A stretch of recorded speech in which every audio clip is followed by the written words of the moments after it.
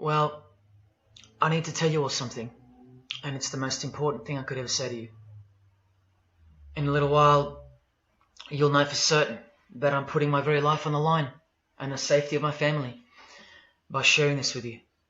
So I hope that buys me at least a few minutes of your precious time. If this video is taken down, it wasn't taken down by me, alright? Now I'm partly doing this to wash your blood off my hands, because God saved my life on a midnight highway one fateful night for this very cause. And He's watching, as He clearly proved that night. See, I should be dead. My sleeping driver was hurling us toward a concrete wall at 100 kilometers an hour when an angel of God was sent to wake me up from a deep sleep with just a whisper, and just in time. And for what? Not so I could win X Factor or buy that dream Porsche or marry that dream girl, but for this, for these words, for this moment, so I can tell you something, so I can warn you about something. Nothing could be more important than this. So cancel that movie you want to watch, skip that gym session. Don't scroll down to the next post. Just stay with me. Stay with me.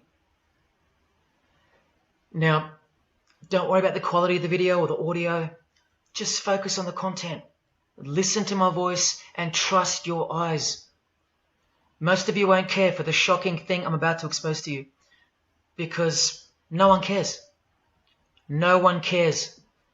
Not my exes, former friends, former bandmates, work colleagues, parents, family members, strangers. No one cares. But still, I'm doing all this for one person. One single human being out there. God is calling you, and He's looking for the last ones before the storm. And if you think you know where I'm going with this, please keep watching, because the most important part of this video comes at the end. Now, everything you're about to hear is a fact, and I'll prove it to you. I will leave no room for doubt. And nothing can stop what's coming. So this isn't a call for an uprising, boycott, protest. No. The Titanic is sinking, and it's unstoppable. All I'm going to do is point you to the life raft. And if you want to ignore me, then fine, proceed at your own peril. God knows I've tried. If you want to mock me, then at least share the video. Let others mock me too. Tell your friends. Check this freak out. Anything to help me reach someone who has eyes to see and ears to hear. And like I said, in a few minutes, you'll know why my well-being is in danger, and that of my loved ones too. Now let me ask you something real quick. Who do you think, generally speaking, runs the world? What type of people are the leaders of our countries and corporations, and the rich and the famous too? I mean, like, are they Christians? Do Christians run the world? Well, no, of course not. Buddhists? No. Do Muslims run the world? No. What about atheists? It's got to be atheists, right? Because we've come such a long way as a society, and atheism is the rational state of mind for the modern type of person, right? No. What about a mixture of people? Different types of people run the world. Let me tell you something. All the leaders from Africa to Europe to the Middle East, Israel, Syria, Iran, all the way to the Americas, all these people, and we'll get to the celebrities in a second, they're not atheists, Buddhists, or Muslims. No. What if I told you that they all belong to the same religion? A secret religion. One that none of them are allowed to talk about. One that you should worry about because it affects you beyond belief in ways that you never imagined. Before I tell you what this worldwide secret religion thinks of you and plans to do to you, let me tell you what this religion is. And how do I know about this religion? Because I used to belong to it. And today I'm renouncing it publicly, breaking my oath of silence, which they imposed upon me and every single other member during ceremonies under the penalty of death. That's why my life is in danger. Every person you're about to see has taken the same oath as I did, over and over, no matter where on earth they're from, including Scott Morrison, your Prime Minister and mine. But see, I was plucked from it, saved from its camouflaged clamps, from its extravagant deception and its spiritual corpse, by none other than God Almighty. No one else is going to tell you this. Not your favorite singer or politician, who more than likely also belong to this hidden religion. Nowhere will they speak because they love it. They love their lives. They love their success, the money, the worship they receive. And then there are those who have left but have never broken their oath out of fear. Trust me, you don't know who you're messing with here. The few that have spoken out, well, they lost everything. Or either their reputations and livelihoods are threatened or destroyed, or they're framed for a crime and end up in jail, or they're murdered and made to look like an accident or suicide. Now, just for the record, the God that saved me, which God was that? Jesus Christ, of course, the one and only. And he's the only one they hate, along with his disciples. So I'm invincible until he's done with me.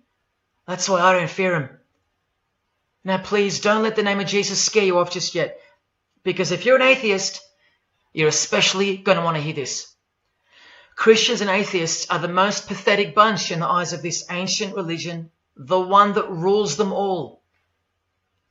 And I'm only going to show you the tip of the iceberg.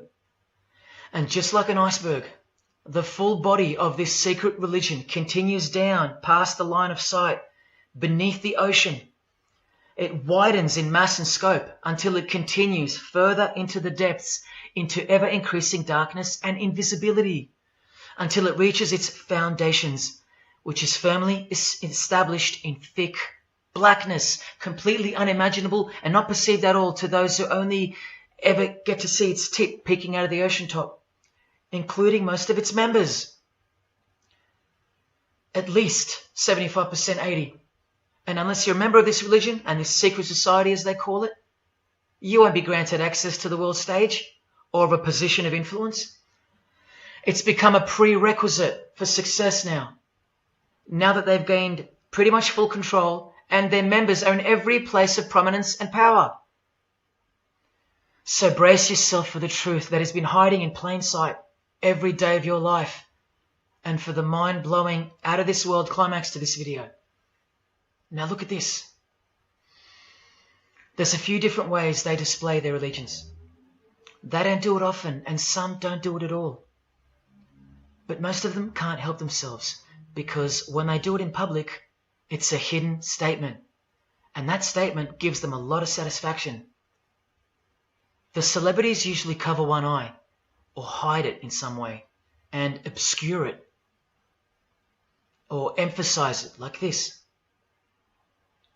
Or they close one eye, or peek through it, through this hand gesture, all to highlight one single eye. It's called the all-seeing eye. Other times they'll just display a drawn eye somewhere, or a tattoo of it. The other method they use is what's commonly known as the hidden hand. Here, for example, River Phoenix is doing both the hidden hand and the all-seeing eye, so you can see the direct connection between the two. But in the political world, usually it's done with the hidden hand. And of course, this. That's a secret handshake for the members of this secret one-eyed religion. We'll start with Scott Morrison here, hidden in plain sight as usual, for everyone to not see as usual. Look at the handshake. I was taught this very handshake, or grip as they call it, during my time in this great school of deception. Here's a picture of a normal handshake, and here's the secret handshake. Normal, secret. Now here's Scott Morrison with Daniel Andrews.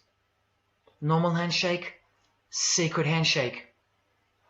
All of them are sworn to secrecy under the penalty of death. And remember, I'll prove it to you very soon.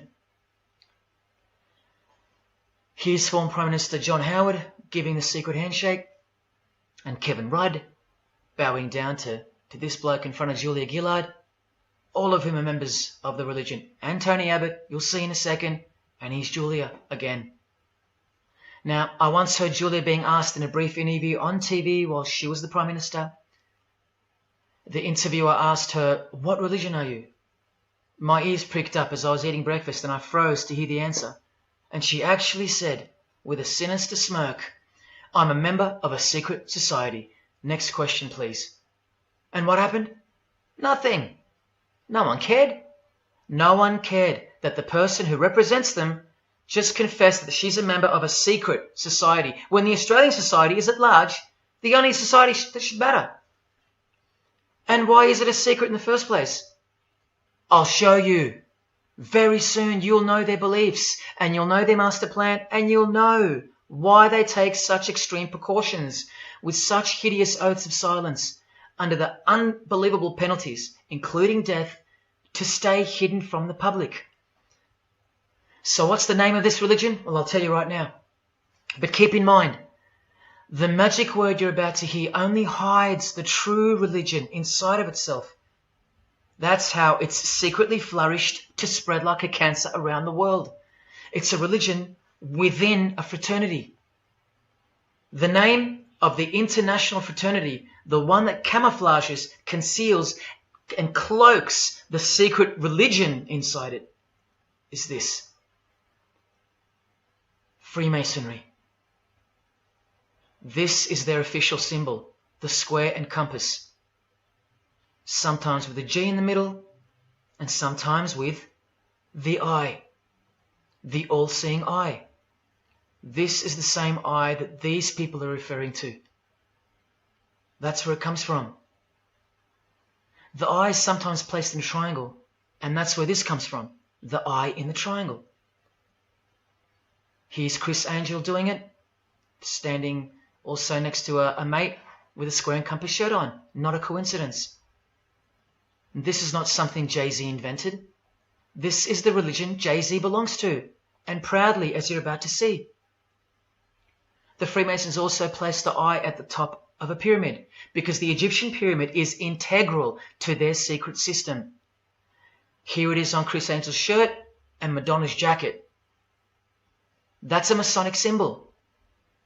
The Freemasons are sometimes called the Masons for short. It'll all come together and make sense really soon. Here it is hidden in plain sight at the Australian MTV Awards. And this is the MTV headquarters, by the way. Trust me, there's no doubting this. Here's the same eye in a pyramid on a Crowded House logo. Yes, initiated Freemasons. Here's the eye on the Harbour Bridge for a New Year's Eve gig. And I wonder what that eye could be referring to. So what's the connection? The religion is the connection, the secret religion. And you'll see. Prepare yourself for an incredible revelation and the amazing climax that comes at the end of this video. Now this is where the Freemasons are counting on you to lose interest, or roll your eyes and move on. Because in their beliefs, the uninitiated, meaning you, are ignorant and stupid compared to them. You're technically called the vulgar and the profane.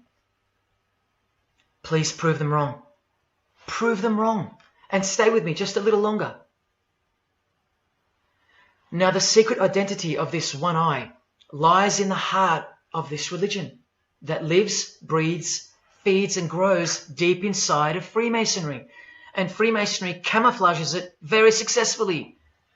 So it goes undetected and undisturbed until it ultimately fulfills a thing called the Great Work. That's what they call it. And they will succeed very shortly. Nothing can stop it now. And I think some of you can sense that something's coming. And who do we trust more than anyone in the world right now? This bloke. And there he is, giving the sign of the hidden hand in front of the whole world. The hidden hand sign is technically called the sign of the Master of the Second Veil in Freemasonry. Veil, get it? Meaning hidden. Now, am I saying that this thing that's happening in the world isn't real? No. I'm saying this. Spoken like a true Freemason. And you remember this guy? A safe place and a dangerous place. We must treat this new world order, this new world of COVID, we must treat this new world of COVID even in our own homes. So what is this New World Order that he accidentally mentioned? It's common language in Freemasonry, and it has been for a long time.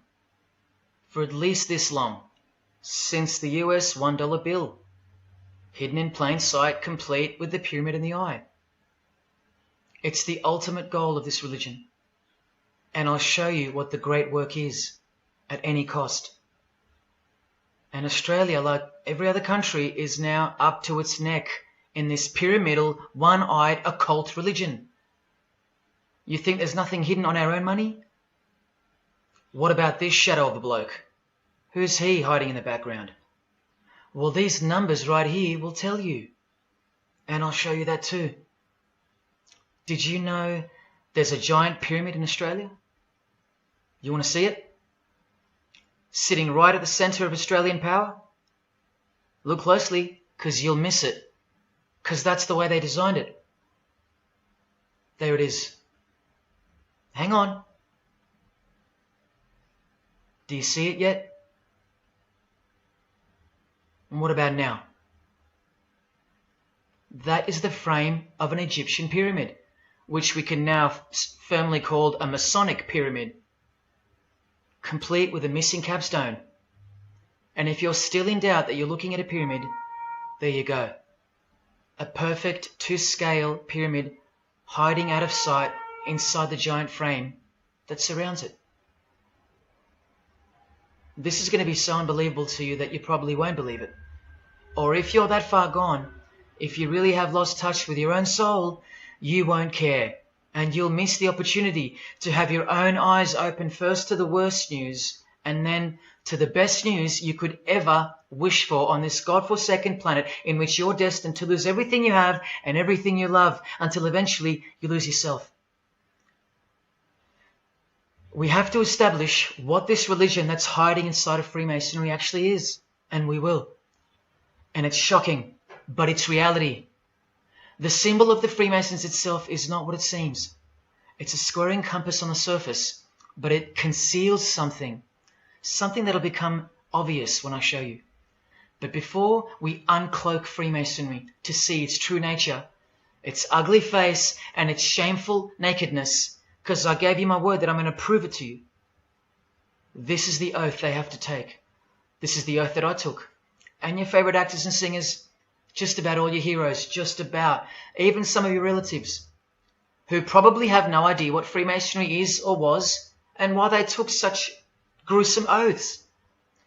So for those who are going to say, my grandfather was a Freemason and he was a great bloke, or don't the Freemasons run that retirement home? Just wait. Because I'm talking to Freemasons here as well. And don't you worry, they're going to come out of the woodworks. But they're all under the oath of secrecy. Don't forget that, no matter who they are.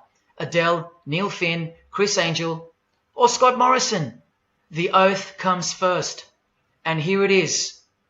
This is taken from an official Masonic publication, not intended for the public. This is Duncan's Ritual of Freemasonry. In brief, I, of my own free will and accord, do hereby promise and swear that I will never reveal any of the secrets, arts, parts, point or points of the Master Mason's degree to any person or persons whomsoever.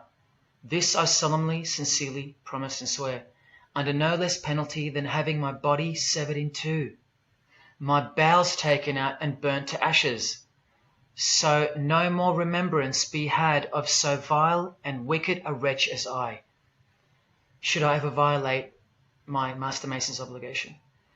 So now you know what they think of me. I'm a vile and wicked wretch for breaking my oath.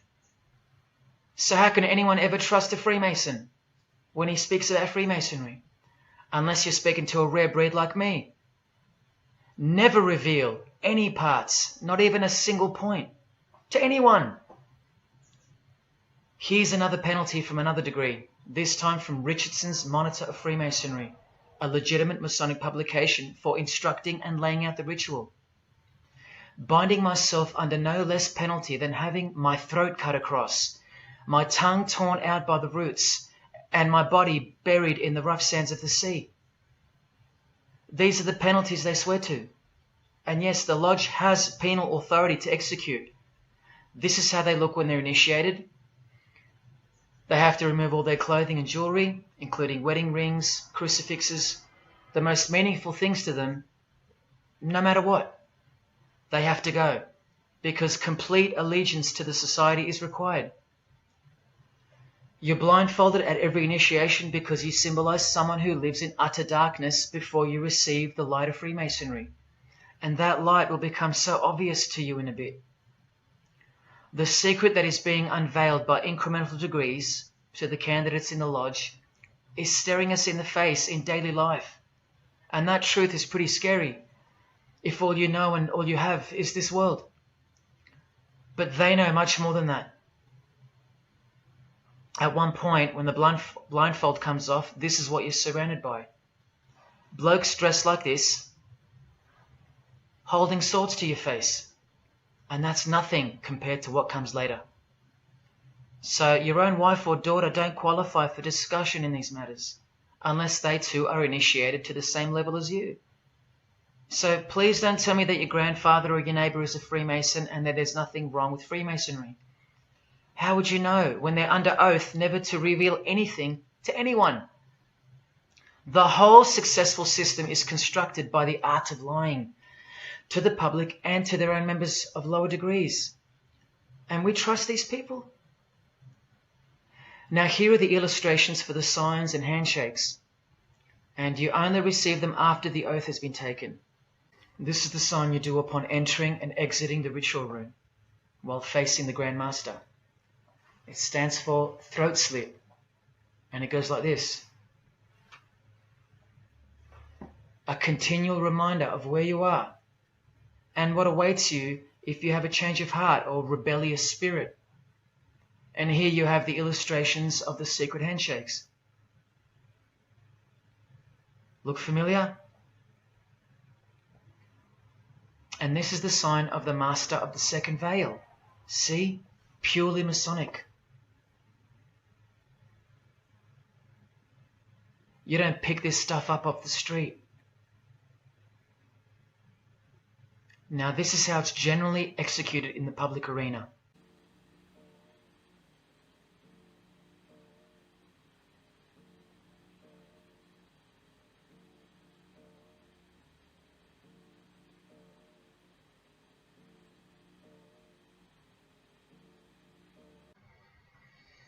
Sneaky, sneaky, huh? So when you see this, or this, you know for certain where it comes from and who they belong to.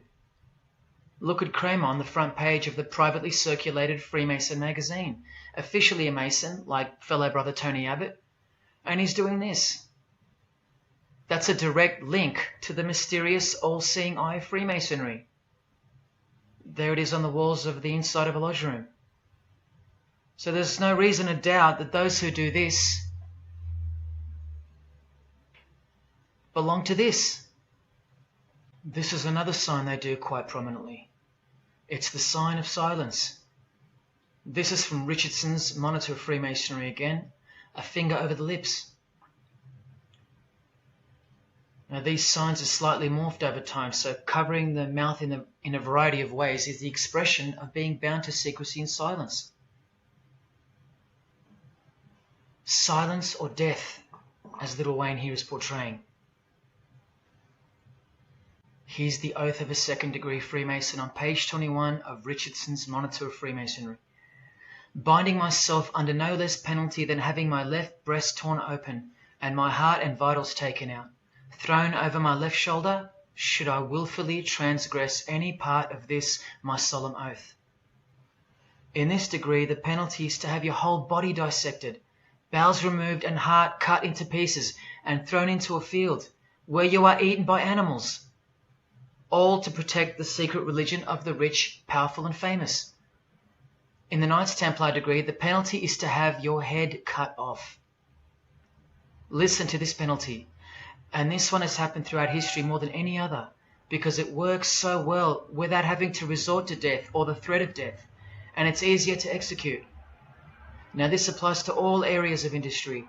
It's done through the ruining of your reputation by fellow Freemasons, pointing him out to the world as an unworthy vagabond, by opposing his interests, making life very hard for you, by deranging his business, by transferring his character wherever he may go, and by exposing him to the contempt of the whole fraternity, the secret society, and the world. Wow! How many people do you think they've threatened, ruined, framed, cheated, and utterly destroyed to protect their secret religion? And in case you think the Masonic Lodge hasn't got the authority over the initiates, especially the ones in the higher degrees, this is from the Encyclopedia of Freemasonry. Under mandate, the orders and decrees of the Grand Master or of a Grand Lodge are called mandates, and implicit obedience to them is a Masonic obligation. And in Sickles' Monitor of Freemasonry, you plainly see they have a right to kill. A lodge has a right to exercise penal authority over its members. Exercise the penalties. So don't let a Mason tell you, oh no, that's just symbolic, the oath. Their laws are above the law of the land, and the proof are the oaths themselves. Because in normal society, you can't ask someone to accept having their throat slit as a penalty in order to be a member of any club or workplace. Unheard of. But not in Freemasonry, not in the secret society world.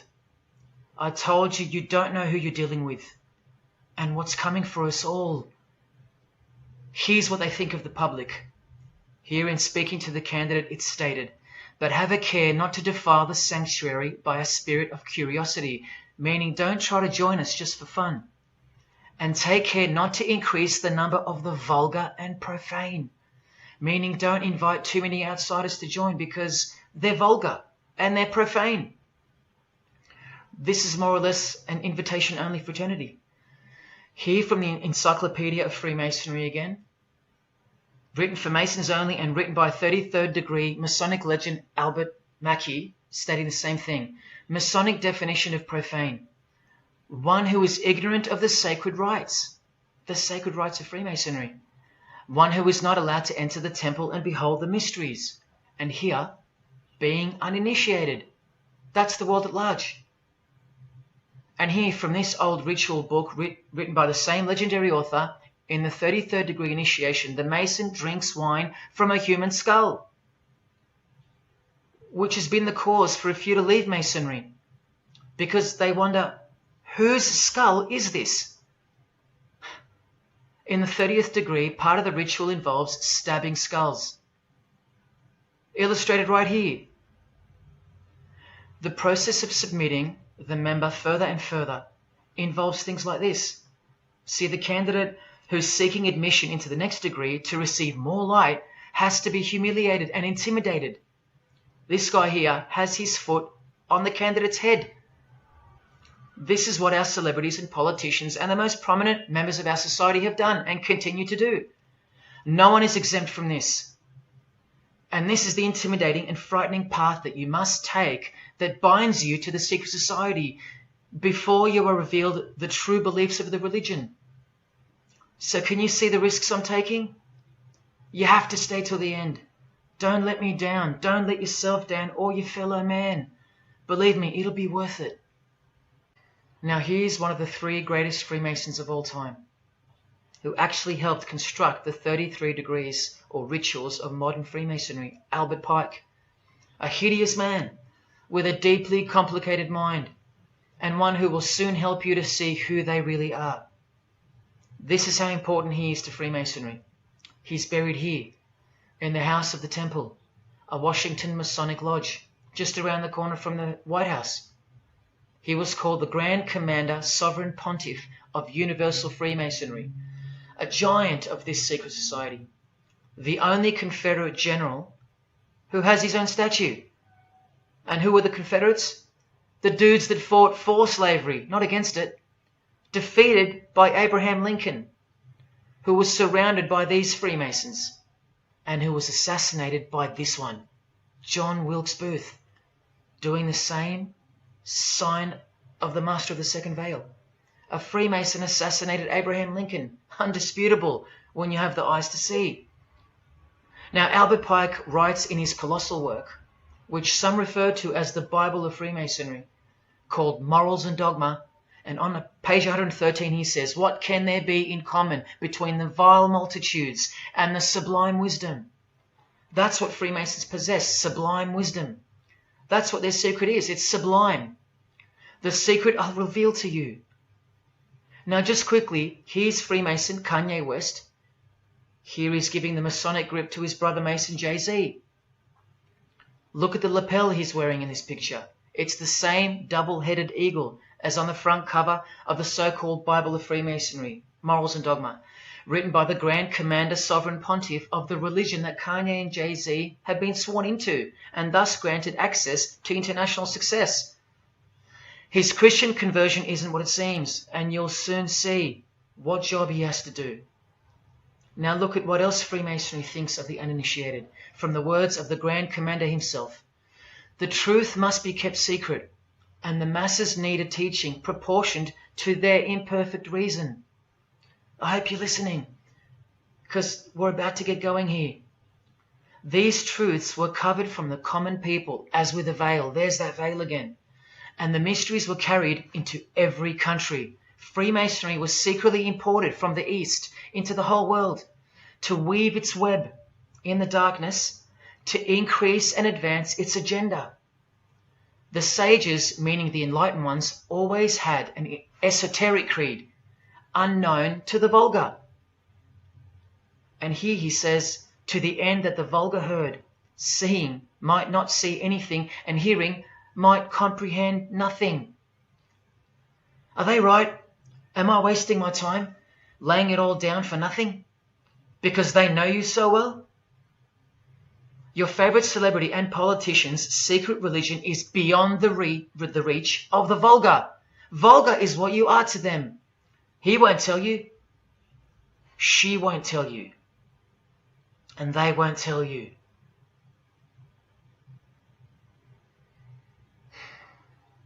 Because the other obscene penalties from the rituals of Freemasonry include having your ear and hand chopped off, or both hands, being hung in your own home, and my personal favourite, having the top of your skull cut off so your brain is cooked in the sun. Now, can you imagine what they're hiding? And then the ritual monitor goes on to illustrate the same secret handshakes and signs. Hidden hand, sign of silence. These people mocking us, sometimes to our face with their symbolism, while we respect them, admire them, and sometimes even love them and idolize them. All of them partaking in the same initiation rituals, to belong to the secret society, a prerequisite for success, to belong to the religion that gives you everything you want, everything your heart desires. While the Gospels teach accurately that the heart is wicked. Now here is a practical example of how Freemasonry comes first, even above the title of president. Here's a portrait of George Washington doing the sign of the Master of the Second Veil, and here, Freemason, before and above president. And if you think that's just by chance that they put the word Freemason above president, then here, read this genuine quote from Harry Truman. This should tell you how deep the consequences of Masonic initiation go and what lies deep within. It's Freemasonry above everything else. There's the Queen showing her allegiance over and over. And here's the Queen leaving a very special hospital with a very special nurse. And this was the Queen's father, fully dressed in his Masonic regalia and that God-forsaken apron they wear, which also hides something, just like the square and compass. In fact, what the apron hides is what the square and compass really represents. And it's staring you right in the face. Can you see it yet? Prince Charles, handshake, hidden hand.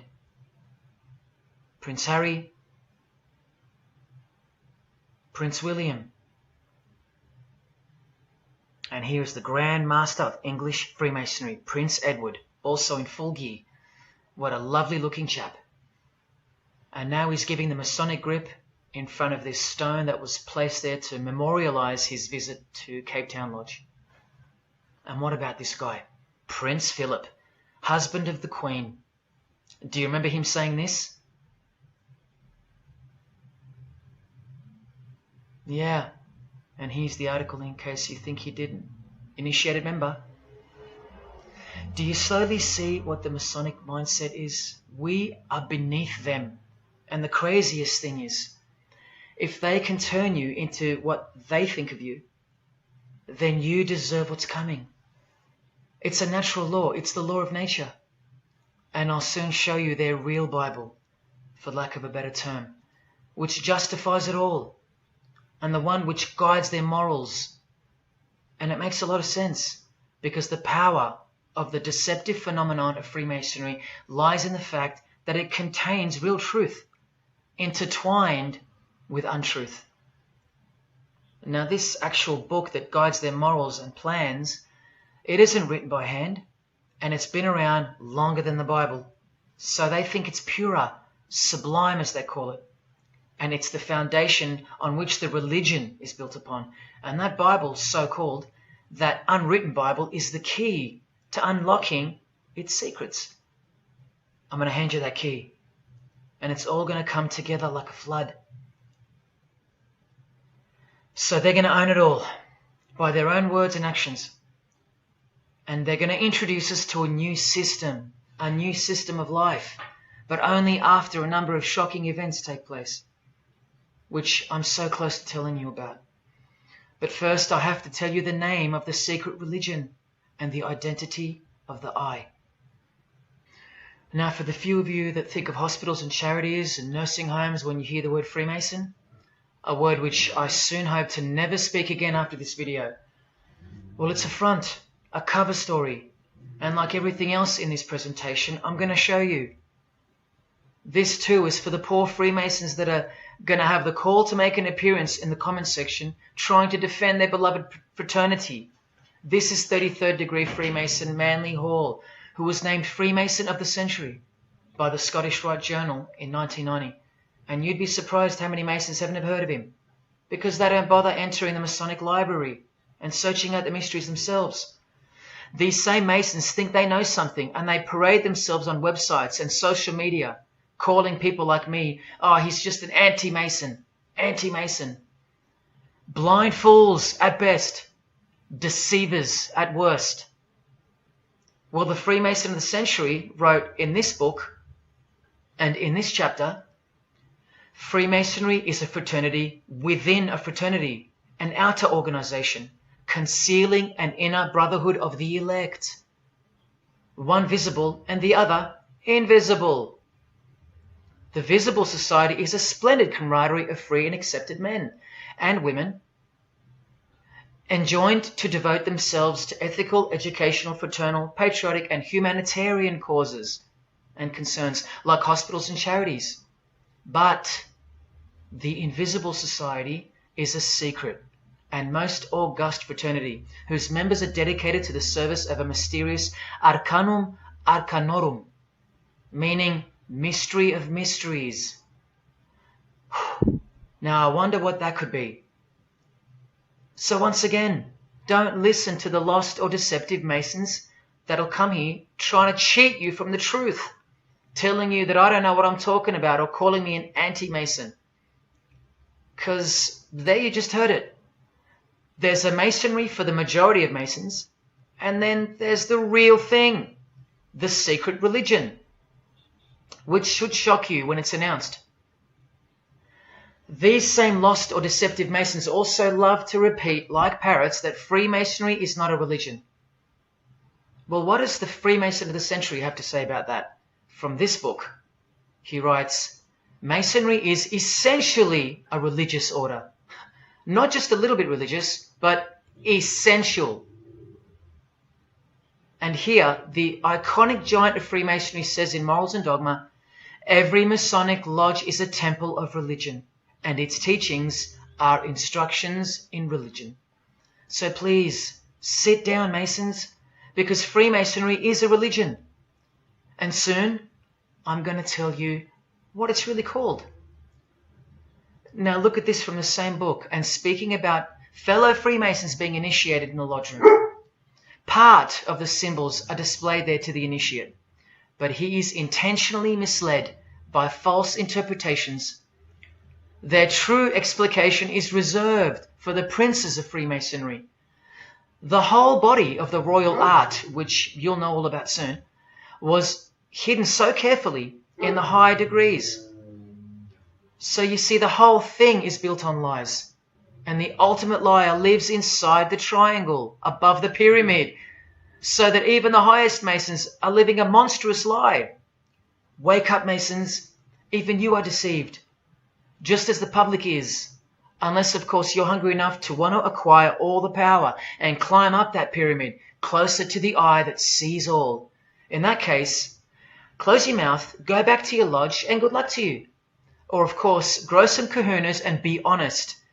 But then you can't, right? Because you'd be breaking your oath. Sad.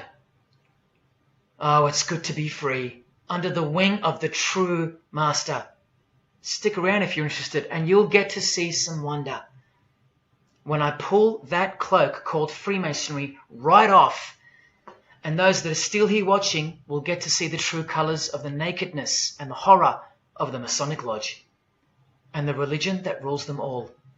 Another thing that Masons will repeatedly say is that this has nothing to do with Freemasonry, and it's just a conspiracy theory. Well, the 33rd degree Freemason of the century also wrote this book about 100 years ago, The Secret Destiny of America. And look at the front cover. And I'll tell you why America is so important for the ultimate goal of the secret society. It's disturbing, but it's also essential in understanding the near future and what's going to take place. So for the Freemasons that still say that this is not a Masonic design, especially this Masonic website called Masonic Info, insisting here that even the eye in the triangle or pyramid is not Masonic.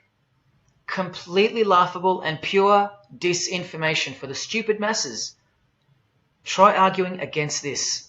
This is from a 1960 copy of the New Age magazine, an official organ of the Supreme Council of 33rd Degrees. No higher authority in the United States to speak of the relationship between Freemasonry and the US $1 bill. Masonic symbolism in a $1 bill. Look at them all. 13 leaves, 13 bars, 13 feathers, so on and so forth, and of course this, the Masonic all-seeing eye, located in the pyramid. So you think this is a conspiracy theory or just a plain conspiracy?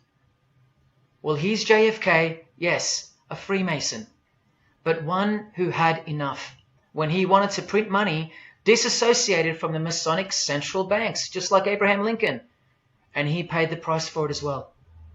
Listen to the speech we never hear about in school. More proof that they control the education system here and everywhere. Please just have a quick listen to this. Ladies and gentlemen, the very word secrecy is repugnant in a free and open society, and we are, as a people, inherently and historically opposed to secret societies, to secret oaths, and to secret proceedings. For we are opposed around the world by a monolithic and ruthless conspiracy that relies primarily on covert means. I am asking your help in the tremendous task of informing and alerting the American people.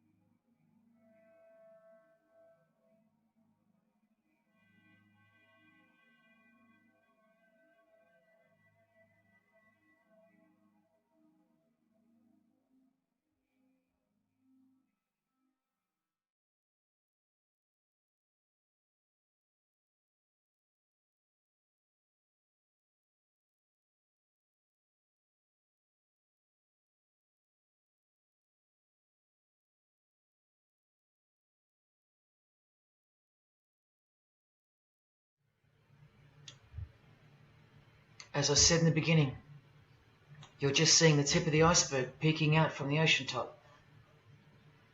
I told you, all personalities in the field of great influence are initiated members of Freemasonry. Otherwise they wouldn't be there. Within 60 seconds of me telling you what international Freemasonry really is, I'll prove it to you. Unequivocally, within 60 seconds. And then I'm going to drive it home, and then I'm going to show you what they're planning with this new age they're implementing, and then the conclusion, which is by far the most important part of this presentation. So when you hear me tell you the truth in just a moment, don't switch off in disbelief, because you can't believe that your favorite idol or whoever could possibly be involved, like you know them or something. You don't know these people. You do know that they're under oath never to reveal their beliefs to you. The vile multitude. It's time to trust your eyes now, not your feelings, especially after all that I've shown you. This is why the secret religion is so hidden. This is why it's so ingeniously designed through layers of lies upon lies, cloak upon cloak, and oath upon oath, concealing the truth for its chosen few. What is Freemasonry? What is the most secret yet most powerful religion in the world? Well, that's easy.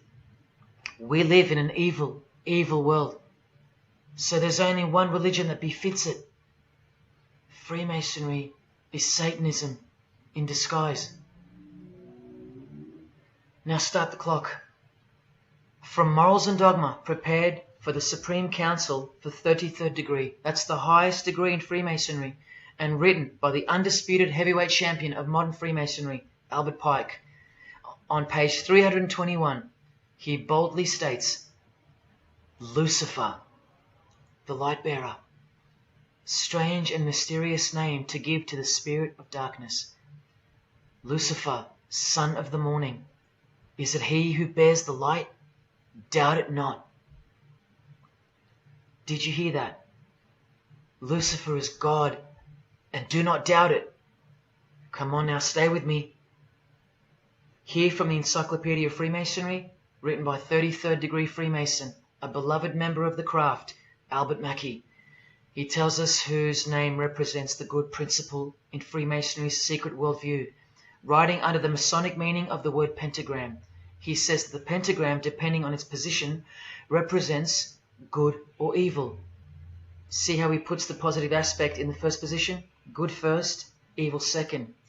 Good or evil, light or darkness, victory or death, initiation or profanation, Lucifer or Vesper.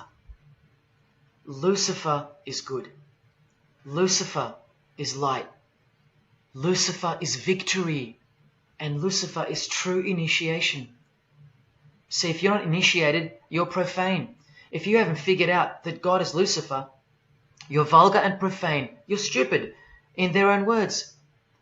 That's the beginning of their big secret. God is the devil, and we're already in hell right now.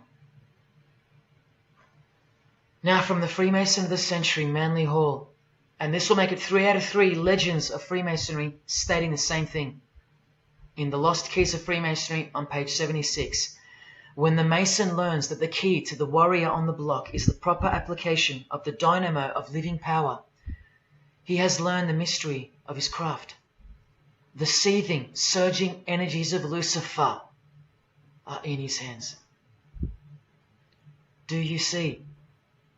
The world's hidden religion, with its universal one-eye symbolism, who was revealed slowly and by degrees only to its dedicated members, is Satanism, or Luciferianism as they prefer to call it.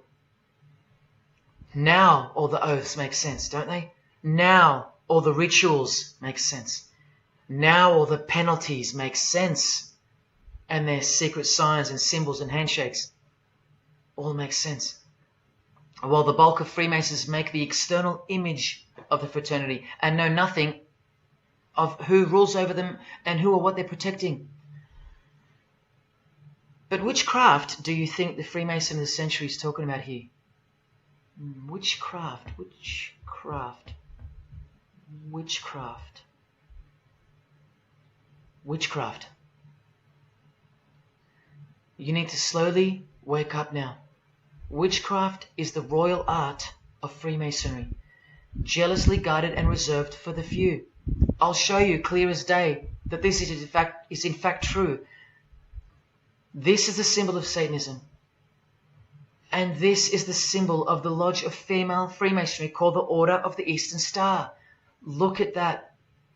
Satanism, Freemasonry. Trust your eyes. This is the symbol of the Church of Lucifer, founded by a 33rd degree Freemason, which I'll prove. Look at the Masonic square and compass in the design. The Church of Satan and Lucifer, two sides of the same coin, nurtured and brought to an organized international level of power and influence by Freemasonry, in secret, and all done right under our noses.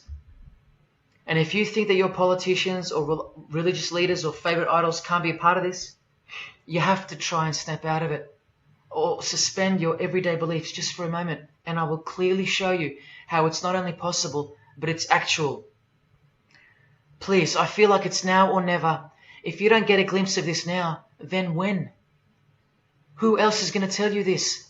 When will you next be confronted with this? This is reality. And as much as you thought that ordinary people came into positions of power through hard work or concern for society or family connections, combined with brains and talent, that's not the case. That's the fantasy.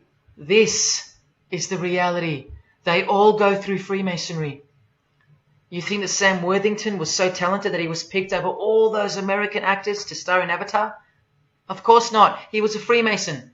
And so was the director, James Cameron, of the highest caliber. You have to remember that to them, Lucifer is good. Lucifer is the liberator. Jesus is the suppressor. Lucifer is pure love.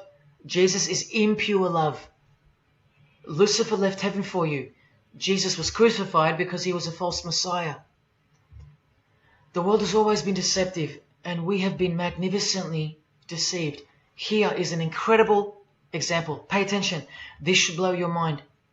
Charles Darwin, the father of atheism and rationalism, was an initiated Freemason, doing the hidden hand of Freemasonry in this picture, and the vow of silence in this one. This would have remained unknown to us because no one's going to teach us this. But now we have the tools to see his beliefs, not through his words, but through his signs and symbols. I told you they can't help but to show off their allegiance, because they think we're stupid, vile, and ignorant.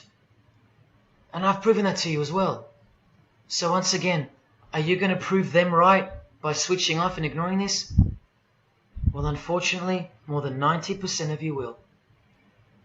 But what I'm giving you here is priceless knowledge, because no amount of money or success can substitute its importance. And I'm risking everything but my own salvation to share it with you. If only for the few of you. Think about what you've just seen here with Charles Darwin, because I don't know if you got it. You cannot be accepted as a candidate of Freemasonry unless you believe in a supreme being, as exemplified here with Phil Collins, speculated by some to be an atheist, but this seems impossible because, being a Freemason, he has to believe in a higher power, or more accurately, supreme being, and I can personally vouch for that. And look here in the Masonic Oath itself. The candidate says, I will not aid or be present at the initiation of an atheist, a madman, or a fool. Freemasonry believes that to be an atheist is to be the equivalent of a madman. And they're right. Yet while they propagate atheism around the world, in universities and schools, Charles Darwin himself was a believer in an intelligent designer, a supreme being. He had to be, because he's a Freemason. And that intelligent designer that gave birth to us is named Lucifer in the highest degrees of Freemasonry. See? Never tell. He lied to you, because that's what Freemasons do. The whole thing is a giant lie that was carefully constructed by mutilating the truth, because mutilated truths make the most successful lies.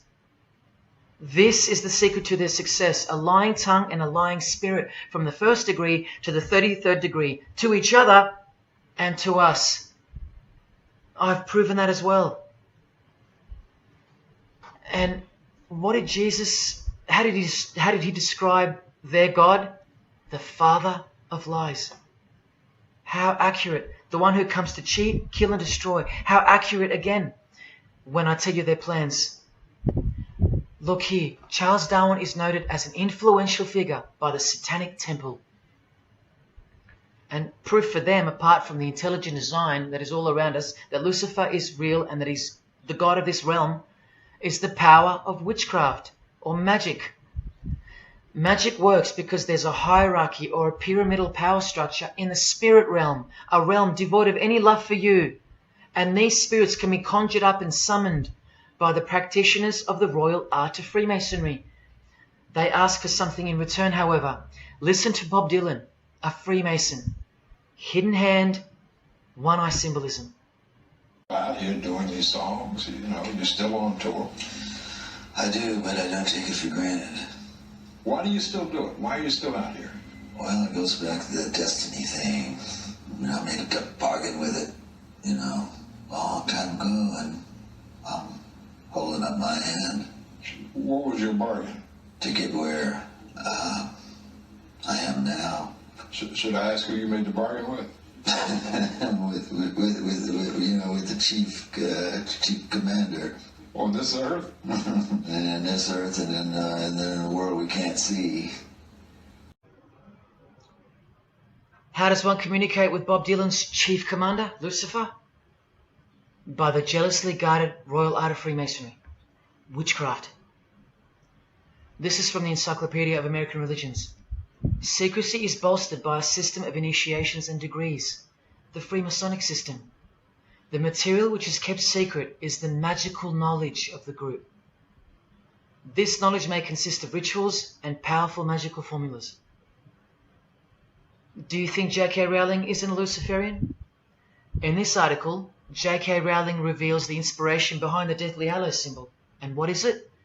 The Masonic scoring compass, with the one eye that all the celebrities mimic. That's the inspiration. They're all members of the secret society. If you think that doesn't prove anything, here she is with her new tattoo. It says Solve Coagula. Also a song titled by fellow Freemason Marilyn Manson. And where does it come from? Here, the Baphomet. The image of Lucifer as conceptualized by another Freemason, Eliphas Levi, in his book, The Doctrine of Transcendental Magic. This horrid thing, with breasts, a penis, and a goat's head with 2 horns, has these words written on its arms, Solve Coagula. The impact of the meaning of these 2 words should disturb you to soberness when I tell you about them. Because apart from other things, they involve the process in which the new system will be implemented at unbelievable cost to you and I.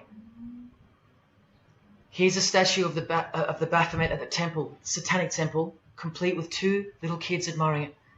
That's J.K. Rowling's religion, Satanism. The secret religion for the highly evolved and the highly successful. Welcome to the real world. The same Masonic author writes in The Doctrine of Transcendental Magic, in the ceremonies practiced at reception by all secret societies, there are found indications of a doctrine which is everywhere carefully concealed, and that is witchcraft. And in his History of Magic, he tells us it is the royal art. And that's what Freemasonry calls it. And where did he get his inspiration for the Baphomet? From the Knights Templar, another secret society who were banned, and some of its members were executed in the 1300s for glorifying evil, as it's openly stated here in the Satanic Rituals. And where do modern day Knights Templars reside now? Within high degree of Freemasonry, right here. Again from the encyclopedia, and listen to this. The continuing impact of speculative Freemasonry, which means modern day Freemasonry, provided fertile soil in which new magical orders could grow. Magical orders, meaning other branches of secret societies, of which Freemasonry is the umbrella. because Freemasonry is the king of secret societies. Just like JFK tried to tell us, it's the prestigious channel that one must go through. And it is the reason that the oldest religion in the world has made a colossal comeback and is now on the brink of success, which, as I said, nothing can stop now. And again from the encyclopedia, the groups wear ritual garb and meet in magical lodges. And where do Masons meet? In the Masonic Lodge. Like here with a magical pentagram on their checkered floorboard. Are you believing your eyes, or are you making excuses? Here's another statue of the Baphomet at a satanic temple doing the sign of the horned god Lucifer. The hand sign mimicking the horns on his head. And of course, the upside down cross. And here's Barack Obama doing the same sign. And the sign of silence with a twist. Who do you think he's mocking here? You and I. But mainly Christians. Because Christianity is the one force that has stood between you and the inconceivable horror that is awaiting us and is on its way. Here's an article on Barack Obama, and that's his hands adjusting his presidential seal. And there's his Masonic ring, and the sign of the devil's horns, over and over. Freemasonry and Satanism are intertwined. Look at these Masonic politicians throwing up the devil's horns. George W. Bush. Look how sneaky and sinister the look on his face is here. And the manner in which he's delivering the sign. In front of the whole world. Is he a fan of rock music? Is he saying I love you in sign language for the deaf, like some people like to say? This is his fraternal order called Skull and Bones, also known as the Order of Death, where you lie naked in a coffin with what's called a temple prostitute during initiation. Clearly a Masonic order, with this guy displaying the hidden hand of Freemasonry. In Stanley Kubrick's last movie before his death, he's telling you that all prominent members of industry, including politics, as the movie goes on to show, are members of a satanic secret society. In it, he shows the members engage in an orgy and feast after the ceremony of dedication to their horned god. To identify which secret society he's referring to, he leaves the clues in the artwork. Not once, not twice, but 3 times. The One-Eyed Religion. And who do you think the title of the movie is dedicated to? None other than the stupid, ignorant, and uninitiated masses watching the movie. And you know it now. He knew that when we'd leave the cinema, we'd be commenting on the performance of Tom Cruise, or giggling about the orgy scene, or just being disappointed because the movie went too long, or some other meaningless critique, with eyes wide shut. Look at the cover of his other movie, A Clockwork Orange. The eye on top of the pyramid. And on his shirt, the word devil in Italian. Let me take it up a notch, in case this isn't registering. Listen to the founder of the Satanic Church, Anton LaVey, tell us in his book, The Satanic Rituals, which is a companion to the Satanic Bible, Masonic orders have contained the most influential men in many governments, and virtually every occult order has many Masonic roots. This is back in 1972 he said this. Now 40 years later it should read all governments, not many. And why is the founder of the Church of Satan talking about Freemasonry, the most respectable and charitable fraternity in the world, that no one seems to talk about and that we never hear about in school? This is why. Because the Satanic Ritual is a blend of Gnostic, Kabbalistic, Hermetic, and Masonic elements. That's crazy, because Freemasonry is a blend of Gnostic, Kabbalistic, and Hermetic elements too. Any Masonic writer will confirm that. But how can that be? Because Freemasonry is Satanism in disguise. On page 106, every rite of the Black Order employed Masonic principles. Every rite of these Black Orders, one of which was called Freunden von Lucifer, which translates to Friends of Lucifer. And guess what? There are numerous manifestations of Satanism in Masonic ritual, including the goat, the coffin, and the death's head. Please awaken, O sleeper, and let the glorious light of the truth dawn upon your sleepy eyes. How did Freemasonry get away with this? Just like Jesus, the greatest enemy of theirs, said they would, by dressing the wolves as sheep. A satanic underground carefully cloaked in Christian trappings. That's how Freemasonry got away with it. We can't find out about it because they run the media and the education system clearly. John F. Kennedy was brutally assassinated after he attempted to inform us that we are opposed around the world by a monolithic conspiracy. Did he know that Lucifer was the god of Freemasonry? I don't know.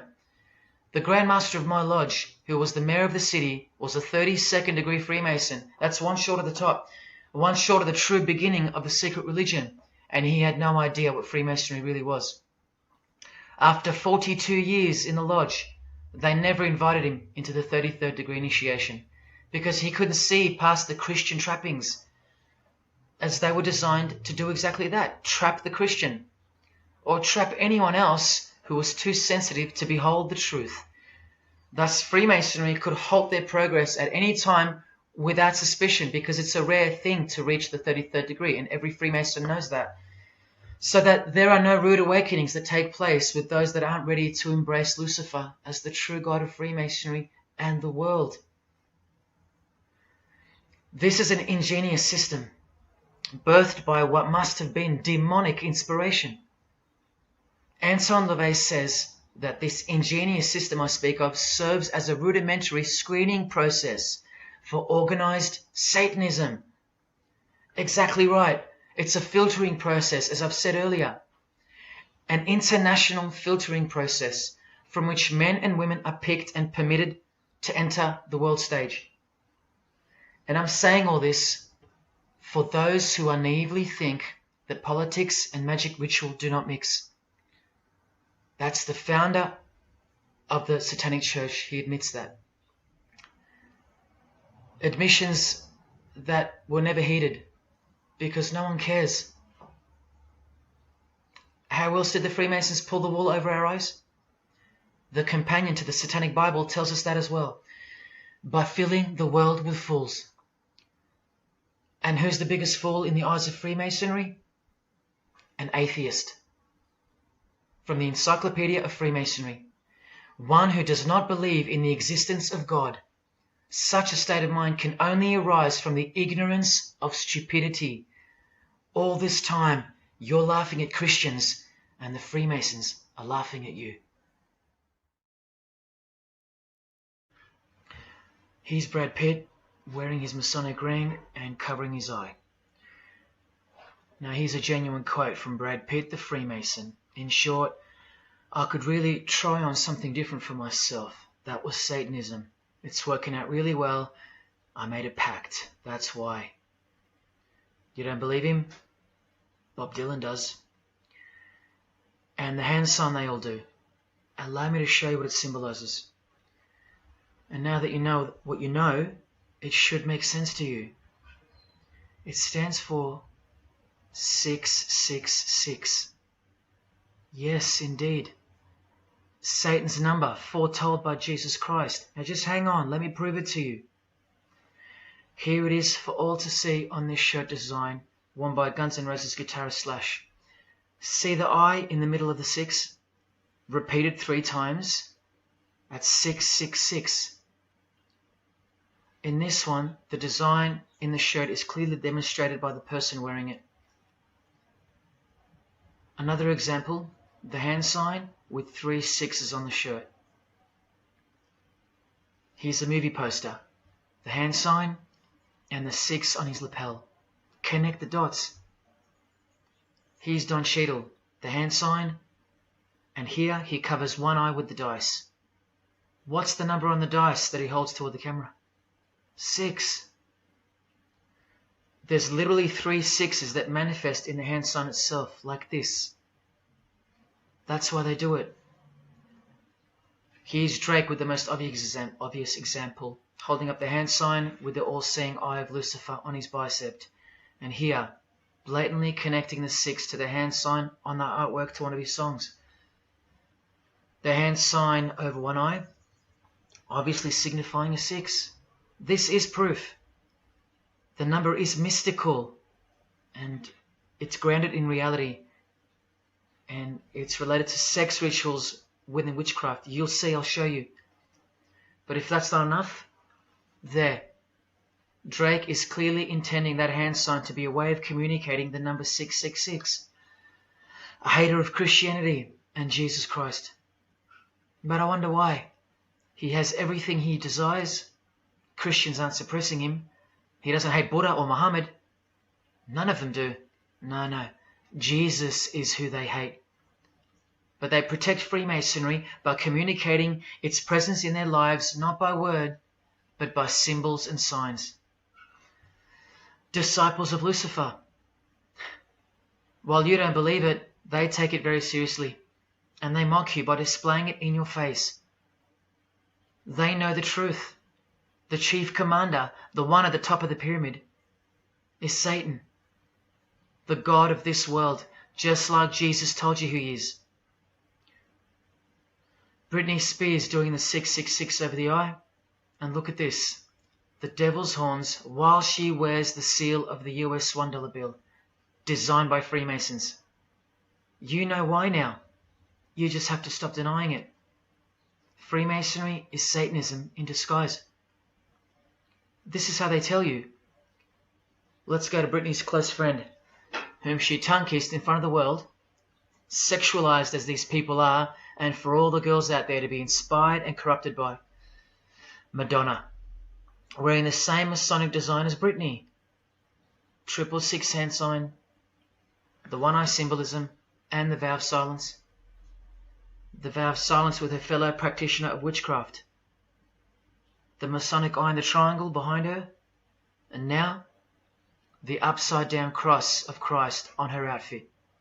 A member of the secret society who hates Jesus with a passion, as you can see here with Lucifer, the god of Freemasonry, giving her oral sex. Deep despisers of Christianity. Are you wondering why yet? The sign of the devil's horns here, meaningfully placed and done with precise intent, like with all of them. And here teaching her poor children to follow in her footsteps. Truly only God knows how many young people she's perverted in her career, all orchestrated by Freemasonry. Here's the founder of the Church of Satan again, Anton LaVey, showing the horn sign. The horned god of the witches, as illustrated by Una Woodruff in her book Witches. And here, with a member of the Agora sect of Hinduism partaking in a ritual of the oldest religion of the world. She's drinking blood here. From what? A human skull. Sound familiar? That's right. That's what all the high-level Freemasons do, except they use wine, until they themselves are invited into the secret religion. It's ritualistically done to gain magical abilities, not a myth. And look at her hand sign. It's also known as the El Diablo. Do you still think this hand sign is a joke, or it's misunderstood or misrepresented by people like me? Look at the cover of Anton's other book called Satan Speaks. Look at the eye. He has one eye emphasized. Can you see? What about the image of Lucifer in the Satanic Temple? Look at the right eye. It's darkened. You ready for this? From the Bible. And this passage is thousands of years old. Woe to the worthless shepherd. His right arm shall be completely withered, and his right eye shall be utterly darkened. Where do you think this hatred for Jesus comes from? Do you think it's because we've outgrown it? Or because it speaks the truth? Who do you think this worthless shepherd with one eye darkened is? And who said, I am the good shepherd? Who said that? Jesus Christ is the good shepherd, not the worthless shepherd with one eye. You think this is all just a coincidence? Just hang tight a little longer and you will see some wonder. Here's Anton LaVey with Freemason Marilyn Manson, and here's Marilyn covering his eye. In case you forgot that this is the eye of Freemasonry, the international religion they all belong to. Here he is giving the sign of the master of the second veil, the hidden hand of Freemasonry, along with his Masonic ring. You know how many presidents and journalists and common men have tried to expose Freemasonry? Or get it shut down, get it banned? Well, those days are long gone. Marilyn Manson, the Freemason who tears the Bible into pieces on stage during his performances, he captured the fundamental purpose of Freemasonry's existence very well when he said in an interview with Spin Magazine in 1996, "Hopefully I'll be remembered as the person who brought an end to Christianity," echoing the dreams of grandeur, just like his spiritual father. Now Kesha, one-eye symbolism of Freemasonry, the eye in the triangle, and the sign of silence. So she's a member. And behold, an inverted cross in her music video, inverted cross on her outfit, and a satanic pentagram on this outfit, just like the symbol of female Freemasonry. You think none of these Freemasons look like witches? Really? And none of these witches in the making? Remember, 90% of them don't know what they're serving, or what they're doing there, or why they're taking oaths of such silence and such penalty. Avril Lavigne does, showing her allegiance with the one-eye symbolism, participating in lesbianism in a video, influencing the masses, subtly stealing our innocence. And what's on her helmet? One eye. And doing the El Diablo with pentagrams at her concert. Anthony Bourdain with his one-eye symbolism, he was openly a hater of Christianity. And what kind of woman would suit a man like this? Well, a fellow member of the secret society who hates Christianity too, of course, Asia Argento. One-eye symbolism, again and again. The sign of Lucifer's horns, and this pose of his image. Remember the Baphomet. There's Asia mimicking its pose, complete with the finger position. Creatures with breasts and an erect penis and a goat's head.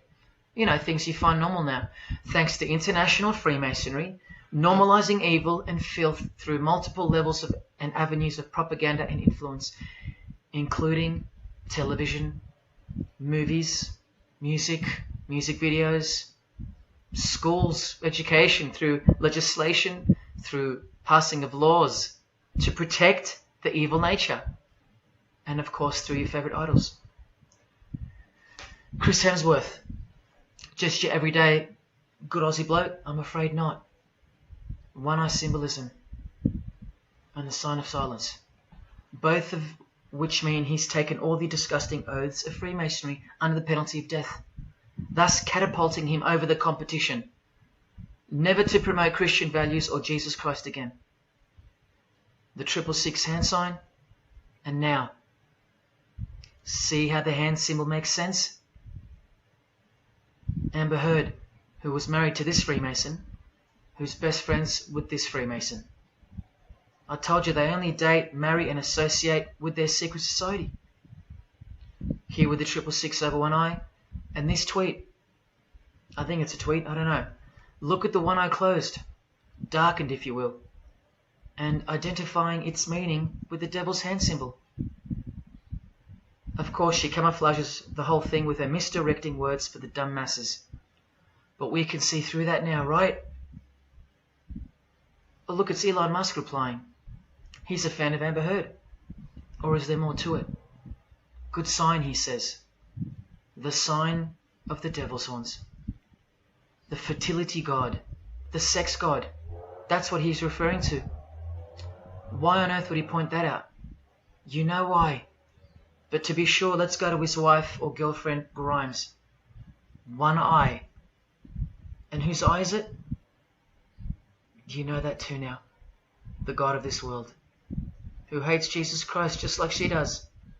2 inverted crosses of Christ and the pentagram. And what about Elon's mother?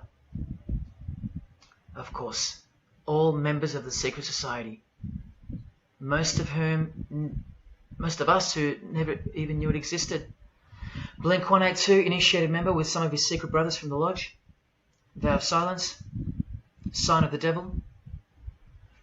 Cyndi Lauper, all-seeing eye. Vow of silence. the sign of the god of this world.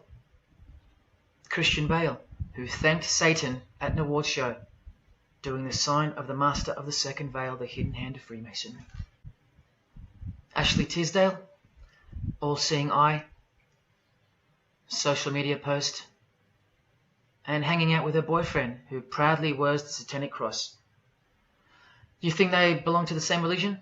Of course they do. Bonnie Wright, one eye and the satanic horns. John Cleese, I include him here because he's a well-known hater and mocker of Jesus Christ and Christianity. He got rich off it, and he's a proud Freemason, showing his allegiance. Motley Crue, Nikki Sixx, Tommy Lee, Vince Neil holding a cross upside down, and their album cover.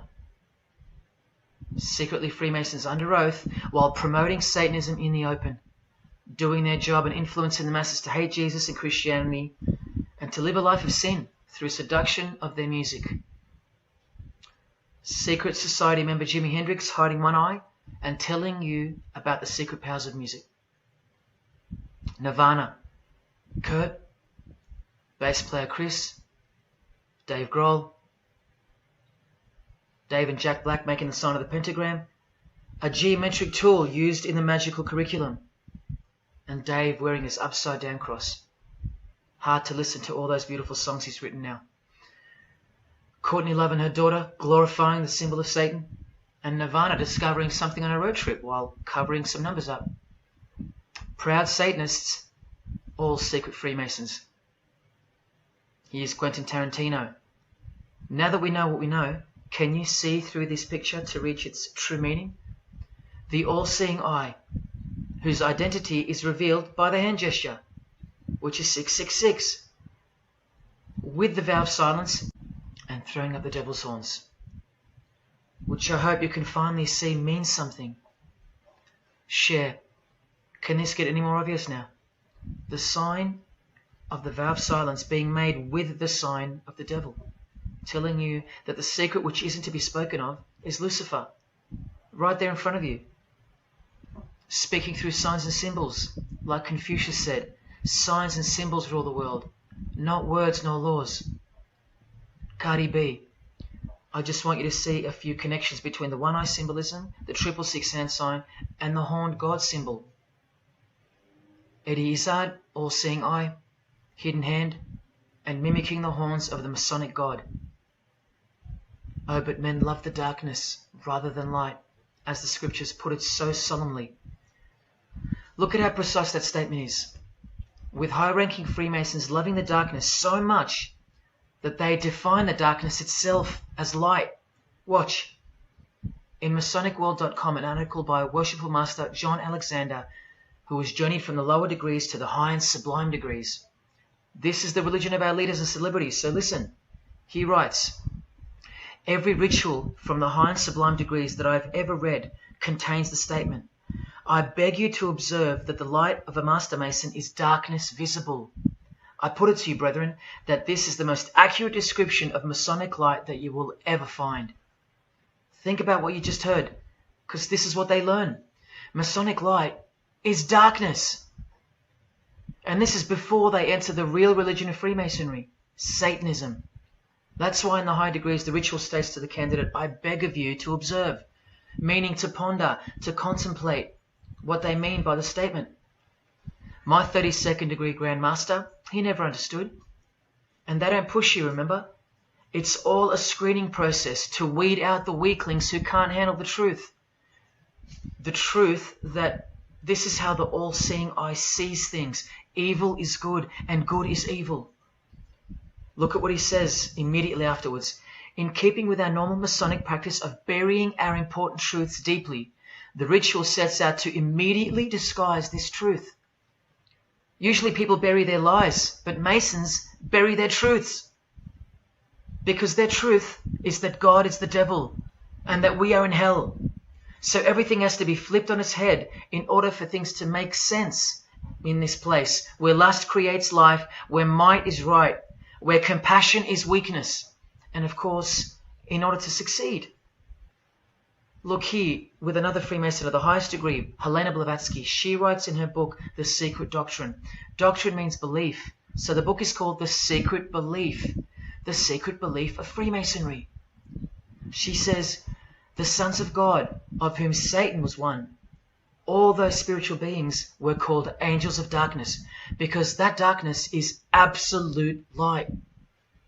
Do you see how far they go to protect and glorify the darkness?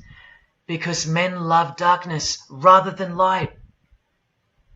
If these were just randoms next door or some minor cult, I wouldn't be telling you about them, and I really wouldn't care this much. But these are not randoms. These are our heroes. These are those who have crept into the power structure very slowly since 1717, when the first Masonic Grand Lodge was organized, to overthrow Christianity and the world. These are those who we admire, trust. And these are those who have perverted our culture with one hand, the hidden hand, while upholding it with the other hand. So you can never call them out, because they run charities, nursing homes, and children's hospitals in the open, while they propagate smut, violence, debt, and of course atheism in secret. While a plethora of everyday distractions are endlessly supplied to us through entertainment and news, plowing through our lives. That's political Freemasonry, politicizing everything, including entertainment, supplying you with their heroes and their idols. And now that 95% of the world have been spiritually disarmed by thinking, oh, the world is a good place and Jesus is a myth, they've rigged our infrastructure and they're about to bring it down so they can build up their new world from the ashes. A completely new system of life on this planet is coming. I promise you that. In a book called Satan's Master Plan, LaVey affirms his commitment to destroy Christianity. Now check out Anton LaVey, once again in perfect parallel with Freemasonry, stating in the Satanic Bible, waiting at the darkness visible for that bright and morning star. Bright and morning star being a reference to Lucifer. The exact same expression as the Freemason and worshipful master John Alexander that we just heard describing Masonic light. Darkness visible. Identical language. Because Freemasonry is Satanism in disguise. This is what the initiated queen of Freemasonry, Helena Blavatsky, says of the bulk of Freemasons in her book. The knowledge of their members about the full signification of their symbols is nil. And that's of course true to the Freemasons listening. How do I know she's a Freemason? Because her diploma was reproduced on page 66 in Freemasonry Universal, Volume 5, Part 2, in the Autumn Equinox, 1929. And also because she's displaying the Masonic penalty sign, like all these Freemasons. Drew Barrymore, all-seeing eye, vow of silence. And see, the symbol of her secret god. Elijah Wood, one eye, hidden hand of Freemasonry, and the devil's horns. Sammy Davis Jr., the eye of the Freemasons is the all-seeing eye of Lucifer. Because here he is with Anton LaVey, the founder of the Church of Satan. So when you see him hanging with other celebrities like Bill Cosby, can you be sure that they belong to the same religion? Sure you can. I told you they don't hang out with the uninitiated. You think the Rat Pack weren't Freemasons? Well, here's their leader, Frank Sinatra, doing the hidden hand.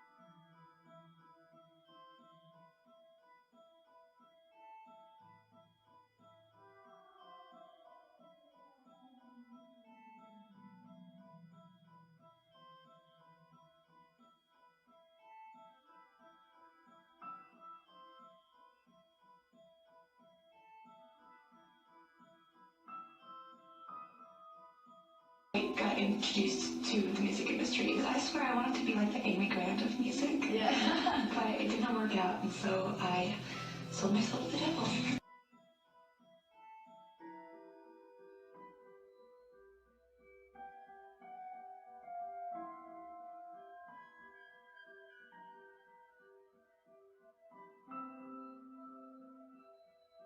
On that, how do you consider maybe doing more acting? I only had a few lines.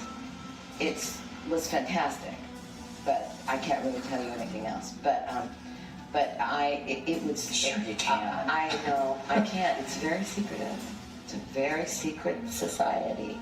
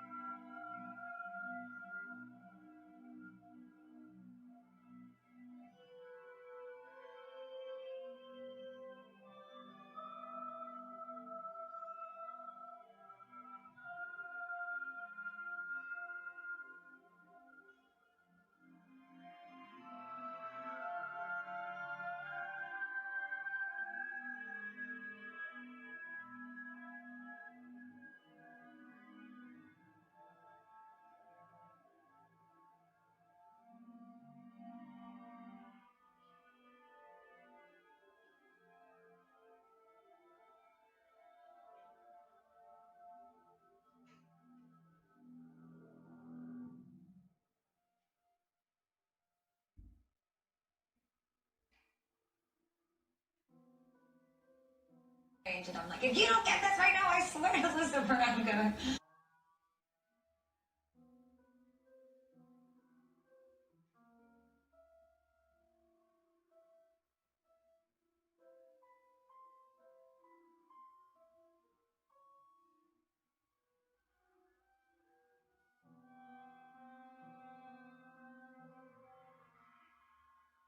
poker facing with your sexuality. When I was making love to my old boyfriend, I used to think about women sometimes. Oh, good Lord. I'm sure he was delighted when you told him. Oh, good Lord. I'm sure he was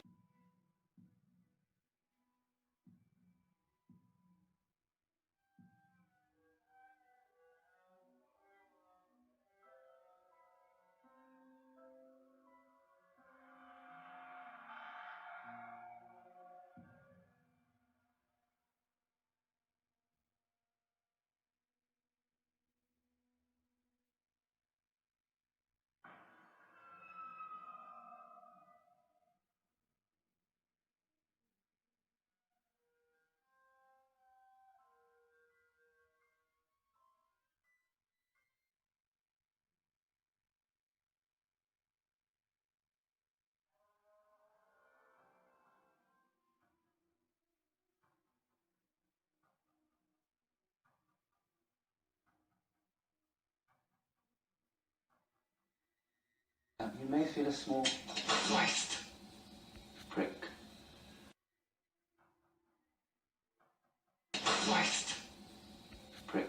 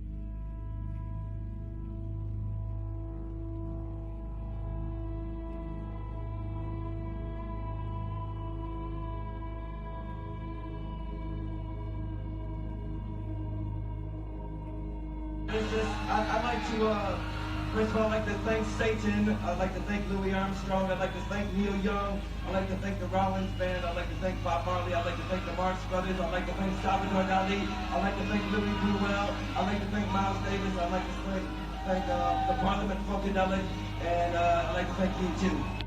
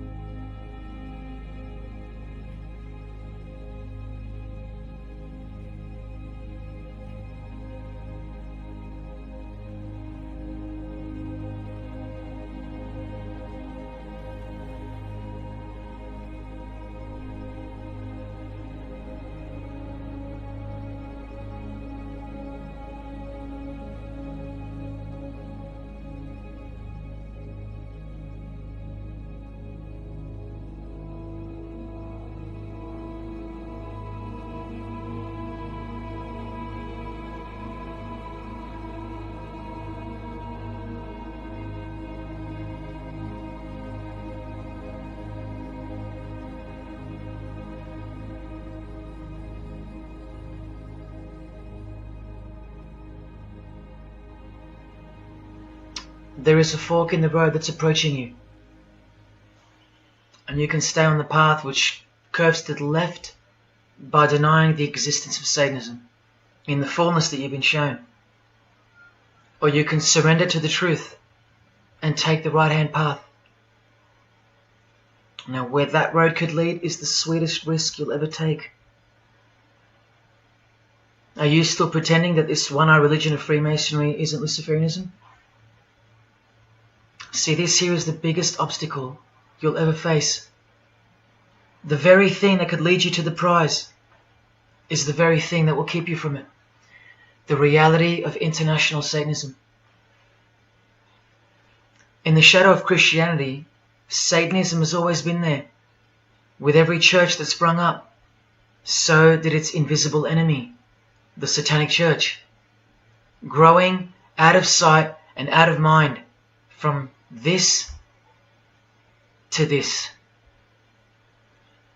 And Christianity has long been deprived of its power, as clearly demonstrable by the absolute lack of preaching against the institution of Freemasonry.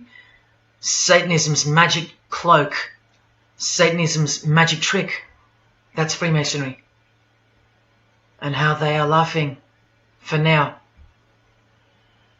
So Freemasons are at the helm of the power structure of society, which means Satanism rules. And they're making their move for the new order of the ages. Are you that besotted by this evil world that you'll even deny the existence of secret societies? And what about the American president, John Kennedy? Was he just a nutjob like me? Warning us about an international secret society with an international secret plot. A Freemason trying to tell you and the world about Freemasonry. Shot through the head. I've shown you who they are. I've shown you how they successfully operate with degrees of initiations and horrific and illegal oaths of secrecy. And I've shown you why they are a secret society. I've proven it to you. And only now that I've done that, I can show you in this many minutes what the shocking new order that Freemasonry has so cautiously been guiding us toward actually looks like. And of course you won't believe that either. By now there's a 98.5% chance that you belong to the world. And in that case, the world can do, will do, and is doing whatever the hell it wants to with you. And when all you have is the world, you'll do anything to hold on to it. Christian or not, most of you will follow this world straight to the slaughterhouse in the name of peace, safety, and progress. Clinging to it, because all you love is inside it. Blissfully ignoring people like me warning you of who's really in charge of it. Men, women, actors, singers, businessmen, and politicians, all interlocked, whose God is named Lucifer. You've seen it with your own eyes, but now you can hear it with your own ears from this 33-degree Freemason in person, just in case the Masonic literature wasn't enough for you. Okay, define Lucifer for me. Pure, virtuous, wholesome, innocent individual that's out to help people. Lucifer is? Yeah. Say that again. Lucifer is a pure, holy... Virtuous. Virtuous. Now, see the Lucifer that God created? That's the same one. Oh, man, this is great. I'm going to put this on the internet. Oh, God bless you, Amen. brother. Because that's exactly what the Shriners and Masons teach us, that Lucifer is light. No. And you're about those confirming hospitals? You know what, sir? Jesus said, many will say to me on that day, Lord, Lord, did we not do these good deeds in your name? And you'll say, away from me, you workers of iniquity. I never knew you. Jesus said it? In Matthew chapter 5. You've been bred from childhood to fall for the biggest lie ever told, that Satan doesn't exist.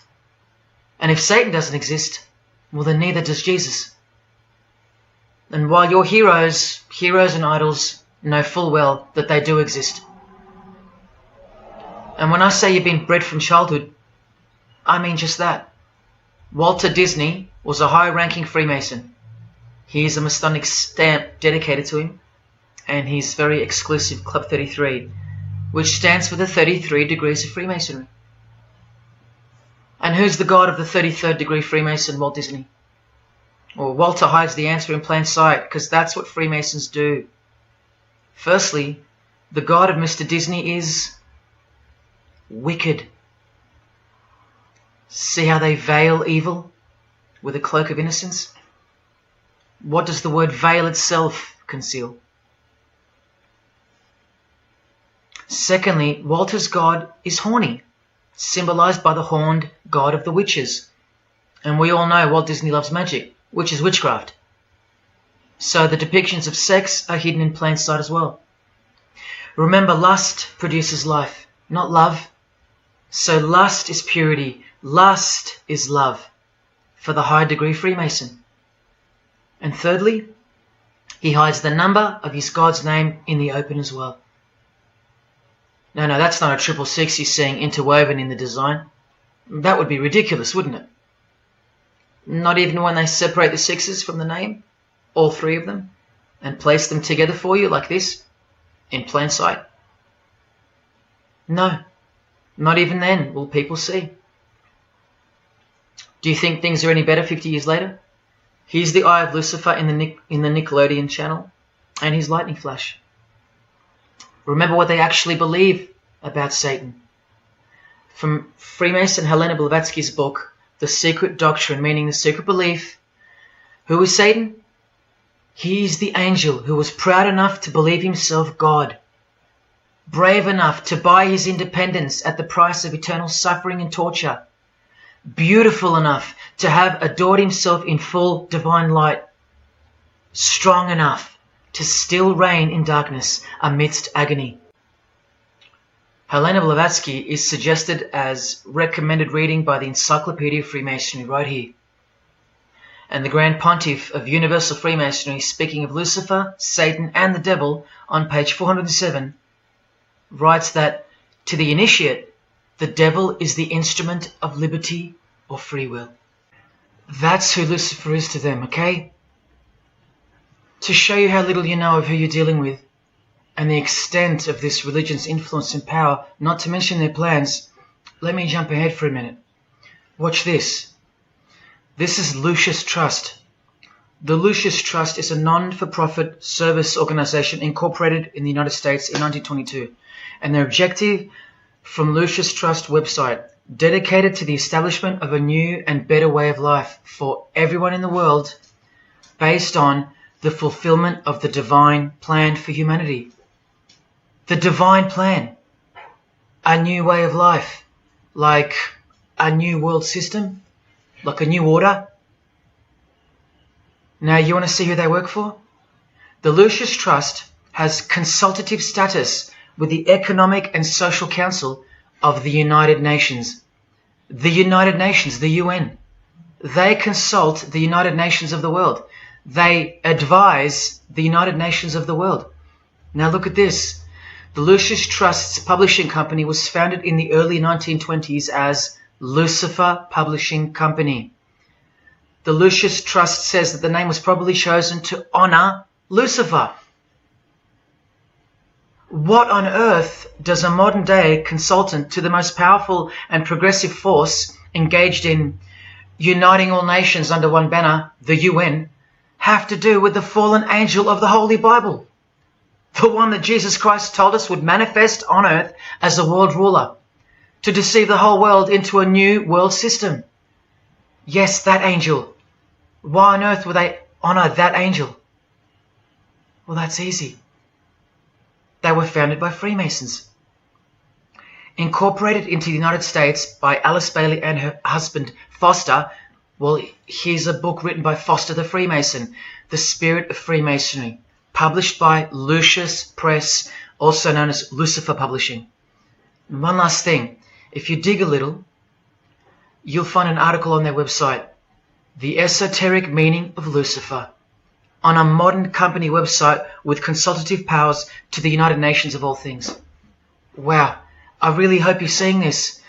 In the article it states that the Baileys had enormous respect for H.P. Blavatsky, who stated in her renowned occult book, The Secret Doctrine, on page 245 in a chapter called Holy Satan. It is Satan who is the God of our planet and the only God. Then the article goes on to say that the Baileys sought to elicit a deeper understanding of the sacrifice made by Lucifer. Everything has been reversed. Evil is good, Jesus is the enemy, and Lucifer sacrificed himself for you, not Jesus Christ, the one who washed the feet of his disciples and the only one they fear. Modern progressive atheists do not influence world events, people. Satanists do. Remember the goal of the Lucis Trust? The fulfillment of the divine plan for humanity. Yeah, the divine plan exposed by Jesus Christ in the Gospels. Hence their war on the Bible and the abolition of it from the school system and even from modern Christian churches who dare not preach from the book of Revelation. Your most highly evolved and contemporary leaders of society secretly believe that in the theosophical perspective, the descent of these solar angels was not a fall into sin or disgrace, but rather an act of great sacrifice. They believe in the fallen angels and their revolt against God as revealed in the Bible, led by the devil, the chief commander of Freemason Bob Dylan, remember? These people make contact with these fallen angels, with the royal art of Freemasonry called witchcraft. Please stick around, let me show you that.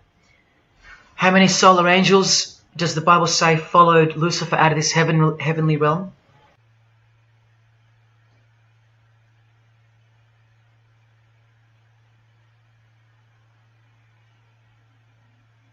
A third of the angels makes 33%. Does that number sound familiar yet? 33 degrees of Freemasonry. Just a coincidence? From the Gospels again, which expose these people every time. Do not let anyone who delights in false humility and the worship of angels and who has access to some visionary world beguile you, trick you of your reward. You still don't believe that the false humility of the charitable fraternity of the Freemasons is behind it all? Well, Blavatsky also published a magazine called Lucifer with a woman named Annie Besant. And here's a letter written by Annie herself with the official Masonic letterhead. And here Annie signs off as a 33rd degree Freemason. Printed also in the left-hand corner, Annie Besant, 33rd degree, and a member of the Supreme Council. Undeniable and undisputable. Please don't make me prove it to you over and over. Have you caught a glimpse of who you're dealing with yet? They're all Freemasons, high-ranking. And they're all buffeted by a plethora of Masonic dupes who don't know any of this because they can't decipher the symbols and they don't care to try. They're proud and boastful and defensive of their beloved fraternity in which they get to rub shoulders with the most important people of their suburbs, cities and towns, and in which they got on their knees to take blood oaths of death, calling other old decrepitated men worshipful master, yet still they think it's innocent and has nothing to hide. Delusional and lost, almost beyond hope. Some of them still think it's a Christian organization, just like the founder of the Satanic Church described. What do you get when you carefully conceal Satanism with Christianity? You get Freemasonry. People, Satanism is at the core of our world, and it is behind the new order that will be implemented soon enough. It will be all done through deception. You'll be tricked. Remember how I told you that the all-seeing eye sees that we're in hell? Well, the massive witch and Freemason Helena says so right here. Satan is the minister of God, Lord of the seven mansions of Hades, the angel of the manifest worlds. Hades means hell, manifest worlds means earth. This is who you're dealing with. This is the religion and the beliefs of the rich, powerful and famous. And yes, politicians. Do you want to go back to sleep? You can sleep after this. Or wait till I show you what they're going to do to you, coming up in this many minutes. For those who simply refuse to believe that Bono or Scott Morrison or Prince can be Luciferians because they all go to church, let me show you another Masonic ritual they do. And this is before Satanism or Luciferianism is revealed to the candidate. And then you tell me if Bono or Scott are capable of secretly believing in Lucifer.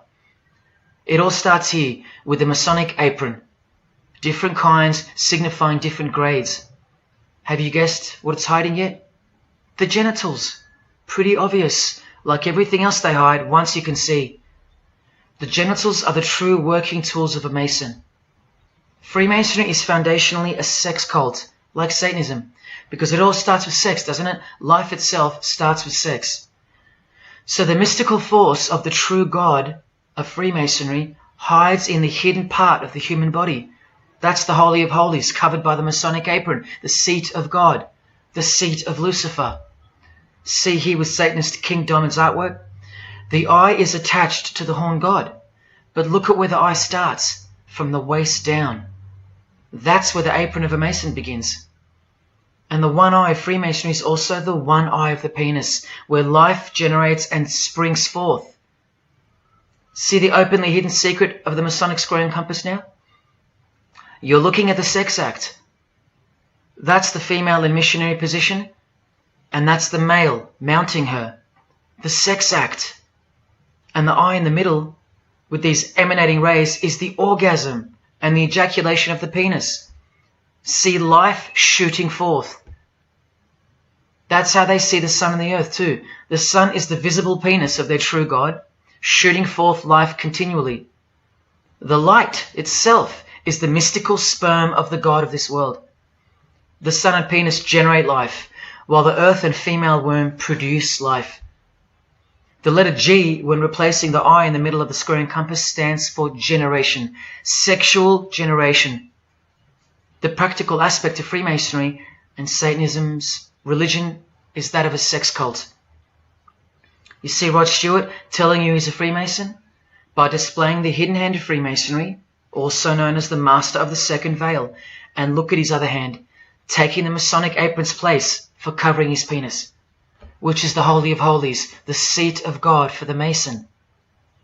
And from the Grand Pontiff of Freemasonry, Albert Pike, hence the significancy of the phallus, the penis, or of its inoffensive substitute, the obelisk. Straight from the horse's mouth, the erect penis graces us, or should I say disgraces us, with its presence in every country in the world, marking its territory. The Masonic obelisk in our face, everywhere, making its bold statement, yelling, screaming in silence. This is another reason why we're considered the ignorant and stupid masses.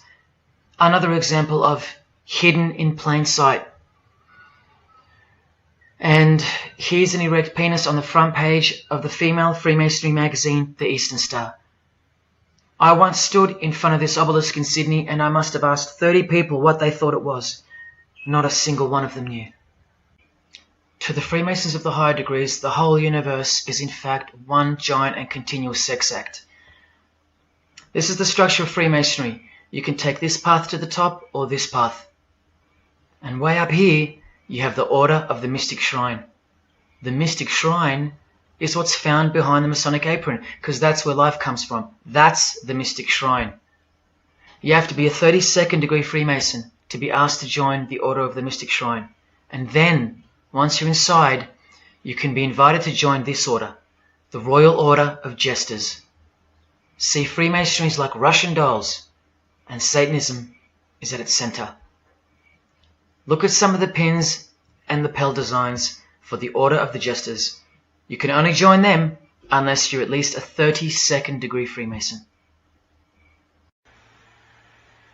Sex and debauchery. Erections. The adoration of the phallus. Masturbation. Devils. Demons. Fallen angels. This one here, mocking holiness, reference to the anus, and sodomy, anything to mock the Bible. This disgusting one has King Momus sitting on a female's face, and hidden in plain sight is the square and the compass, for those who have eyes to see. Bestiality, yes indeed. this bagpipe player has an erection and the sheep is running away scared. Self-explanatory. This character has an emphasized eye, if you can see that, and the skull has an emphasized eye also. The wink and the one eye of the Indian. And the secrecy, the symbols of secrecy. On the far right here, the monkey covers his groin area, symbolizing the Masonic apron, and the black and white dogs, well, they symbolize the checkered floorboard of the Masonic Lodge, which is sexualized male and female principles, the horned god, where evil and good don't exist. And in the first degree, Masons are given a Bible stamped with a square and compass, oblivious to the inherent mockery and the foundation of the whole fraternity, as alluded to here with a genuine Royal Order of Jesters private lapel. This is a certificate that a jester receives after his initiation, and you see here their patron is named King Momus, and he was a god, or a daemon, which is a variant of the word demon, who was expelled from heaven, as the legend goes. Sounds just like Lucifer, because it is. Did Freemasonry disassociate themselves from the tax-exempt branch of Freemasonry known as the Jesters? Well, no, they didn't. Because, I mean, this is rare footage of an event within the lodge. Now, I'm sorry about the quality of this, but this is a Masonic lodge. So for Masons that want to say that the Jesters are contrary to Masonry, well, look. Look at these dirty old men. Masters of the lodge, with sublime morals. All married, probably all have daughters and granddaughters, yet still this, inside the lodge. But for you it should be obvious, because you can see the square and compass, the sex act, and the all-seeing eye right in the middle. I told you that Satanism was the oldest religion in the world, and it is. The sex act was ritualized and organized as a religion before we called it Satanism. But Satan has always been the god, the horny god, the horned god of these sex cults. All of them, from Samaria to Egypt to Greece and so on, that's called paganism. And the real Bible of the Freemasons and the pagans, the one not written by hand, the one that's older than any book, the one that supersedes all the rest in age, thus making it the purest and most unadulterated word of God in the eyes of the Freemasons, is nature. Nature is their Bible. And before you think there's nothing wrong with that, wait a second, because you're not thinking straight. Ask a Mason, whether he be a first degree or a 33rd degree, what is Freemasonry? And the universal go-to answer is this: a peculiar system of morality, veiled in allegory and illustrated by symbols. Now, why would you need to veil your morals? Because in their peculiar system, evil is good and good is evil. That's Satanism 101. A peculiar system of morals.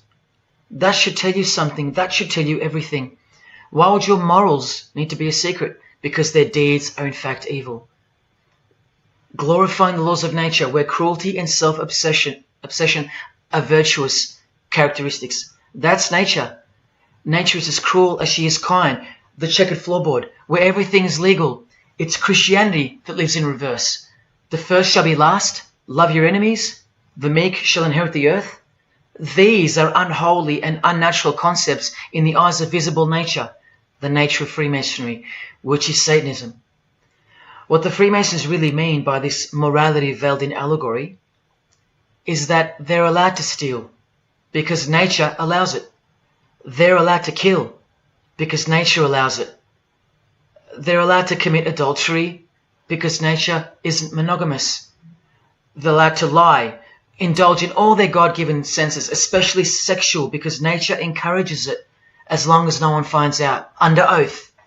Jesus said, narrow is the road that leads to life, and broad is the road that leads to destruction. The Freemason of the century says, no true Mason can be narrow, for his lodge is the divine expression of all broadness. Because broad are the divine laws of nature. While they glorify those laws, Christianity breaks those laws. It becomes supernatural, because only then can you love your enemy. And so it goes that Christianity is despised by Freemasonry, the real Freemasons, because their Bible is nature. And by nature, they know the personality traits of their God, Satan, because he's the God of this world, just as the Freemasons, the enemies of mankind, say that he is. And just like Jesus said he was too. So they believe that Jesus is evil because he denies human nature and burdens us with the knowledge of sin. Observable nature, that's what guides the Masons' ethics and the Masons' morals. That's why they're called Freemasons. Believe you me, because they're free from moral obligations, free from sin, from guilt. They're free from Jesus Christ. These people are introducing this new system of the world, this new age. You're going to miss Christianity when it's gone. Mark my words. Because you have no rights in the eyes of nature, which is the Bible of Freemasonry and Satanism. And soon that will become painfully plain as a fact of life. Now please, I give you fair warning of what's to come in this presentation. It's very disturbing, or at least it should be. But cause to celebrate follows the disgusting things you're about to see. This is precisely where my own life and well-being come into danger. So let me say this right now. If you hear of my sudden death, or of my possession of 0.5 kilogram of cocaine or child porn, or my overdose or my suicide, remember this video. And if something so unfortunate should happen to me, may it serve as a catapult to you and as a remembrance of the conclusion to this presentation, which is this many minutes away. Do I really think they're going to make me pay for this video, for breaking my oaths? Well, seeing as people are so far gone, lost in the illusion that secret societies have constructed around you and inside you, and seeing as they can simply pull this video down, close my account and whatnot, no, I don't think they'll come after me. But if they do, let me say this to the Grand Lodge that orders my demise right now. Jesus wins. So in saying all that, here we go. Is Scott Morrison a Satanist? I'll let you answer that. Here is a ritual that Scott and every Freemason from this guy to this girl have performed. There is one Masonic apron you'll never see being worn. This one. And when I bumped into it, I thought it was a fake. Until I found this in Richardson's Monitor of Freemasonry, official Masonic literature, written for Masons only. On this page, what is that head doing there? You'll find out in a sec. Let's read the description of the apron worn in this degree. Speaking of the initiates, it states, they wear white aprons sprinkled with blood red and lined and bordered with black. On the flap of the apron, a bloody arm holding a dagger, and on the apron, a bloody arm holding a bloody head by the hair. Now this is why there's an illustration of a decapitated head. And this is going to become to a bone-chilling conclusion. So during this ritual, the candidate removes the blindfold and discovers a basin of water with a tumbler beside it. He is also astonished to find a human head lying on the floor. The master of ceremonies returns and directs the candidate to take up the knife in his right hand and the head in his left. Yes, this pope, this rock star, this pop star, this actor, this actress, and this beloved Prime Minister. This is what they've done. All of them, hands down. And you thought all you needed to be is talented to succeed? No, you need to belong to the secret society called Freemasonry. And believe me, when you belong to them, you belong to them. Now you tell me, can these people end up believing in Lucifer? Is that really a stretch? Carrying around a bloody head? Swearing to have your brain cooked, tongue torn out from the roots if you ever reveal anything? No, the stretch is that you think they couldn't believe in Lucifer. That's the stretch. Lucifer, the one who sets you free, remember, from sin, by sinning. Can you now see the bloody spirit of Freemasonry lurking behind the veneer of charity and the veneer of Christianity? Because Scott Morrison goes to church, apparently. The Pope is a Christian, apparently. But look at these people. So-called Christians, or Christians, gathered around a giant erect phallus in the middle of the Catholic square. This is Freemasonry, the demolition of morals, the creation of hypocrisy, and the demolition of true virtue. These minds are directing the future. Now, to be fair, I don't know if these heads are real heads. I never got that far to find out. But I will tell you this. All the skulls they use they're real. All the skeletons they use they're real. And they run every single noteworthy funeral home in Australia and the world. I know that personally and for a fact. Once again, you are only seeing the tip of the iceberg, because I can't bring myself to tell you about what I really know of the rituals that come after the 33rd degree Freemasonry. For as much as they celebrate life in various grotesque ways, they also celebrate death in ritual form, which are the things I can't speak of to you.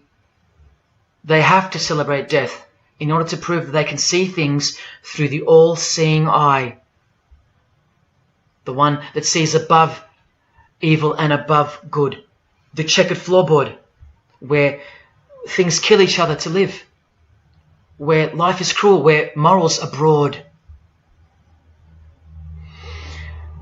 There is no sin, there is only nature. See, these Masonic rituals are designed to desensitize the candidate further and further in preparation for the raw truth of Satanism, the truth which is plainly stated by the Grand Pontiff of Universal Freemasonry. Lucifer is the light bearer, and that you should doubt it not, from their own literature and from their own mouths. Until finally the candidate's introduction into the royal art of Freemasonry, witchcraft. The ancient craft. Why do you think that witchcraft has disappeared? It never disappeared. It was hidden, forced to go into hiding by the appearance of Jesus on the human scene.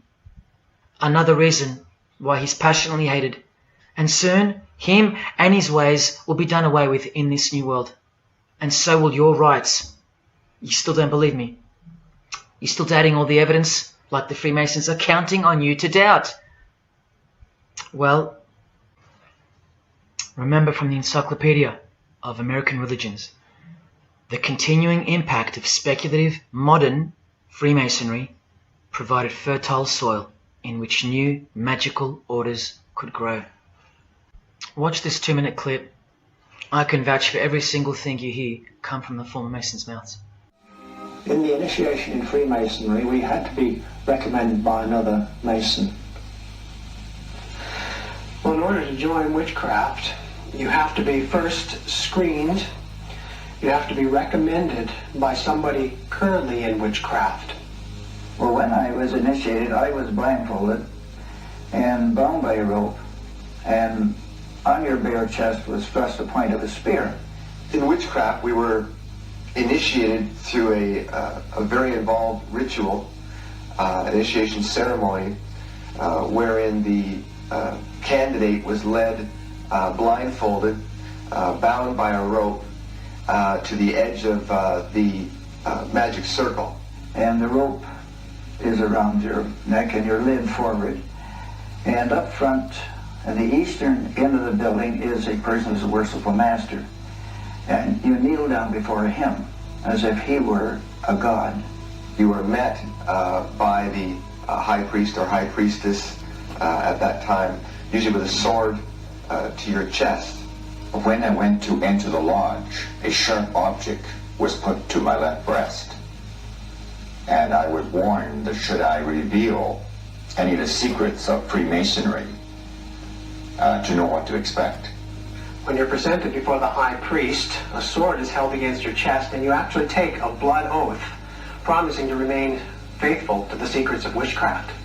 Well, when you are in the room, this blindfold is taken away from you, and this is the time when they say that you're coming from darkness into light. During the initiation ceremony, the initiate is led by the lieutenant of the high priest and is challenged at the edge of the circle by someone saying, "Who goes there?" And the answer is, "One from the world of darkness." In Masonry, the prayers are ended with "So mote it be." Oh, and one of the other aspects of, or distinctives of the craft was that we would always end any spell or ritual where we released the power, this is where the power was released, with the word "So mote it be." By now this should sound like a stupid question, but why do you think that the initiation ceremonies into witchcraft are almost identical to that of Freemasonry? I'm not even going to answer that. Come on, people, wake up with me. Here's Kylie Minogue, a Freemason, okay? Hidden hand of Freemasonry and the one-eye symbolism of the god of her religion. Now here she is giving the vow of silence, but what the masses fail to see is what's written on the book she's holding. Witchcraft, the royal art of Freemasonry. This is what her vow of silence is referring to in the picture. Yes, Kylie Minogue is a witch. And if you're still that deluded by the magic wand that is television, entertainment, movies, media and whatnot, then you'll no doubt fail to use the incredible eyes that God gave you, from which to see the real world with, the evil world, where Satanists are at the helm. The ban on witchcraft was only officially lifted in England in the 50s, after more than 1500 years. So that tells you who's in control now. And when I give you a glimpse into witchcraft in a minute, you'll see why it's evil. And why it should be anything but legal. Even when using it for so-called good. Because the well they draw from is poisoned. But thanks to propaganda, the craft of the witch has been absorbed into the realm of fantasy. Justin Timberlake here is also referring to magic in this cover art, with the all-seeing eye looking through the number of their god. Magic. Magic is a much smoother and more acceptable word than witchcraft, that other word. That word still retains its ferociousness, its true character. But that word has been sterilized. That word isn't real to you anymore. You can't feel it for what it really is. Or if you do, your mind has isolated it, confined it to some small groups of unimportance scattered here and there over this diverse world. And so it's nothing to be feared or concerned about. But that's the furthest thing from the truth. Now, some witches want to say that witchcraft isn't Satanism. That's either more delusion or misdirection, as confirmed here by Anton LaVey in the Companion to the Satanic Bible, when speaking of the followers of the Witchcraft Not Satanism school. He writes very accurately that they cannot afford to admit to an affinity with anything that bears the name Satan. He knows where the power of witchcraft comes from. Now, does that mean that Justin Timberlake is a Satanist because of his symbolism and the use of his word alluding to witchcraft in his artwork? Well, yes, actually, that's correct. He is. Here's a quote from one of his songs.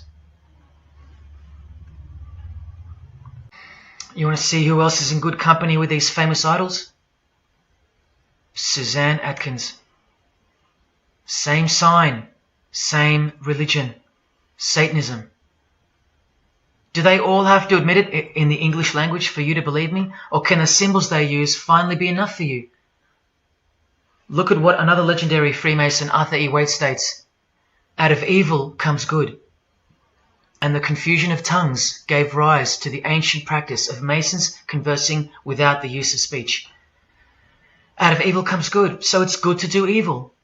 That's what he's saying. See, I'm trying to include you into the conversation that the Freemasons are having with each other in public via symbolism, unbeknownst to you. Listen to what famous US footballer Tom Brady said regarding his wife. So, man, I listened to her. And right after the game, she said, "See, I did a lot of work. You do your work, I do mine." She said, "You're lucky you married a witch. I'm just a good witch." Well, this is Tom Brady. And this is his wife. Both initiated into the secret society. Of course they are. Wait, she's not displaying the one-eye symbol of the Freemasons, is she? That's just art, isn't it? Well, no, it's not. She's a witch, and her husband just told you she was. Here's Steve Miller's front cover to the famous song Abracadabra, and he covers his eye because he's a member of the one-eyed religion, and abracadabra is a legitimate word used in witchcraft. Here it is in the 100-year-old Encyclopedia of Freemasonry. Why would the word abracadabra be in the Encyclopedia of Freemasonry, the fraternity that runs charities, hospitals, nursing homes, and that secretly supply us with popes, presidents, prime ministers, kings and queens, and the bulk of our entertainers? Why? You know, I really think it's time to show you what the Satanists dressed as Freemasons are going to do to you and the world to finally establish their new world, their utopia. And this is going to be the segue into that. This is my last practical example of Freemasonry's satanic roots. And then I'll close this presentation with the most shocking thing you'll see or hear. You probably won't care, but to the precious few who remain, I will send you off with the greatest and most beautiful shock of all.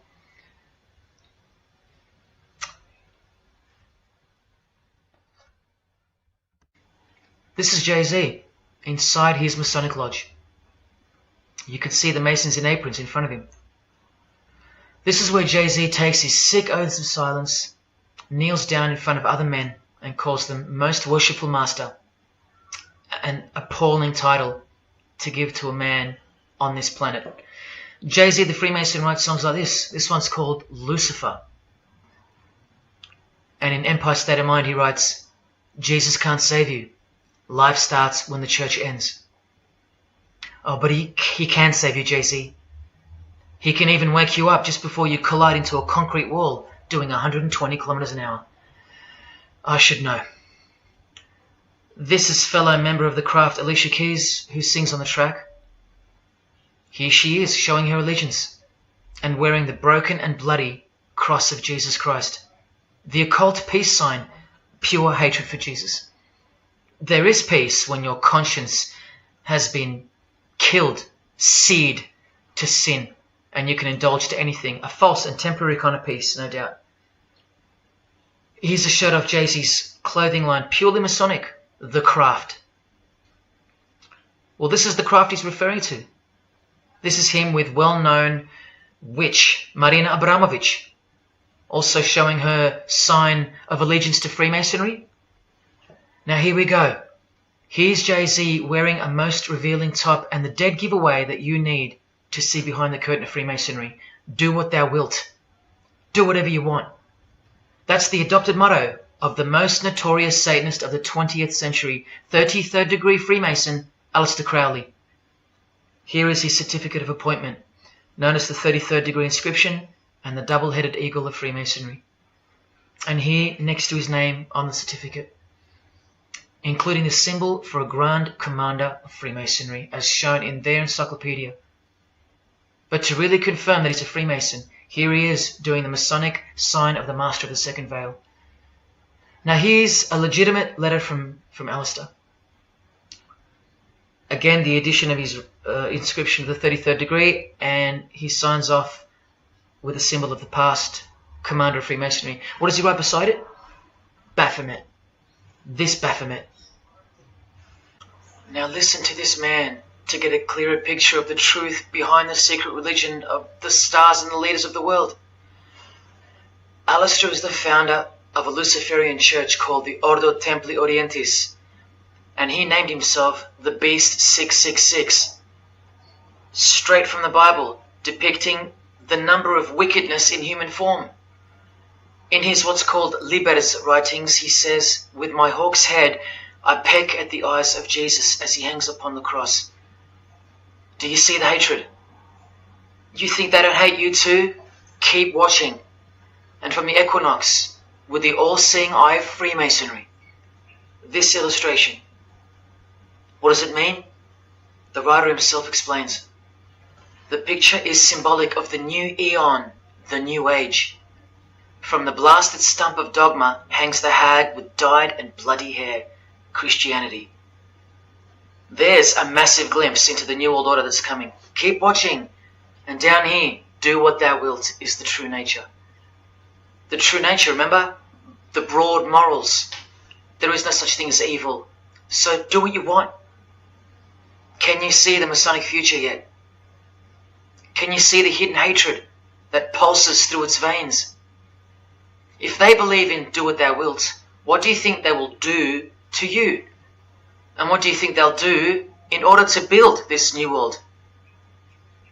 This is from a commentary on his Book of the Law. The Beast 666 adviseth that all children should be accustomed from infancy to witness every type of sexual act. Do what thou wilt. And what about the royal art of Freemasonry? Magic is the highest, most absolute, and most divine knowledge of natural philosophy. What a statement. The highest, most absolute and divine. Well, let's have a closer look into some of the more hidden secrets of the most divine natural philosophy known as magic. Any living being is a storehouse of energy, varying in quantity according to the size and health of the animal. At the death of the animal, this energy is liberated suddenly. The animal, therefore, should be killed within the circle, within the magic circle, so that energy that's released can be captured and directed to serve the will of the witch, male or female. This is a science, a hidden science. But now hear this, coming from a 33rd degree Freemason, and don't you forget that.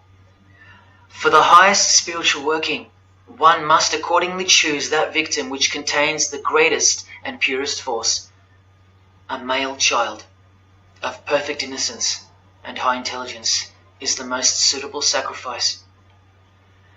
Can you see? This is who Jay-Z is quoting on his top. This is who this Jonas brother holds in high esteem. This is who the Beatles have on their front cover as a figure they admire. No worse, they put at the top. This is the same picture of the front cover in a mirrored form, and after some kaleidoscoping, you'll find this. Fellow Freemason Aleister Crowley sits at the top, and down the bottom there even appears the phallus with the testicles, and up here the Vesica Pisces, also known as the vagina. Does this picture make more sense now? All Freemasons, yes indeed. And by the way, that's where Jay-Z got his symbol from Satanism, as portrayed here by Satanist and Freemason Aleister Crowley and by Satanic Church founder Anton LaVey. Does anyone still think that Freemasonry isn't Satanism in disguise? Let's finally take a peek into the royal art of Freemasonry. And this is the briefest way I can show you from the complete book of magic and witchcraft. This is a practitioner's manual, not from some bogus author trying to expose witchcraft. Just so you can get it through your head that this is real and this is protected. The writer or compiler of this God-forsaken book warns the reader that the recipes may seem disgusting, that the knowledge revealed has been forbidden, and has caused suffering and death to witches and the victims of witches. You don't think witchcraft was a serious menace in times past and present? Come with me, and I'll show you how bad this menace actually gets, as the world's most powerful and secret religion moves ever closer to fulfilling its biblical destiny, and it will. Close your eyes or not, it will fulfill its destiny. Firstly, let's connect this sick art straight to modern Freemasonry with the word abracadabra, both written in triangular form, from the Manual of Witchcraft and from the Encyclopedia of the Secret Society that your Prime Minister belongs to. And just like high-ranking Freemasons, male and female witches also drink out of a human skull. But here the practitioner drinks wine, in which they first dissolve or boil the brains or heart of an animal, before consuming it all from the human skull. In this ritual, the initiate is instructed to drink in the night at spring water, out of a skull of one that hath been slain. That's right, out of the skull of a human who's been murdered or sacrificed. Otherwise, eat a pig with a knife that slew a man. Please don't turn away. Look straight ahead and open your eyes to the planet you are on, because the real monster under your bed doesn't actually go away when you close your eyes. In other rituals of the craft, you burn a rooster while he's alive. With the use of a poisonous plant used in ointments and potions of witches, you can assure death and destruction on a victim. You want to make a female enemy sterile? Or a male enemy impotent for the rest of his life? Otherwise, you can just kill them. The hand of glory is the severed hand that is dried and preserved to be used in black magic. Yes, a dead human hand. A black circle is most effective for operations of evil. The use of blood and sex in ritual was considered helpful for obtaining the necessary energy to successfully work magic or achieve mystical insight. But here's where the darkness thickens even further. Animals such as black cats or children may be sacrificed, and participants may drink the blood of the sacrifice. And just so you know that Stanley Kubrick wasn't joking, an orgy of participants sometimes follows the mass. No remorse, just science, the science of witchcraft, the royal art. And here, what's necessary for the working is the fat of young children, dead children. How many children do you think go missing in Australia every year? That's how many. And what about the world? Is it 1 million? Well, according to the International Centre for Missing and Exploited Children, it's 8 million children per year. Do you think that the highest, most absolute, and most divine knowledge of natural philosophy has anything to do with that? Any chance of an international secret system that is bolstered by initiations and degrees, and bound under the most brutal penalties that the human mind can ever devise? Do you think that has any involvement? Any chance of that? Am I saying that this Freemason has sacrificed children? No, I never said that. But did he ever even remotely mention the secret societies? Did he ever try to warn you? Educate you? No, he was under oath. Am I saying that these Freemasons have sacrificed children? No, I never said that either. But have they ever warned you about the secret society that believes that Lucifer is the savior? The society functioning right under your nose, that secret society? No, not a chance. Julia Gillard admitted she belonged to one, but that's about it because they're all under oath. So where does this ancient craft originate from? It originates from the spirit realm, from spirit beings. That's who taught mankind the royal art before civilization began. In this chapter, The Rites of Satanism and Witchcraft, the manual explains that a typical satanic Sabbath was, number one, a homage to the devil, usually performed as the osculum infami, also known as the kiss of shame, which is so shameful that we'll just put it this way. The ritual involves kissing the hindquarters of the devil, the rear. Surely this is far removed from anything to do with Freemasonry. People, the original order of the Knights Templar were found guilty of this very same obscene ritual. And where do you find the modern variant of the Knights Templars of today? I told you, in the highest degree of Freemasonry, right here. Here's a couple of them now. And what's on this Templar's head? From the Masonic Encyclopedia, remember? A symbol of the Baphomet, according to 33rd degree Aleister Crowley. And we could confirm that in the Satanic Bible. That's exactly what's hiding deep inside of Freemasonry. I'm only showing you this to show you the reality of Satanism and the demonic realm, the world you can't see. On this earth? And in this earth and then in a world we can't see. Look here. The hierarchy of demons occupies a more important place in both black and white magic rituals. Both black and white. This is where the power of witchcraft comes from. And this is the reason these bizarre rituals actually function and actually work. Because after the ritual is performed on earth, its effects are carried out to their conclusion in the spirit realm by spiritual beings or demons, actual demons.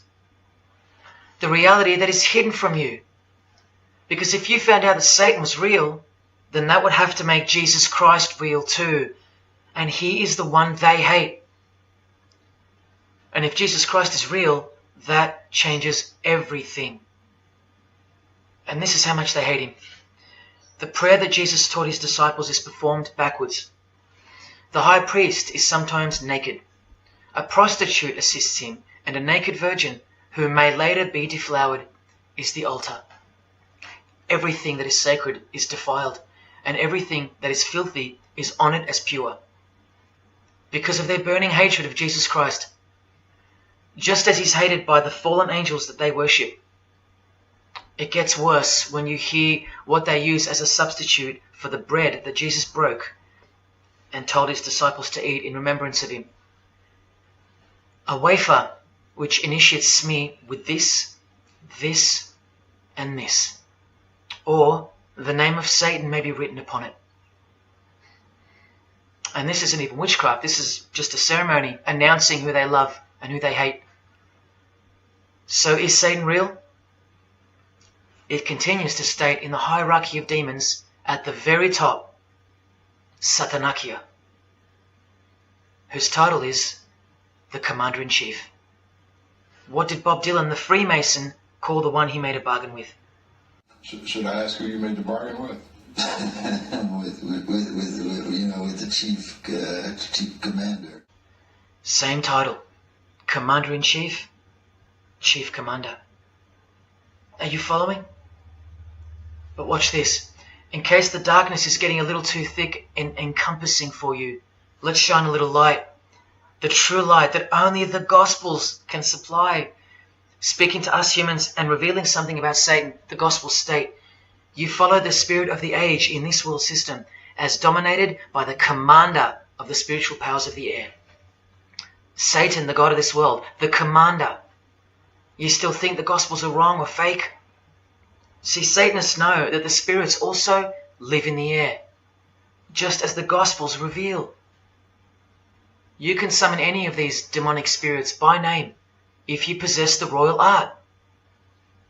Who do you think this figure on the front cover represents? A magician who is inadequately prepared and cannot attain his desires may seek the aid of Satan. That's who this is. Now that you know, hopefully for a fact, that these are people at the top of the human food chain. Do you think they'd be fooling around with stupid fairy tales? No, witchcraft and Satanism is absolutely real, hence their earthly power. This demon here, fifth in the pyramid structure, holds the title of Inspector General. And what's the title of the highest degree in Freemasonry, who exists in every local lodge in every suburb, a suburb near you? Inspector General. Same title as the living demon. Do you believe me now? You can even conjure Lucifer himself, or be Beelzebub, who the Gospels call the Prince of the Devils. Both of whom are listed as superior spirits in this book of witchcraft and magic. I can show you so much more from this disgusting book, but I'll cut it off here with the seal of Saturn, a demonic sigil from the complete book of magic and witchcraft. And this is his seal. Can you see? Do you see? This is the society that lives amongst you, above you. The one-eyed religion of Freemasonry, hidden right in front of those who have their eyes wide shut. I'm going to now show you what that world that they are building, from the ashes of the one you're currently living in, looks like. But lastly, to drive this business of blood sacrifice home, here's American rapper Azealia Banks with the 666 hand sign, and now over the all-seeing eye in her video, the eye in the triangle of the Freemasons on her shirt, and the devil's horns, her liberator, her master, her commander. And now displaying the secret society vow of silence, along with that, the last brief glimpse into the highly concealed royal art of Freemasonry. The amount of crap that's about to come off my floor right now, guys. Oh my god. 3 years worth of brujeria. Yes, you know I gotta scrape all this shit up. And what does brujeria mean? You know what it means. Witchcraft. Azealia Banks, the witch, with her eye in the triangle shirt, and the logo of, for example, the Grand Lodge of Freemasonry in Spain. one and the same symbol. The logo of the Fraternity of the Freemasons and the logo of this Church of Lucifer. The one eye. One and the same symbol. Freemasonry has deceived you. Yes, people, now you know how Satanism has functioned out of sight and out of mind. You still think there's no such thing as witchcraft? Or that it only existed in the olden days? You still think that blood isn't a part of the royal art? You still think that local Masonic lodges of the world are not filtering systems for Satanists and a cloak for organized Satanism with a grand master plan for the world? You think there's nothing to the blood sacrifice of Jesus Christ? After seeing all this and the Azealia Banks clip, and after realizing that there exists a hidden and guarded science of the art of blood sacrifice, you think there was no science behind Jesus' crucifixion, a deeper reality that we can't see or understand? You think Jesus didn't know what he was doing? Or are you one of those who still think he didn't exist? Tell me, how can they hate something that doesn't exist?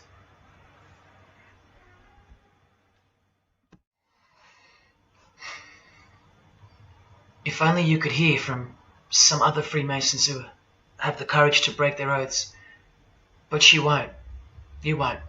This is probably it. But I once heard from a Freemason, an honest one, in about 2016, after I posted this picture on Facebook.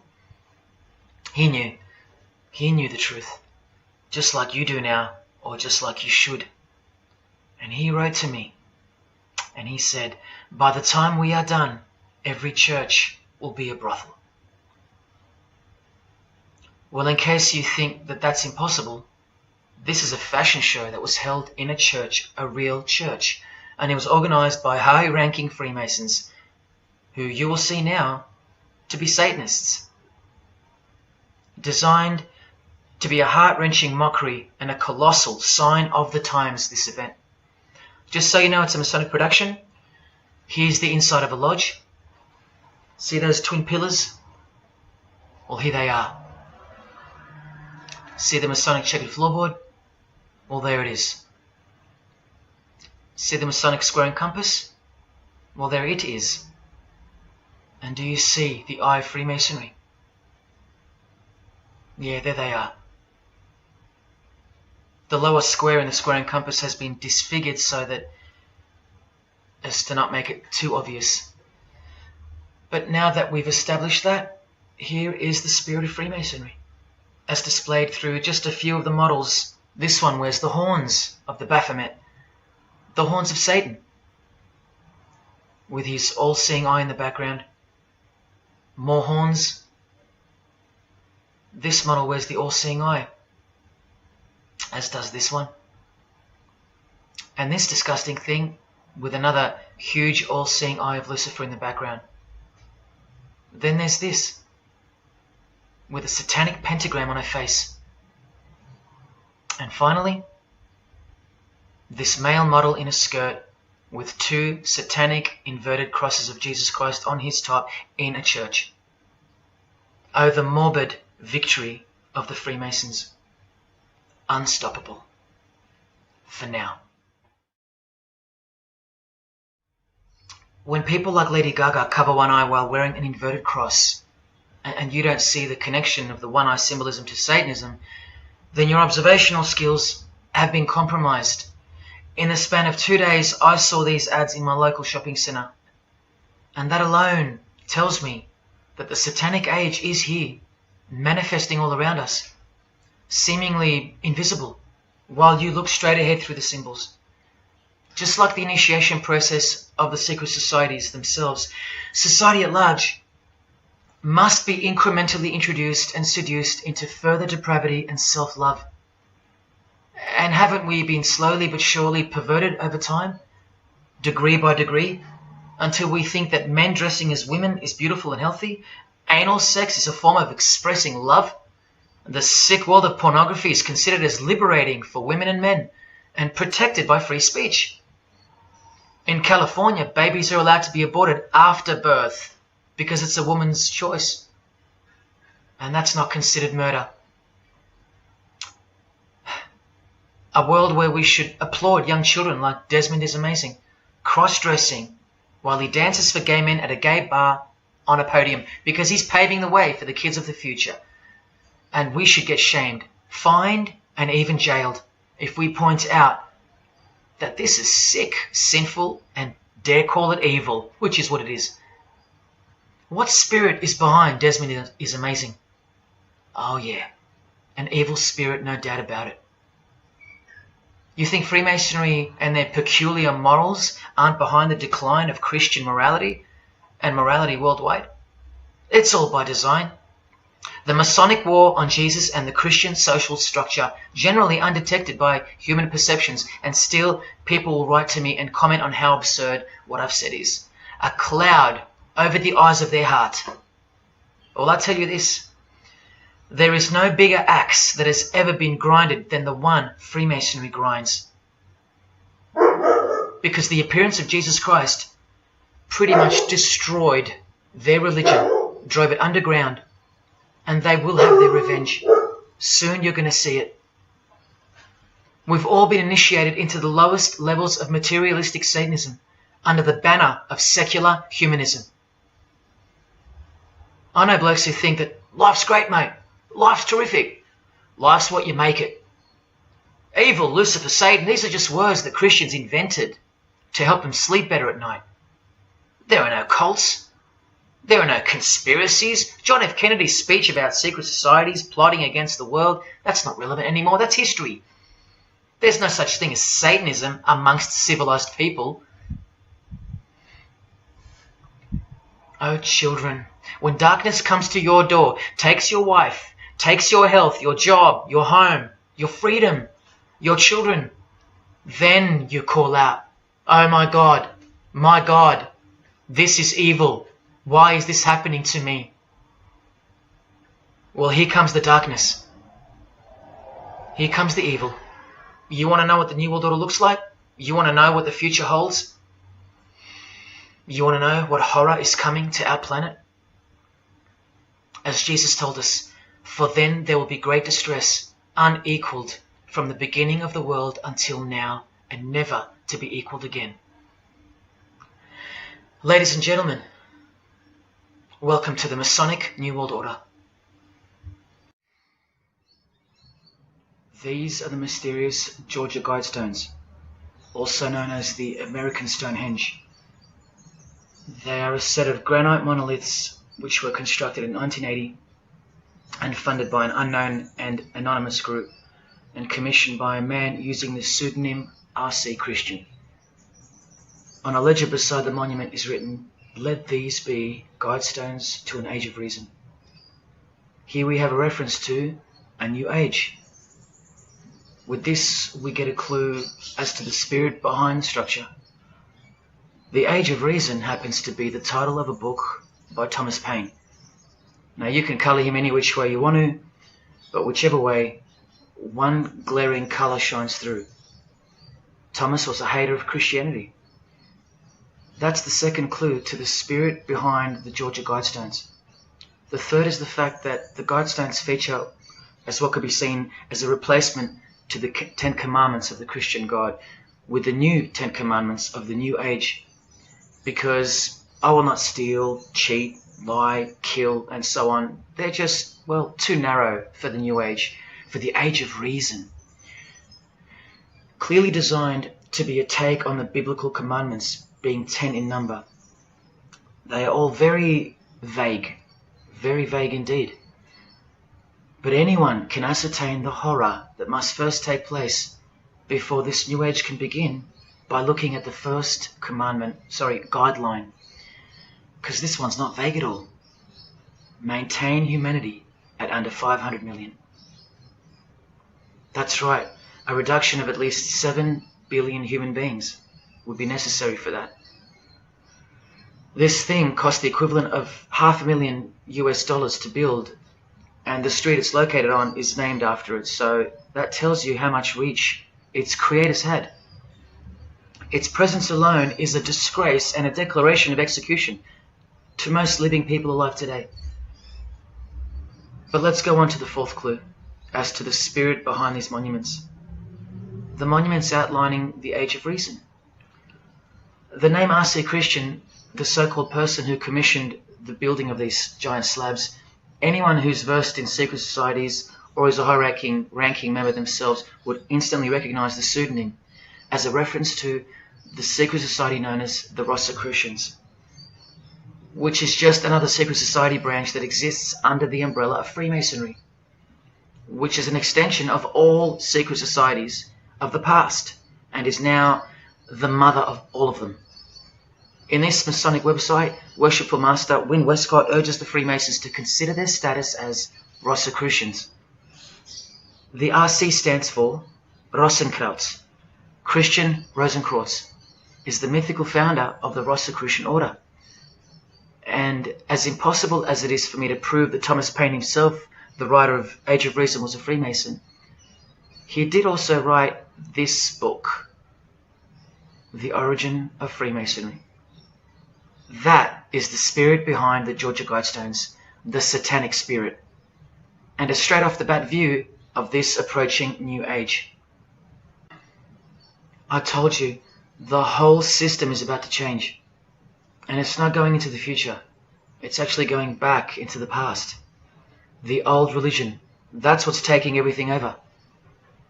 And you'll walk straight into it, blind as a bat, thinking these people want to help you. They will appear as your saviors, forgetting or never being told in the first place that all this time there have been two societies in the world. The visible one, which is the one we're in, and the invisible one.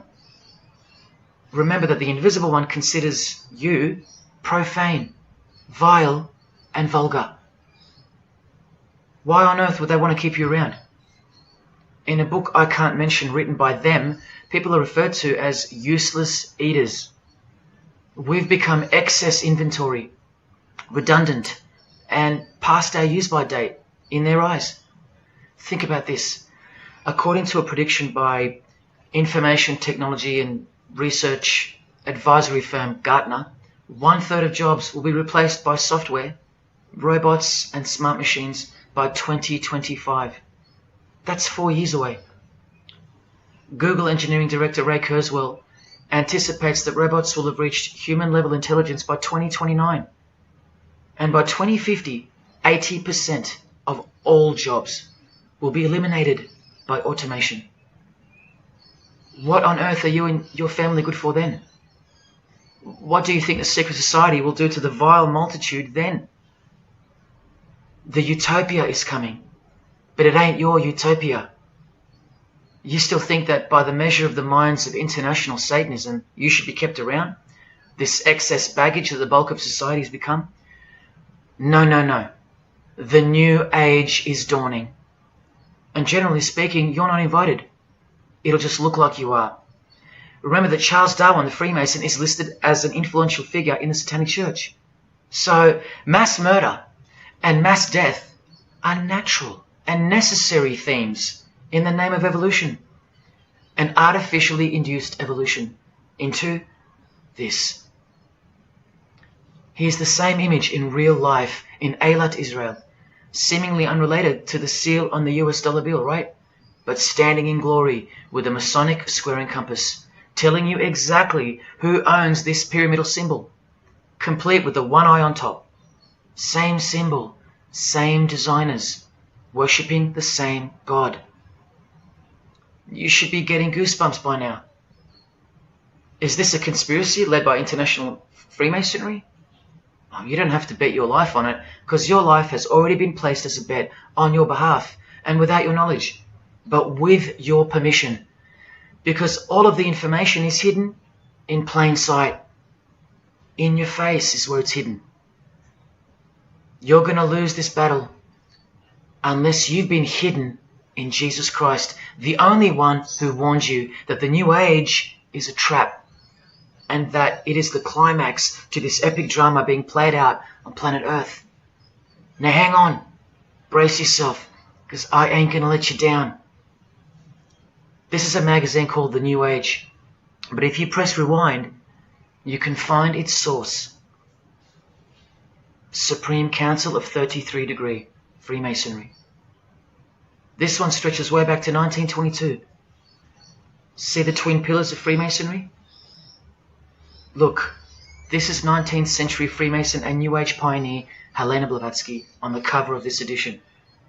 She's the one who wrote that darkness is absolute light, and that Satan is the god of our planet, and that we are in hell. But do you think the readers of these magazines are told that? No.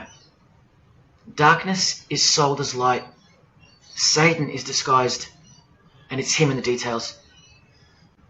This Masonic New Age magazine was the precursor to all magazines and trends, promoting the great deception of self-love and spirituality.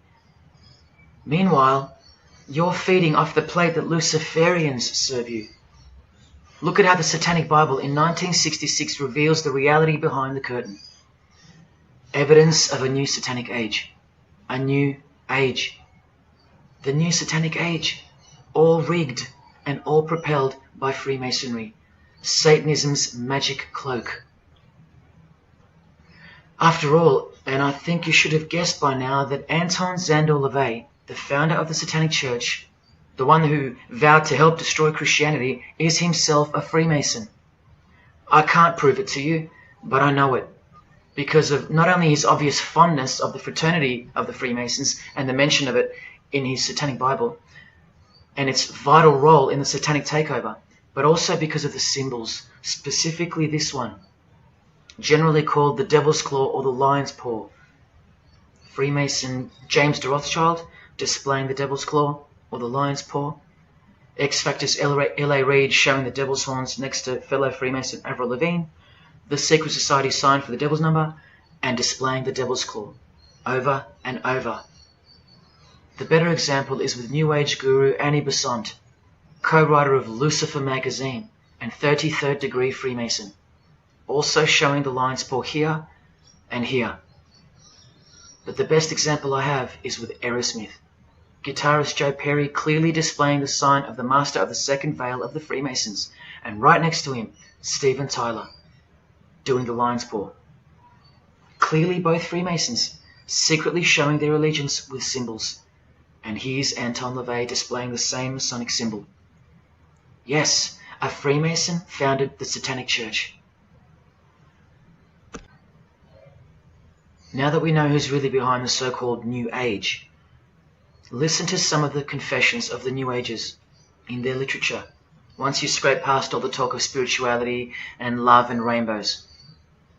New Age author, feminist and hater of Christianity, Barbara G. Walker writes in The Woman's Encyclopedia of Myths and Secrets, a 666, 666, was the magic number of the triple Aphrodite. She further compliments the number when she calls it the miraculous number 666. Speaking of the New Age to come, PhD Christopher Hyatt writes in Undoing Yourself, as we moved closer and closer to the well-planned for and long-awaited invocation of the Prime Minister unto the very King of Hell, the Grand Vicar of Lord Lucifer. Yes, the very well-planned for and very long-awaited indeed. Do you see what's coming? Mr. Hyatt also enlightens us in the fact that opposites do not exist apart from the mind. Evil and good are all in your head. That's why you should brace yourself, because these are the minds creating the New World System. He confirms this. The New Age will require new men, men of high consciousness and fortitude.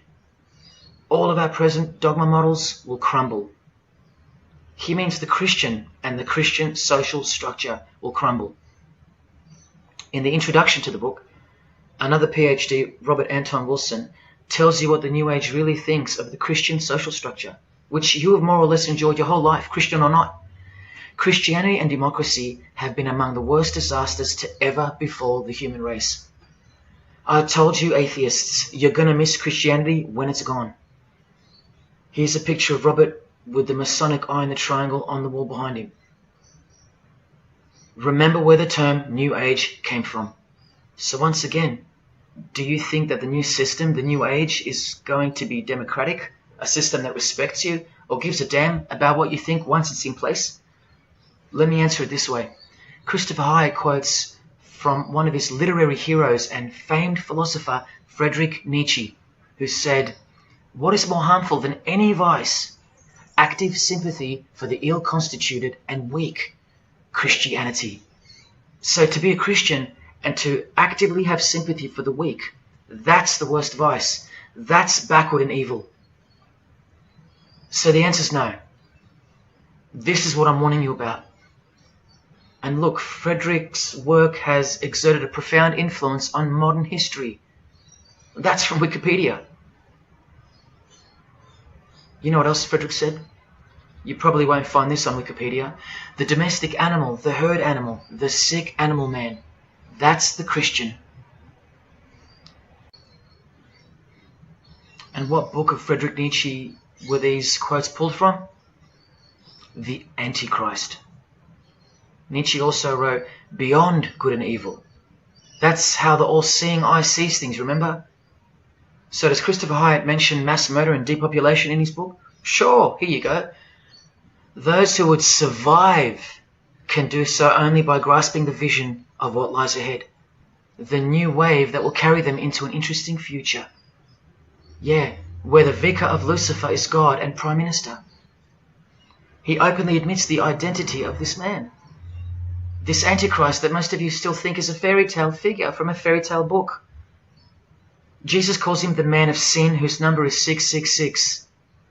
The actual Antichrist, beloved of the secret societies. Yes, people, the New Age is satanic, actually and literally. On the front cover of this book, in which Christopher was co-writer, you can clearly see the eye in the triangle of the Freemasons above the Baphomet.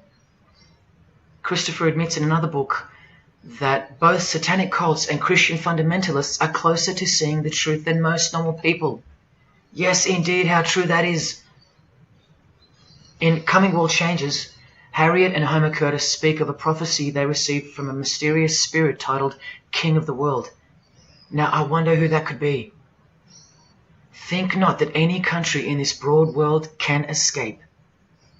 And they also speak of the long-expected great teacher, the king of the new one-world government.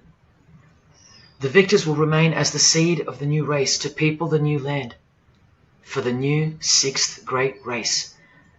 This is the race that Luciferian Lady Gaga referred to. All part of the plan. In Threshold to Tomorrow, New Age author Ruth Montgomery writes on page 206 that only those open to the reality of one world will be around to enjoy it.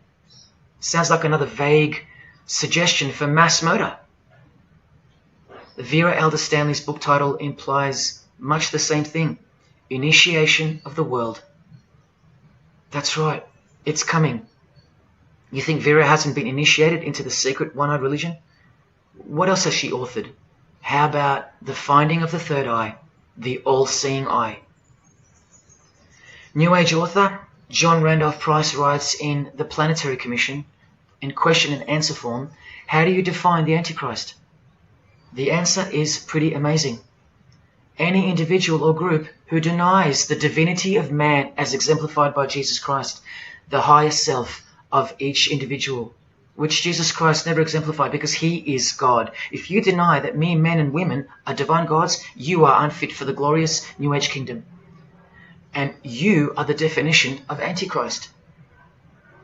In Practical Spirituality, he prepares his readers for a population drop of 2.5 billion people before the New Age era can begin. On page 32 of New Age author Barbara Marx Hubbard's book, Happy Birthday Planet Earth, she states that people will either change or die. That's the choice, she says. Notice the New Age has a new gospel, yet all the while, the world will be neglected of the information in the real Gospels, where it warns and predicts. For if someone comes and preaches another Jesus, not the Jesus whom we preached, or another gospel, you are most beautifully tolerant of them. In the Book of Knowledge, The Keys of Enoch, the writer has a quote-unquote direct experience with two spirits, Enoch and Metatron, and they share with the writer spiritually scientific teachings regarding the new system of things soon to be fully manifest. The reason this work is considered extra special amongst its readers is because it was the first book to point out the alignment between the Great Pyramid and the constellation of Orion. The first book ever. that's basically proof that these spirits, Enoch and Metatron, are the real deal. Not only that, it was also the first book to show the direct relationship between DNA coding and the divine name. That's pretty serious, and the atheists should be really waking up by now, because this is the world's most powerful and secret religion we're talking about, nothing less.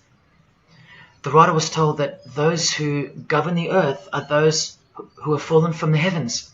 He calls them the masters, and even states that they were punished with penalties that were assigned to each.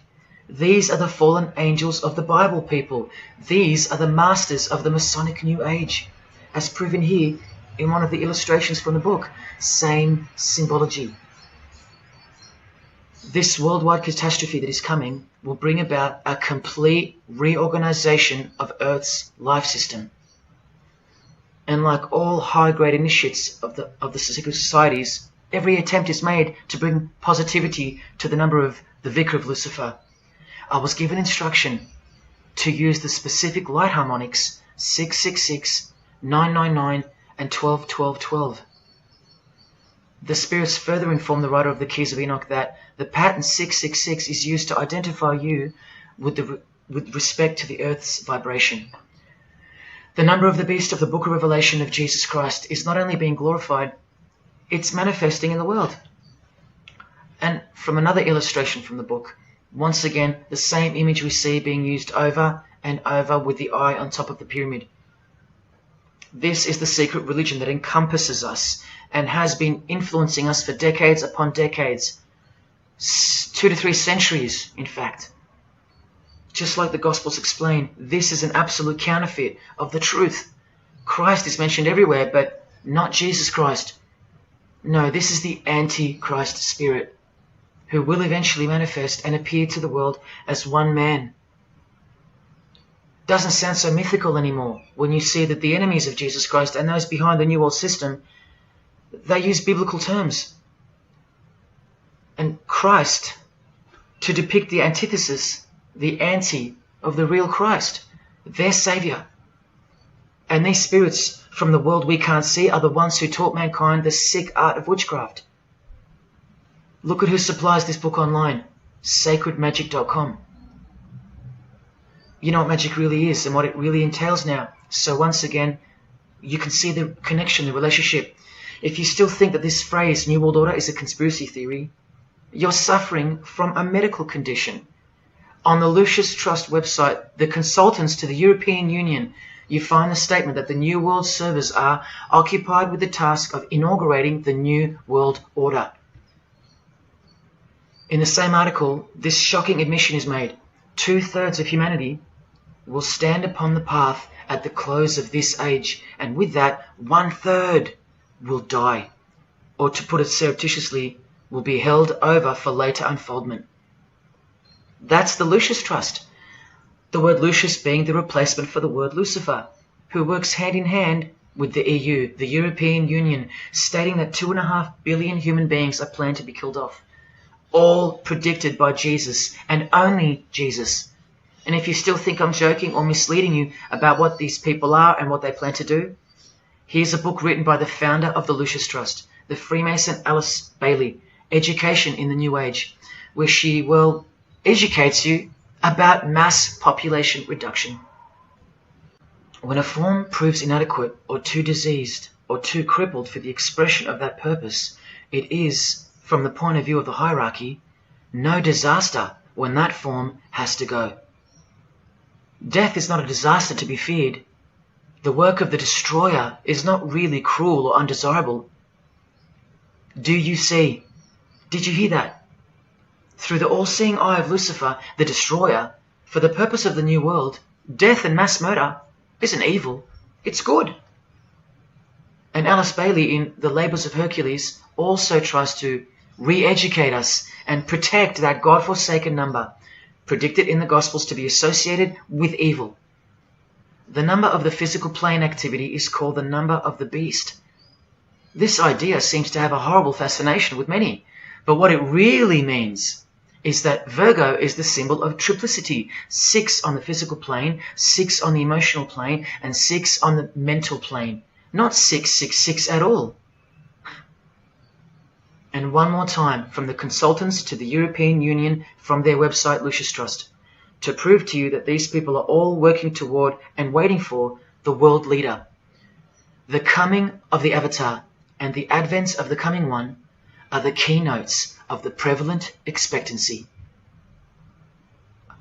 After everything I've shown you, are you going to ignore this? Or worse, are you going to trust these people, of whom were predicted to this very condemnation 2,000 years ago?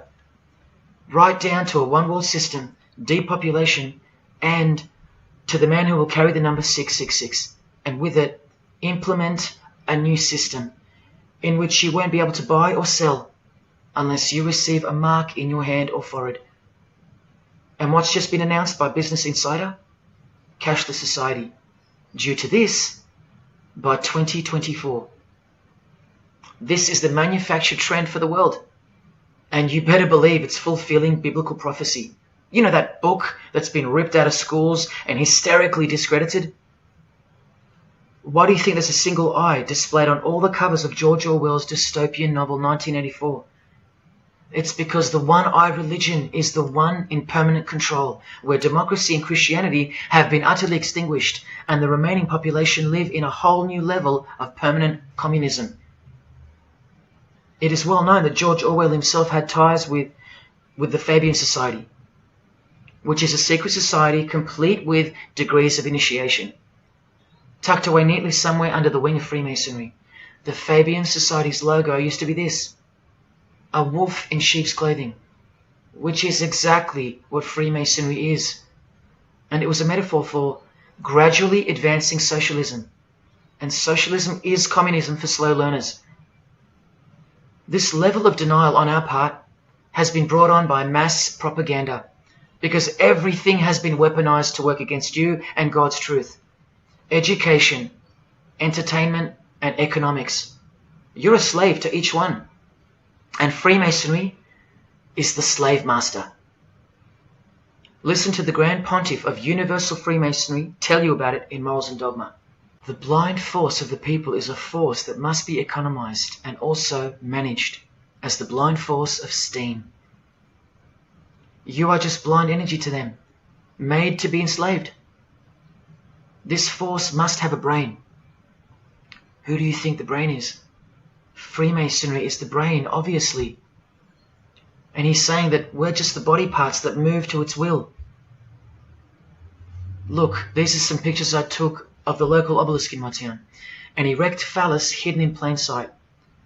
See how the cube at the bottom is rough? In Freemasonry it's called the rough ashlar stone. Well, watch this from Morals and Dogma. The rough ashlar is the people, rude and unorganized. Once again, you can see what this secret society secretly thinks of you. Now see how the stone built on top is smooth? That's called the perfect ashlar.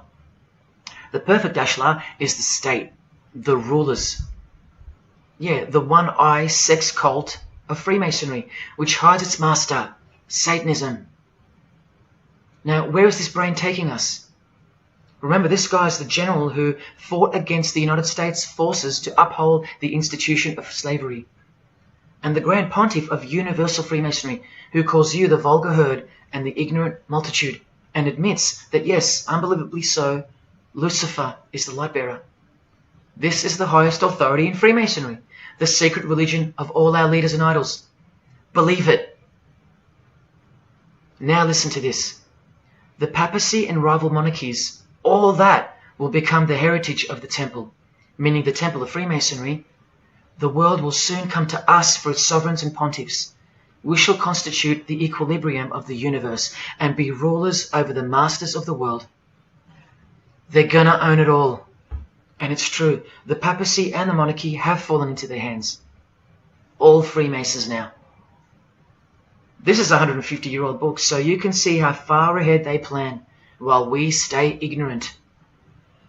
How do you suppose that they won't achieve the New World Order? The New World Order of death.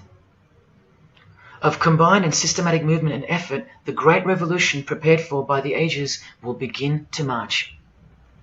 The future is all planned for by them, And the revolution prepared for by the ages is coming. And it'll look like a natural occurring event, just as current events seem natural. Lastly, from his other book, Legenda, and reading from the ancient and accepted Scottish rite of Freemasonry, Albert writes, "And thus the warfare against the powers of evil, meaning Christianity, that crushed the order of the temple in the 1300s, goes steadily on, and freedom marches ever onward toward the conquest of the world." The conquest of the world, guys. And this is their method. Ingenious as it is, the double-headed eagle, the left and right paradigm. Whether you are pro-abortion or life, prefer Macca's or KFC, Ford or Holden, vote Liberal or Labour, shop at Coles or Woolies, go for the Parramatta Eels or the Canterbury Bulldogs, always the two most opposing forces, the result always feeds the one belly. The two heads always serve the same Masonic beast. Do you get it? That's number one. Number two is the horribly magnificent motto of their double-headed eagle, Ordo ab Chaos. That means order out of chaos. It's the ultimate way to achieve your sinister goals while looking like a hero. With one hand, they create beautiful and noble things. With the other hand, the hidden hand, they destroy and pervert. Then the helping hand comes back in to save or fix things again, alternating from one to the other, while nudging toward a predetermined goal, until finally reaching that goal that's set in mind in the first place. All the while, you never knew that the same hand that's saving you is the same hand that was destroying you in the first place. Order out of chaos. Their order out of their chaos. Another way to look at it is this. Z creates or exploits a problem, then attributes blame to others. Y reacts by asking Z for protection and help to solve the problem. Z offers the solution that was planned for by them long before the crisis occurred. Ordo ab Chaos, order out of chaos. Now you can change Z and Y to suit any scenario. For example, your best friend who wants to sleep with you creates or exploits a problem, then attributes blame to others. You react by asking your best friend who wants to sleep with you for protection and help to solve the problem. Your best friend who wants to sleep with you offers the solution that was planned by them long before the crisis occurred.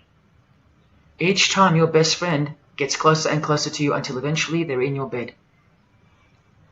How about your employee creates or exploits a problem, then attributes blame to others? The employer reacts by asking the employee for help to solve the problem. The employee offers the solution that was planned by them long before the crisis occurred. The employee eventually gets the promotion. But this is the way I really want to put it. The government creates or exploits a problem, then attributes blame to others. The population reacts by asking the government for protection and help to solve the problem. The government offers the solution that was planned by them long before the crisis even occurred. This is how the Great Revolution, prepared for by the ages by the Freemasons, will begin. So who's going to warn you? Even modern Christianity is steered by Freemasonry. Hillsong won't warn the sheep about Freemasonry and the One World Government. What, the Hillsong senior pastor who wrote these books and lives here? No chance. Did modern day Christian heroes like Billy Graham warn you about Freemasonry? Well, no, because here he is giving the Master Mason grip to other Christian giants like Paul and Jan Crouch, all Freemasons. Here he gives the same third-degree handshake to former President Harry Truman, and here to a Muslim Freemason. Billy is listed as a Freemason in the 33rd degree Albert Mackey's History of Freemasonry by the publisher on the inside flap. Billy's son, Franklin Graham, also won't ever expose Freemasonry because he's too busy eating at Voodoo Donuts, where they sell these donuts and these pentagram donuts. More Christian heavyweights like John Hagee or Hagee throwing up the devil's horns. He'll never preach against Freemasonry. Neither will all these world-famous pastors throwing up the devil's horns. The very popular Ray Comfort even stated that he wasn't a Freemason. Well, here he is, giving a perfect Masonic handshake with pastoral giant Joyce Meyer. Do either of them expose Freemasonry, or the fact that it's the driving force behind the One World Government, all predicted by Jesus? Of course not. What about Christian radio or the Christian music scene? No, not a single word of warning whatsoever regarding the satanic church that lives and breathes all around us. Freemasons like Bono, wearing the Christian name tag, his whole band of Freemasons. Bono too should know better than anyone that a one world government is a trap as foretold in the Bible. But Bono supports it. Oh yeah, he works for it.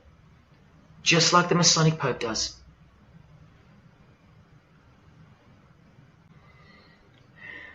Even if by some freak chance they didn't know any better. No disciple of Jesus can bend their knee to another man in the Masonic Lodge, calling him master and swear to keep secrets. Look what they call each other from the Encyclopedia of Freemasonry. Master Mason, Grand Master, Most Eminent Grand Master, and the most appalling title of all, Most Worshipful Master. Most worshipful. Do you see how extra deluded the Christian Freemason has to be when Jesus said, "Do not be called master, because one is your master"? And what about all those oaths? Don't worry, Jesus covered that too.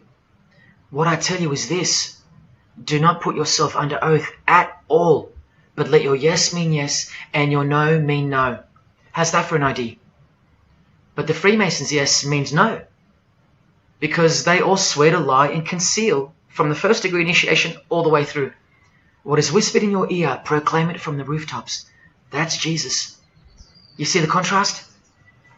How precise he was and still is. Do you think Bono and the Pope don't know about the Masonic calendar and how it's not the same calendar as ours? From the Encyclopedia of Freemasonry, the real date of the world is found by adding 4000 to the Vulgar era. This whole Christian era is vulgar.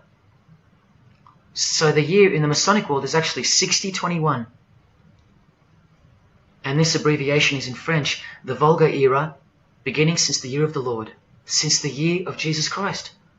That's how they feel about the current age, which is coming to a mind-blowing end by design. Now, do you think Freemasons aren't capable of mass murder? Well, Joseph Stalin murdered approximately 20 million people, and he was a Freemason, displaying the sign of the master of the second veil of Freemasonry. Vladimir Lenin was the leader of the Bolshevik Party, and he paved the way for the mass murder of 60 million people, mostly Christians, and he was a proud Freemason. And ladies and gentlemen, this is Adolf Hitler, a Freemason, clearly giving the grip of a Master Mason. And here he sits next to his military leader, Hermann Göring, who is also displaying his allegiance to Freemasonry with a hidden hand. He even displays the Masonic triangle, just like fellow Masonic brother Jay-Z.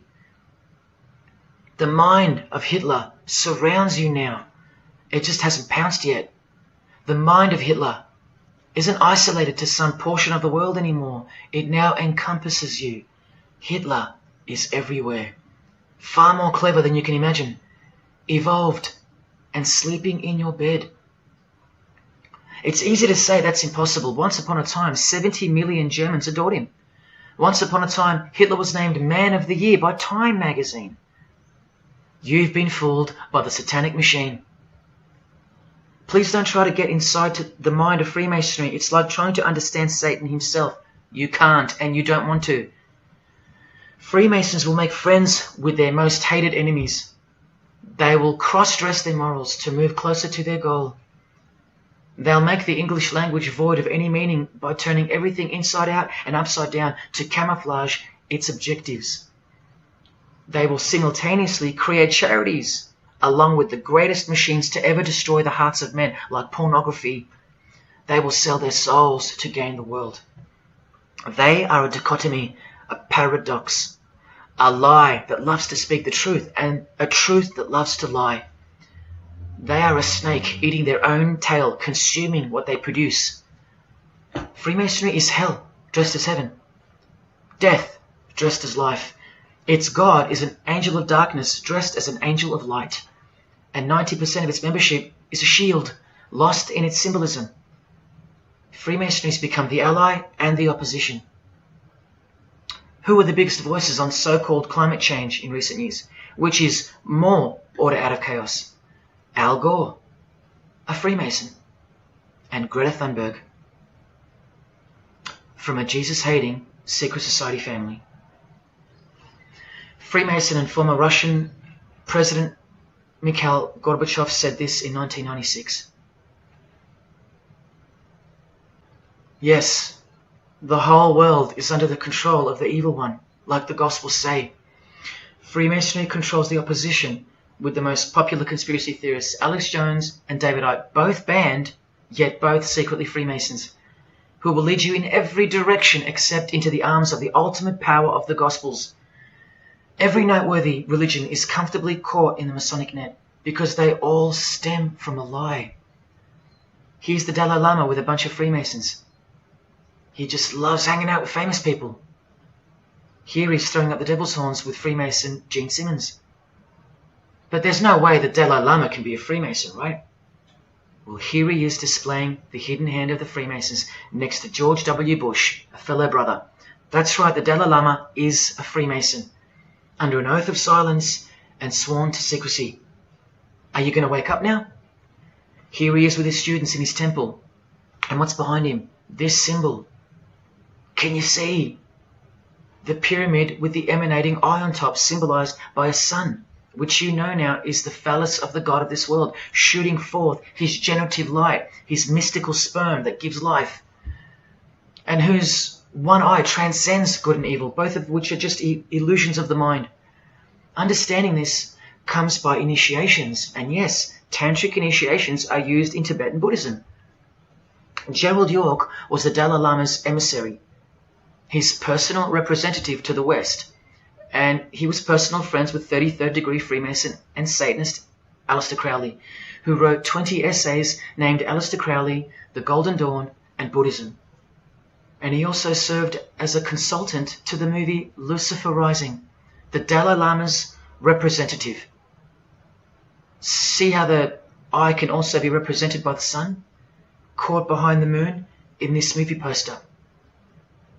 That's just like the Dalai Lama's logo. And here's a scene from the movie with the Masonic square and compass hidden in plain sight. Look at the symbol of Buddhism, and look at the floor inside every Masonic lodge, symbolizing opposites and equilibrium, which creates life, and where evil is not what it seems, it's necessary. Why do you think the New Age author Christopher Hyatt, who writes that the Grand Vicar of Lord Lucifer is soon to be crowned Prime Minister of the world, notes in that same book his appreciation of Nietzsche, the man who states that the Christian is the sick animal man, the Zohar, which is witchcraft, and Buddha. These are the people he appreciates. Why does he lump Buddha into the same basket? I'll tell you why right now. Because in his highest manifestation, the Buddha, seeing the illusionary world through the all-seeing eye, his third eye, would not interrupt a rape if he happened to walk by, so as to stay detached from the karmic cycle. Whereas Jesus, knowing everything and more than the Buddha, would sacrifice himself, because he was born to destroy evil, not transcend it. So tell me, who would you rather have walk by if you were being raped? A transcendental meditator or Jesus Christ? Whatever you think of me, you will have to reconcile the fact that all the leaders of the world, from Scott Morrison to the Dalai Lama, belong to the very same secret society as Adolf Hitler did, Freemasonry. The secret religion no one speaks about, for good reason, and by good I mean very, very evil. What do you think is going on here? I've told you almost exactly what's going on. We're in a lot of trouble, because in the land of the blind, the one-eyed man is king, and Hitler, Stalin, and Lenin combined will be child's play compared to what's just ahead. Now here's a point-blank picture of the future and the reality of their most brutal truth from the 33rd degree Freemason Aleister Crowley's The Book of the Law. We have nothing but the outcast and the unfit. Let them die in their misery. Compassion is the vice of kings. Stamp down the wretched and the weak. This is the law of the strong. Do you see?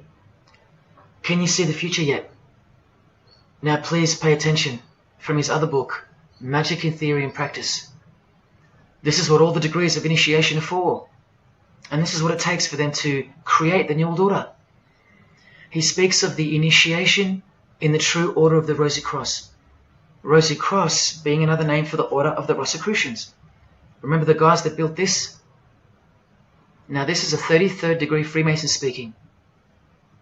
It is extremely desirable that he should have attained an absolute degree of moral emancipation. That is purity of spirit and perfect understanding. I've shown you this over and over. Because the world is full of evil, they mimic the morals of nature, because they are the true morals of the true God of this world. That's purity to them. That's true honesty and perfect understanding. Evil is good. That's the moral emancipation he's speaking of. Now watch this and brace yourself, because this is the future. There is a magical operation of maximum importance, the initiation of a new eon. When it becomes necessary to utter a word, the whole planet must be bathed in blood. This bloody sacrifice is the critical point of the world ceremony of the proclamation of Horus, the crowned and conquering child, as Lord of the Eon. I've shown you that secret societies participate in the science of blood rituals. Well, this is what it climaxes into. A massive blood ritual in the name of the new Eon, the new age, which revolves around a divine plan not of this world, as confessed by all of them. You are not who you think you are. You are not where you think you are. Do you see it? Can you fathom? And what blood means in this world? So much more than what you may have known before now. Blood sacrifice is of the utmost importance. It's what the beings in the other realm require, desire. We can't fully understand it. But do you see how the blood sacrifice of Jesus Christ takes on a whole new meaning now? A very real meaning. And guess what? Because of it, the good guy really does win in the end. You either fall under the blood of the world or under the blood of him. There is no middle ground. Blood is like the monetary currency of the spirits, and that's how God bought us back from the legal ownership of the ruler of this world with blood, his own blood. Now you can begin to understand why they hate him so much. Because that's why he was born into the world of flesh, to produce blood of his very own.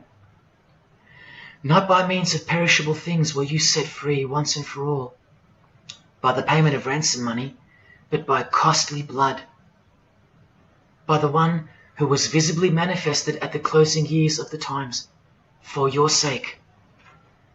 That is the truth. Do you think it's just a coincidence that this is the last age before the long planned for new order of the ages? That's ages, plural. That means forever.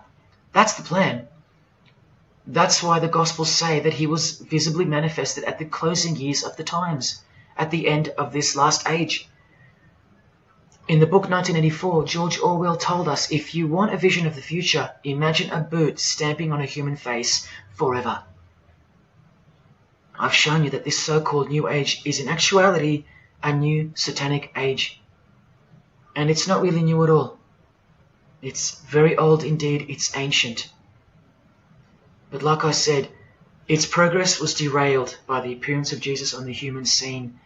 Now I'll prove to you that the New Age is an old religion. Novus Ordo Seclorum is part of a quotation taken from the Roman pagan philosopher Virgil's fourth eclogue, which was borrowed by him from the Sibylline records, which were ancient prophecies delivered by an oracle through witchcraft or divination. That's where the phrase Novus Ordo Seclorum comes from. Now look at what the full phrase actually says. A mighty order of ages is born anew. Both the prophetic virgin and Saturnian kingdoms now return. Now a new progeny is led down from the lofty heavens. Favor, chaste Lucina, the boy soon to be born, in whom the Iron Age shall come to an end, and the Golden One shall arise in the whole earth. We've just been told that the New Age is a Saturnian kingdom, which returns. So it's been here before. Next we see that a new progeny, meaning a new seed, a new race, there's that race again, is coming to earth. And that a boy will be born, who will bring the Iron Age, which is the age we're currently in, to an end. And that the Golden Age, the New Age about to begin, will again arise over the whole world. Now, what is the Saturnian kingdom? Well, for starters, this is a band called Saturnian Mist. And here on their front cover, we have a reference to magic. Then we see by the singer's shirt, they're Satanists. Then with his other shirt, we see the connection once again between the inverted pentagram of Satanism and the one eye of Freemasonry, the secret religion of the who's who of planet Earth. Freemason and Satanist Marilyn Manson has a song called Saturnalia, and on a satanic website on ritual offerings for demonic bindings, we find that Satan is Saturnian in nature. Here on the front page, we see the inverted pentagram under the head of the Baphomet, and right next to it, a version of the square and compass of the Freemasons, of which a lodge is located near a suburb near you, no matter where on earth you live. The Satanic Church hidden in plain sight. Now let's go straight to the source so you can see for yourself the nature of the New Age Saturnian kingdom found in the full quote of the Freemasons' New World Order seal. From this book, which is a factual study of the single most influential occult organization in modern Germany, the Fraternitas Saturni, or the Brotherhood of Saturn. We learn of the path of the Saturnian initiate, which is outlined in detail with the meaning of all 33 grades, 33 degrees of Freemasonry. This is the very same thing, the same objectives. All secret societies work for the same goal because they all have the same spirit. The only difference between Freemasonry and this Saturnian fraternity is that your local Masonic lodges are veiled and camouflaged filtering systems for future Satanists, from which all influential figures of society are chosen, where the real religion begins at the 33rd degree.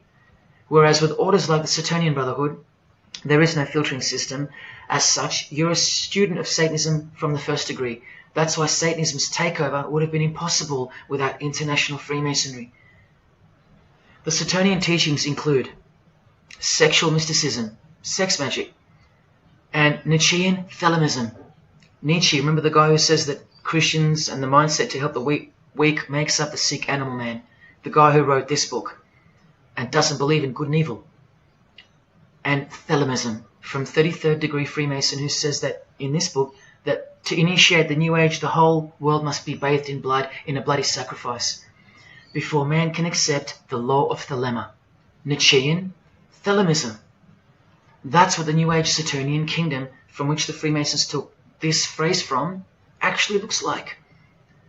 This factual study on the Saturnian Brotherhood is filled with references to Lucifer, Satan, magic, sex magic, blood, sacrifice, the number 666 as mentioned by Jesus Christ himself, and of course, Freemasonry. The secret society that all of our politicians and entertainers belong to. And what's the demonic sigil for Saturn? The Masonic square and compass.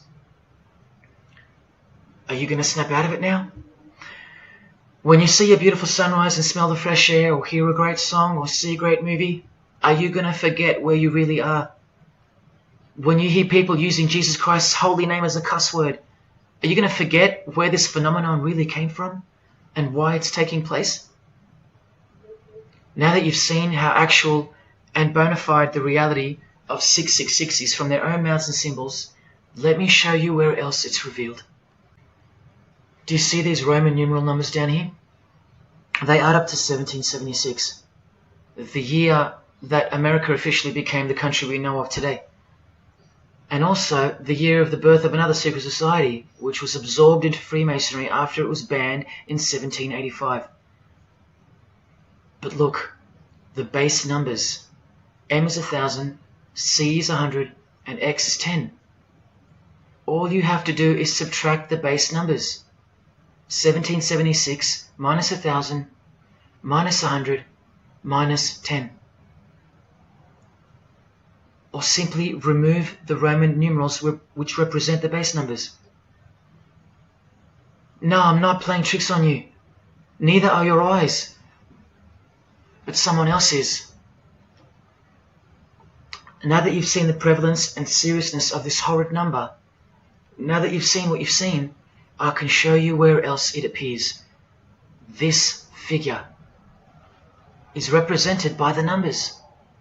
To make this work, they had to remove the number 1 altogether and separate the 2. Of course, we'd be too dumb to pick up on it. But 789 minus 456 is this, multiplied by this lonesome 2. That's right. This dark and mysterious figure is none other than the long-anticipated Antichrist, the ruler of the Saturnian kingdom, which is on its way. And Australia has been steeped up to its neck in secret societies since the early 1900s. World Economic Forum logo, with this slash through the O's, is of course representative of the number of the ruler of the New Age, 666. The barcode is the primitive version of the worldwide system that Jesus predicted would revolve around the number of the beast. And as you can see, the base of every single barcode in all the world is 666. No matter if the lines are on the ends and in the middle are elongated or not. I found that out from the horse's mouth in an interview with the man who was commissioned by IBM to come up with a new way to automate data collection. There are in fact 3 6s in the Google logo, which comes from this occult symbol. Coincidence? And he found in a Masonic lodge the square and compass symbol appears in the middle of a hexagram, which is a symbol used in the royal art of Freemasonry, witchcraft, as shown in this book. Well, among other things, the hexagram itself can be broken down to quite clearly represent 666. This is a Masonic square and compass designed by the Manal Masonic Lodge, symbolizing world unity. Up the top you find the logo of the United Nations. Well, there are 33 segments in the UN logo, symbolizing the 33 degrees of Freemasonry. See this crop circle here, with the Masonic eye on top of the pyramid? I know nothing about crop circles and the phenomenon of them, but I know how many rays are coming off the eye. 33. 33 degrees of Freemasonry. Don't forget that the highest authority of Freemasonry already admitted to be the designers of the pyramidal seal in a 1962 edition of their magazine, The New Age. I've shown you how the inverted pentagram makes for the spelling of the word Mason in the same seal. Well, that same pentagram with the elongated top horns appears here in a European Union logo. An inverted satanic pentagram right in front of our eyes. Here's the European Union building architecturally mimicking the Tower of Babel. That was the very same tower that the God of the Bible destroyed thousands of years ago, according to the Bible, when Nimrod, one of the admitted founders of the original craft of Freemasonry, tried to unite the world under one world government. So this logo and this building design is a clear statement to the God who intervened the first attempt at a world government. This is England's Secret Service logo for MI5 with the word intelligence being symbolized by the eye of Lucifer, who was viewed as the most intelligent entity in existence by the secret societies. And this is the symbol for the Information Awareness Office. You know exactly who's in control, and now you know exactly what they want, and they will get it. In a 1962 article written by former US President and Freemason's wife, Edith Roosevelt, in the New Hampshire News, and speaking of the spiritual counterpart building for the United Nations, called the Temple of Understanding, she writes that the symbolism planned for the building dates back to the black magic practiced by the high priests of ancient Egypt, and that the building will contain a giant eye. You don't have to wonder why now, because you know why.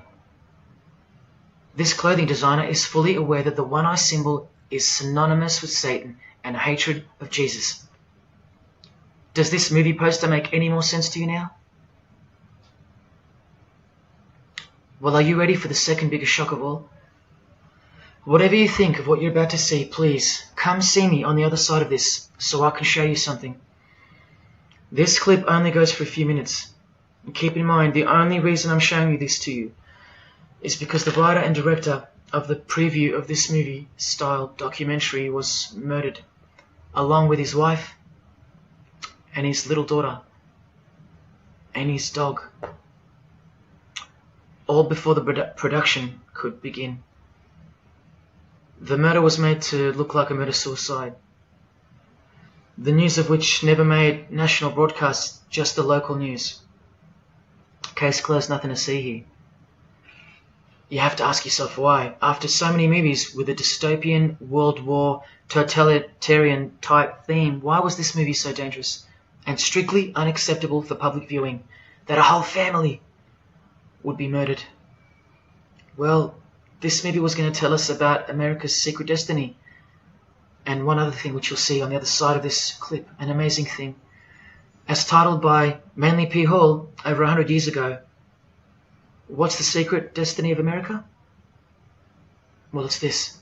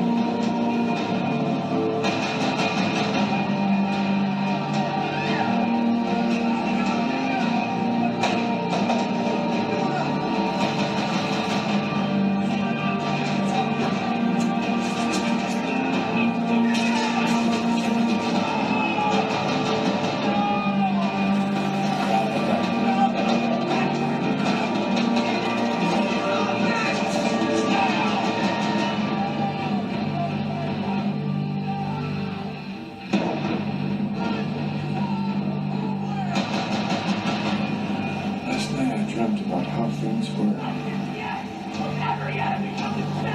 And I woke up here.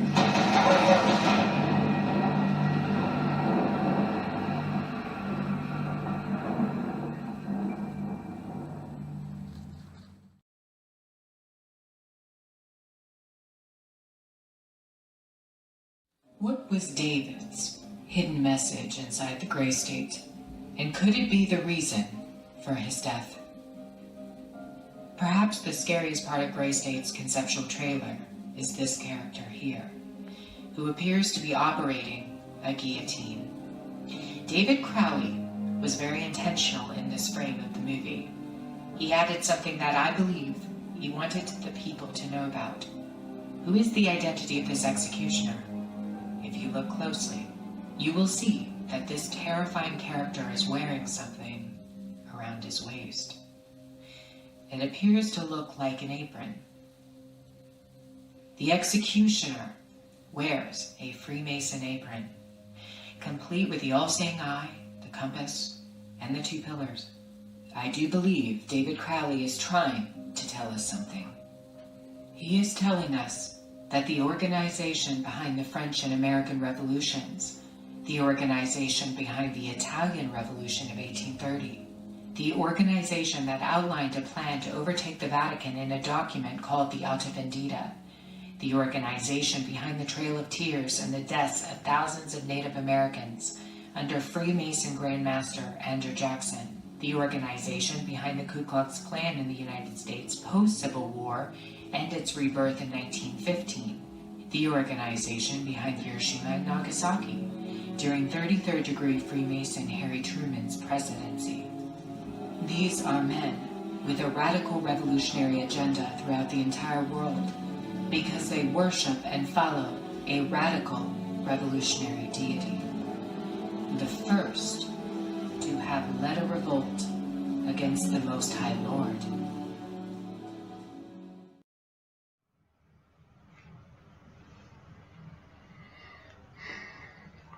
When I was in high school, coming from a completely non-Christian and non-religious family or background, I distinctly remember the first time that I decided that the Bible or the New Testament, to be more precise, was definitely not true. Made up, fairy tale, whatever. It was one verse, one scripture that to me at the time proved unequivocally that it wasn't written for our time. A prophecy that was impossible to be fulfilled. Here's the verse. And I saw thrones, and they sat upon them, and authority to administer justice was given them. And I saw the souls of those who had been beheaded, because of the testimony they bore of Jesus, and because of the word of God. No way could guillotines be introduced as a form of execution in the 21st century, right? No way. Proof that the Bible was a prehistoric book written for prehistoric people. And this is long before He woke me up on a midnight highway to spare my life from a high-speed collision into a concrete wall. Ladies and gentlemen, in 2021, like the smartphone or the smartwatch, this is called the smart guillotine. Built by Chanel. You know, the perfume and clothing and accessories brand for the rich. What on earth does a perfume company have to do with chopping people's heads off? Well, I thought I told you that all of this is just the tip of the iceberg. I wonder who really owns Chanel. Well, here's their logo, and there is an eye in the design. And have you seen their drip design? How odd. Welcome to the real world. You ready? This is from a legislation archive from the Georgia House of Representatives in the 1995-96 sessions. This is Bill HB 1274 on the death penalty, guillotine provisions. How far along are we into enacting these bills worldwide? I don't know. Maybe they've been enacted already. But I just wanted to show you that in 1995 the ball was already rolling. Another ball that's rolling are the 7 universal Noahide laws.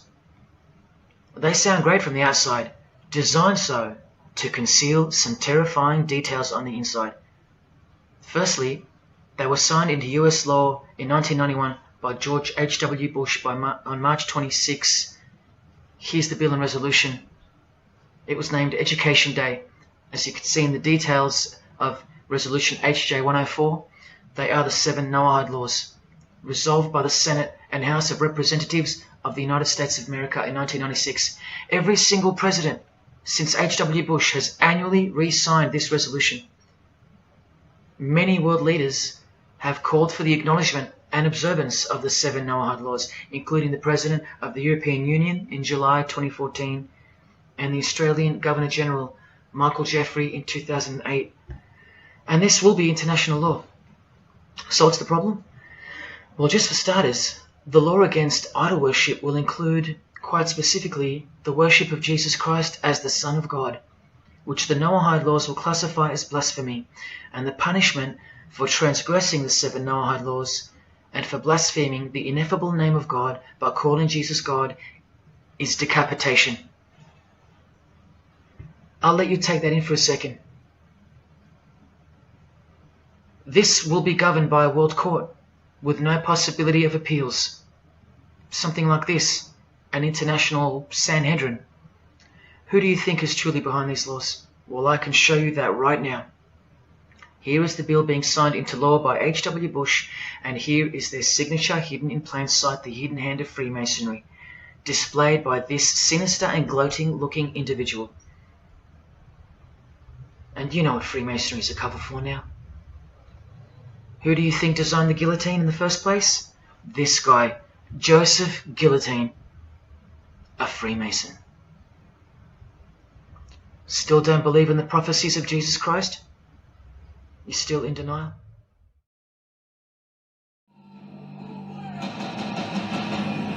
Last night I dreamt about how things were. And I woke up here.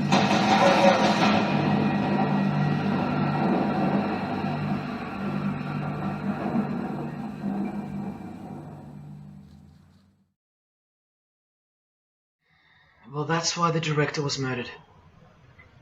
And his wife, daughter, and dog. I think of them often, and sometimes when I need spiritual sobering up, I think of that fateful and evil night where that beautiful Christian family were brutally eliminated. If you think he wasn't onto something, well, he paid the greatest price to share this with you. Prophecy will be fulfilled. Listen to the words that come right after the execution by guillotine scripture in the Gospels. And I saw those who were such that they did not worship the beast, nor his image, and did not receive his mark of identification upon their forehead and hand. Remember this mark in the video? I'm not saying that the director knew what the mark would be, but based on the symbology, he knew who would be behind it. Look at the triangular symbol of the Freemasons. The Masonic triangle around the eye, and the Brotherhood of Saturn. Now look at the front cover of the book written by New Age author Maurice Nicoll. The mark. Same symbol. Identical to the symbol used by J.K. Rowling, who said its design was inspired by the Freemasons. Who has this tattoo, which represents the Baphomet. Well, Solve Coagula is the process in which they will bring this New World system to life. It's identical to the Masonic motto of order out of chaos. Solve means dissolve or destroy, and coagula means to bring the elements back together into a new and higher form, a new and higher system.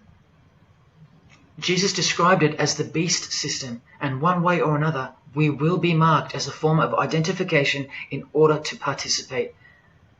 But first, chaos must ensue. A deep Masonic truth, which is mostly true anyway, is that destruction precedes construction.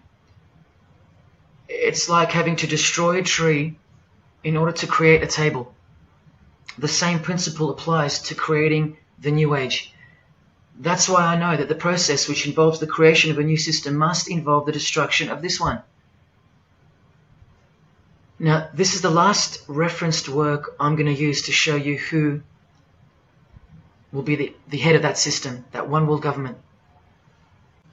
A book by David Spangler, considered as one of the founding fathers of the modern New Age.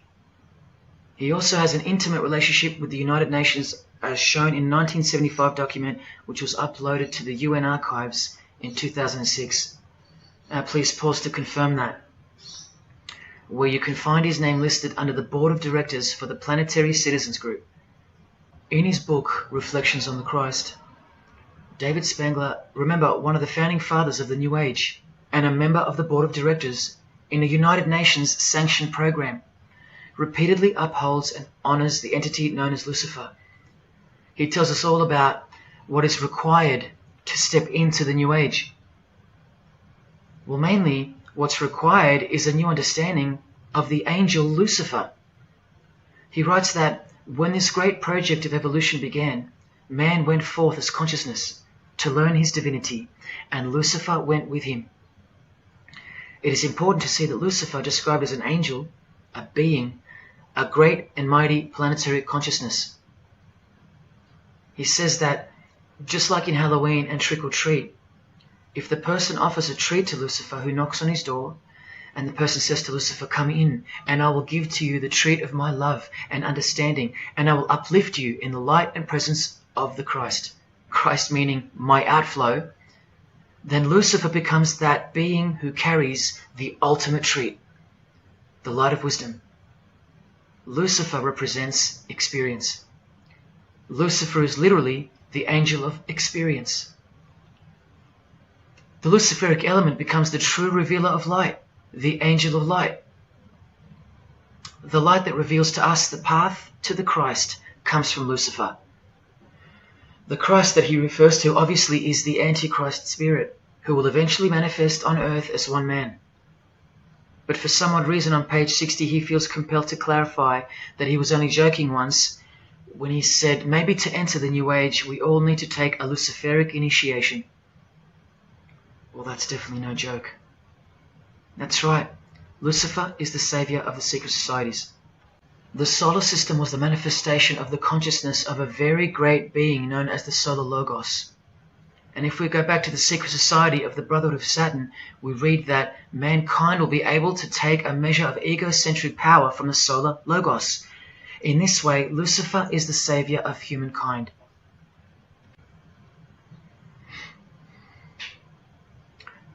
Do you see who you're dealing with? These are the people above you, the rich, powerful, influential, overflowing in all areas of those who are steering society, and they're about to reach their destination. Who showed you? Who told you? Who warned you? Jesus Christ did. Oh, those pesky Christians. In the animation Flushed Away, the villain Toad conspires to genocide all the rats in the Silver World and replace them with a superior species, a new species. No one is aware except for this one rat who's briefly seen in the beginning. He's a Christian rat, a nut job, carrying around a plaque, as some real-life Christians used to, warning everyone of the impending doom that is upon them. What's the twist that's hidden in plain sight for no one to see? Well, the villain Toad, planning the New Age, wears the ring of a Freemason. This ring. And he wears it exactly on the finger that a Master Mason should. It is worn on the third finger of the right hand. There is one who predicted it all, and they know that. That's why he's been so thoroughly discredited, or so it seems. Yes, the nutjob Christian was right all along. Remember one last thing before I close. From Masonic New Age author Christopher Hyatt, who spoke of the well-planned-for and long-awaited invocation of the Prime Minister of the world, when he wrote in his book, A Massive Truth That I Wish With All My Being That You Would Grasp. Both satanic cults and Christian fundamentalists are closer to seeing the truth than most normal people. The world has always been at war, a spiritual war from the beginning. And if you don't know it, then you're losing the battle. The Gospel tells us so accurately that the enemy we wrestle against is not made of flesh and blood, but it is made of spiritual forces of evil in heavenly realms. That's where the real war is being waged, in the spirit. And now that we know what secret societies are and what they've tapped into, we can rest assured that that statement from the Gospels is true. That's why the common denominator between all of the secret societies is the anti-Christian sentiment. You need to ask yourself why. Why the negative obsession with Christianity? It's not as if Christians run the game. Freemasons have banned Bibles from schools. They teach evolution as a fact. Pornography is thriving. There are no Christian protesters left. Homosexuality is rampant and protected, and Christianity is buckled. Which church preaches against Freemasonry? Which church is telling you about Satan and his hidden church, which has permeated every vein of society? So why do they hate Jesus if they're at the top of their game? Because Jesus Christ is real, that's why. And he left us prophecy that they can't escape. See, the more they win, the more they fall into the hands of the prophecies of Jesus and his Gospels. What a blessing for you, those who would grasp this as truth. What good news for you, and what a terrifying conundrum for them. If you've come this far, and you still don't care, or still unwilling to trust, then you deserve what's coming, as a law of nature. Because you've been warned of all of it. The one world government clearly on its way. Cashless society, inevitable. The mark that each person will receive without which you won't be able to buy or sell or participate in this world, and the manifestation of the name, the number of the name of the one who will implement this system, 666. All of it is coming to pass. Inescapable we are from him. Everything and everyone will fall back into his hands, where he will finally separate the goats from the sheep.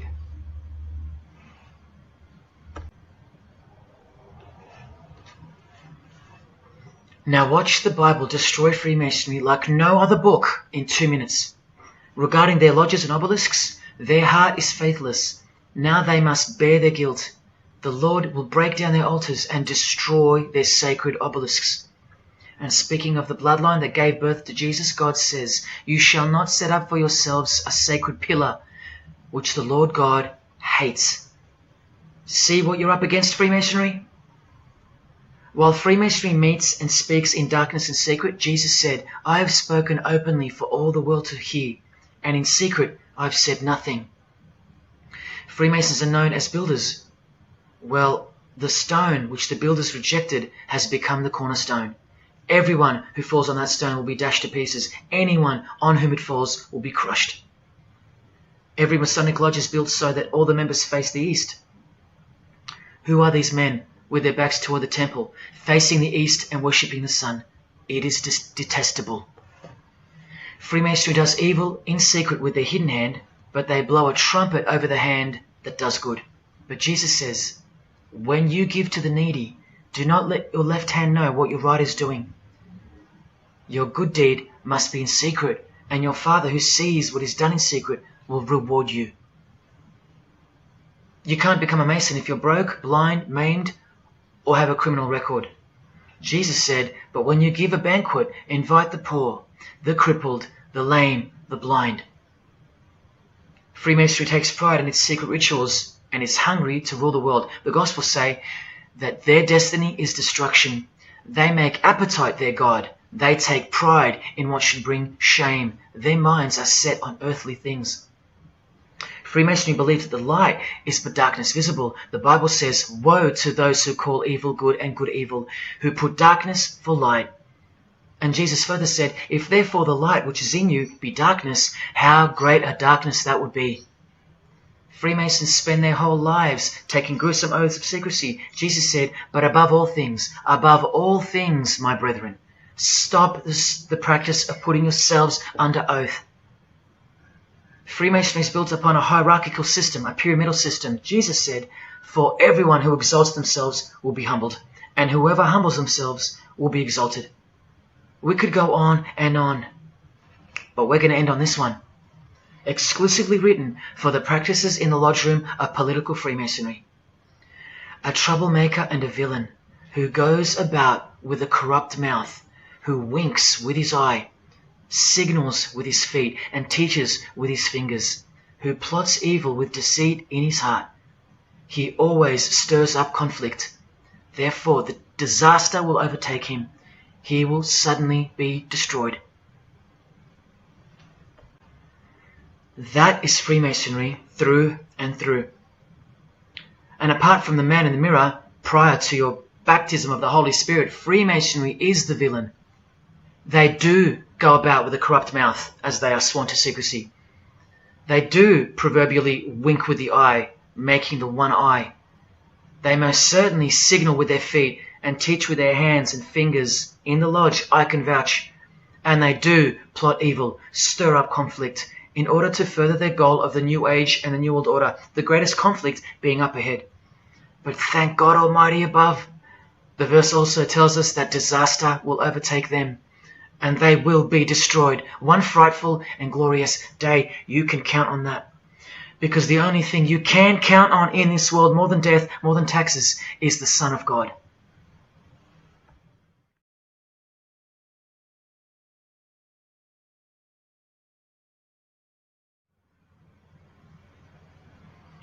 This is it. This is the last shock, and by far the biggest.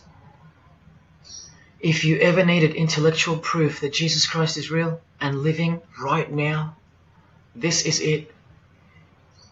If Jesus and the Gospels weren't true, then Luciferians wouldn't be running the world. Atheists would, or some other version of modern man. Anyone, but not Satanists, not the passionate enemies of Jesus. If Jesus wasn't real, then so-called Satanists would be scattered here and there over the world in little local covens by silly teenagers rebelling against society and living in their own la-la land with their own little make-believe devils, being make-believe rebels. But no, people who believe that Lucifer is God run the world from top to bottom. They are dedicated to the core. They're highly sophisticated. They make the movies, they star in the movies. They write the songs, they sing and dance. They are worshipped as idols. They set trends, they live large, and they practice witchcraft, complete with sex magic and blood sacrifices. Why? Why do they do that? Why would they bother? Because witchcraft is real and has been since before civilization began, hidden from the vile multitude who have been stupefied by propaganda to the point that they don't believe in anything anymore. And who waged a war on witchcraft on your behalf? God did, the God of the Bible. If Jesus wasn't real, Luciferians wouldn't be building their paradise on earth. Atheists would. If Jesus wasn't real, Luciferians wouldn't be passionately hating him to the point of keeping their existence hidden under penalties of torture and death. Lo and behold, in the 21st century. Yes, if Jesus was a myth, Luciferians wouldn't be working overtime to inadvertently fulfill every prophecy that Jesus gave us. Can anybody read me? What part of Jesus foretold a worldwide cashless system, a worldwide government, and a worldwide religion do you not get? If Jesus wasn't real, why do former Satanists freely admit that only the true Christians are immune to witchcraft?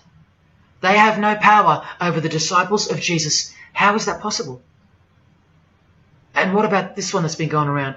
If the Gospels were written by the Catholic Church in order to control people, then why didn't they include a pope in the scriptures? There's no pope here. Why didn't they include instructions to obey the priests? There's no priests in the New Testament, except for God himself and all his disciples. We're all priests. If the Gospels were an invention of the Catholic Church, why does Jesus say to call no man Father except your Father in heaven? Yet every priest holds the title of Father. If the Gospels were an invention of the Catholic Church to control people, why were only priests allowed to own a Bible and not the common people? Why did they burn William Tyndale at the stake, a Christian scholar who translated the Bible into English? Are you with me? Please help me understand how you don't believe in Jesus when even your enemies, the high-ranking Freemasons, think that you're stupid for not believing in Satan. There was the first shock, which was the fact that an international secret society exists at all, and that all people in power, prominence, celebrities, they're members of it. That was the first shock. The second shock was the oaths they take and the rituals they perform. Decapitated heads, brains exposed to the sun, drinking wine from human beings' skulls, all done by the people you respect the most. Pretty shocking if you have any brains left in your skull and heart left in your ribcage. The third shock was the reason they took the oaths and performed the rituals. And that reason is that the secret society they all belong to is in fact Satanism. The fourth shock was the details of witchcraft and the details of the new satanic age, the Saturnian kingdom, where billions are planned for death to pave the way for a spiritual and technological utopia. But do you know what the biggest shock of all is? The shock that surpasses all of them combined. It's Jesus. Jesus is the shock. He's the shockwave, the reality and truth of him.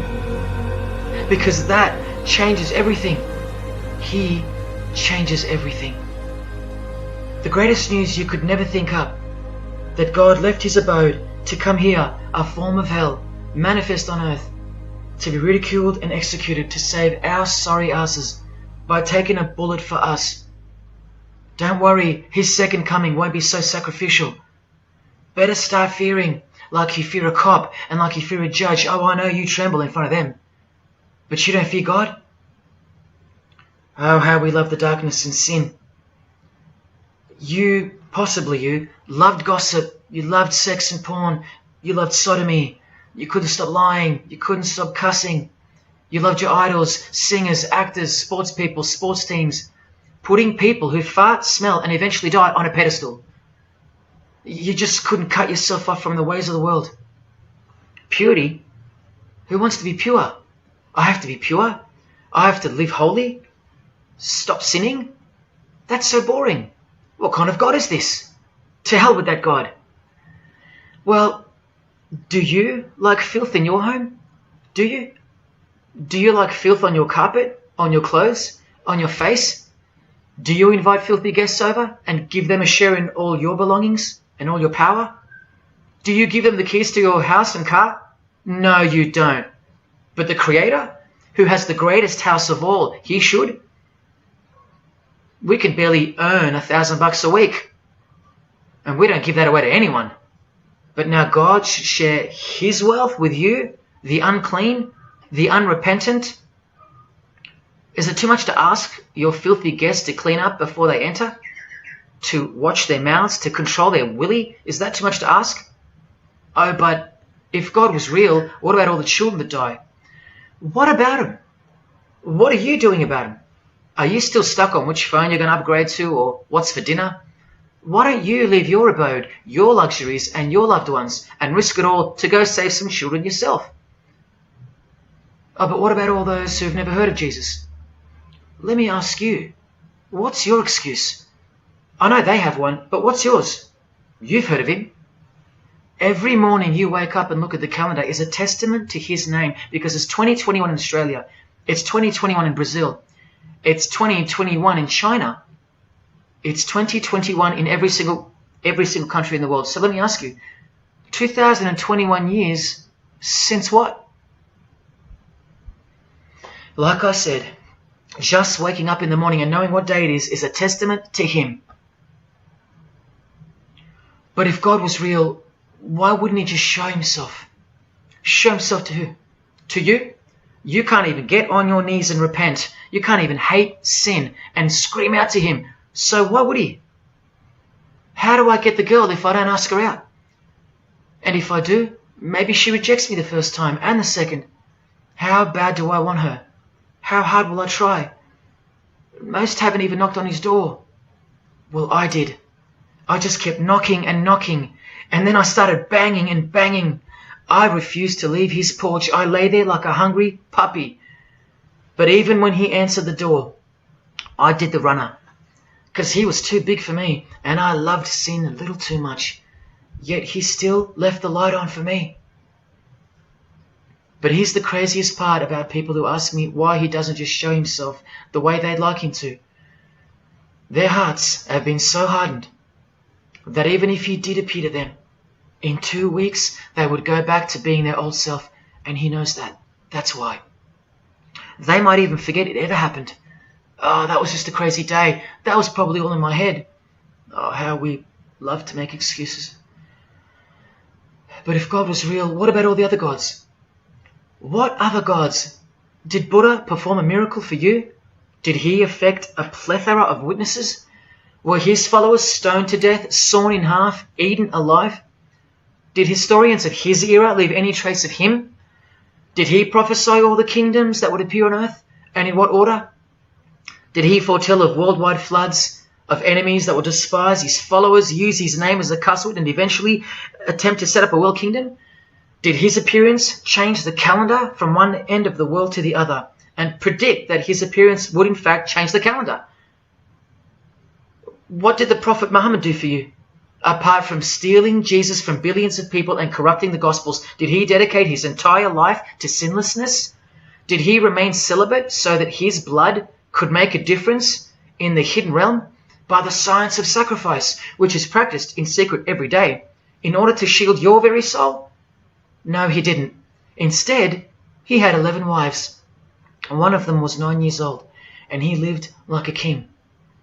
while the real king lived like a slave and died like one too, and washed the feet of his disciples while demons trembled at his name and presence, and still do. And let's not even bother with the other pagan gods, Osiris, Odin, Vishnu, all inventions of fertility cults that worship the sun, sex, genitals, death, destruction, agricultural religions. Did anyone else apart from Jesus Christ ever say the words, I am the truth? Have those words even ever come out of someone's mouth? I've heard of, I know the truth, I have the truth, but I am the truth? That doesn't even make sense. Unless truth itself was once upon a time born on earth as a man. Well, of course he's the truth. Where are all the heart-wrenching, knee-buckling testimonies about the indescribable power of this Holy Spirit, which comes in to sweep you off your feet and drown you in its tides, changing you forever? Where are all those testimonies? I'll tell you where they are. In the Christian column. That's where. Oh yeah, you'll get them here and there in every genre, but Christian testimonies simply outclips the rest. Where are all the life-changing, electrifying Hindu testimonies? The Muslim testimonies? A Muslim, Buddhist, or a Jew on the street corner, or from the proverbial rooftops, shouting the truth for all to hear, no matter the cost, because they love us that much, because he loves us that much? Where are they? And Freemason testimonies? Have you even heard of one of those? Satanic testimonies? You ever heard of one of those? A Freemason on his knees sobbing from joy because of the overwhelming knowledge that Lucifer loves him? No Mason or Satanist has ever done or heard of such a thing. But the biggest cult in size is the cult of society. Where do you think the word culture comes from? And the TV, the doctors, the idols, the PhDs, the scientists, they are the priests of the cult of society. You atheists think you don't live in a religious world of your own, filled with daily rituals and daily worship? Even your beliefs require faith in what your priests teach you. Evolution, no proof. Age of the earth, no proof. Distance of the sun, all faith-based on what you are told by strangers. You can see the rings of Saturn with your telescopes, but you can't see the buggy on the moon that was left behind in 1969, yet you still believe, because you have faith. Don't you worry, no matter who you are, you live in a religious world, because life is religion. And if you're still in the I'm not religious category, think again. You all worship something or someone, and your religion is futile. But for you, for the one, whoever you are, remember the advantage that evil has over good. A little good doesn't destroy evil, but a little bit of evil destroys all good. See this glass of water? One single drop of poison is enough to render the whole lot useless or deadly. That means that 99% of the goodness and purity of that water amounts to nothing, all because of one single drop. The whole glass is evil. And so it is with the human soul. You better believe it. Does anyone go out with a stain on their face or on their shirt? You think the soul can't be stained? Think about it. Just one lie makes you a liar. So you can't go where life is, stained with death? Now, in case someone thinks I'm playing the high and mighty role, I tell you this. I used to be a liar. I used to be a pervert. I used to be a drunkard. I used to smoke all kinds of poison. I used to have angry outbursts, use a filthy mouth, indulge in filthy humor. I used to.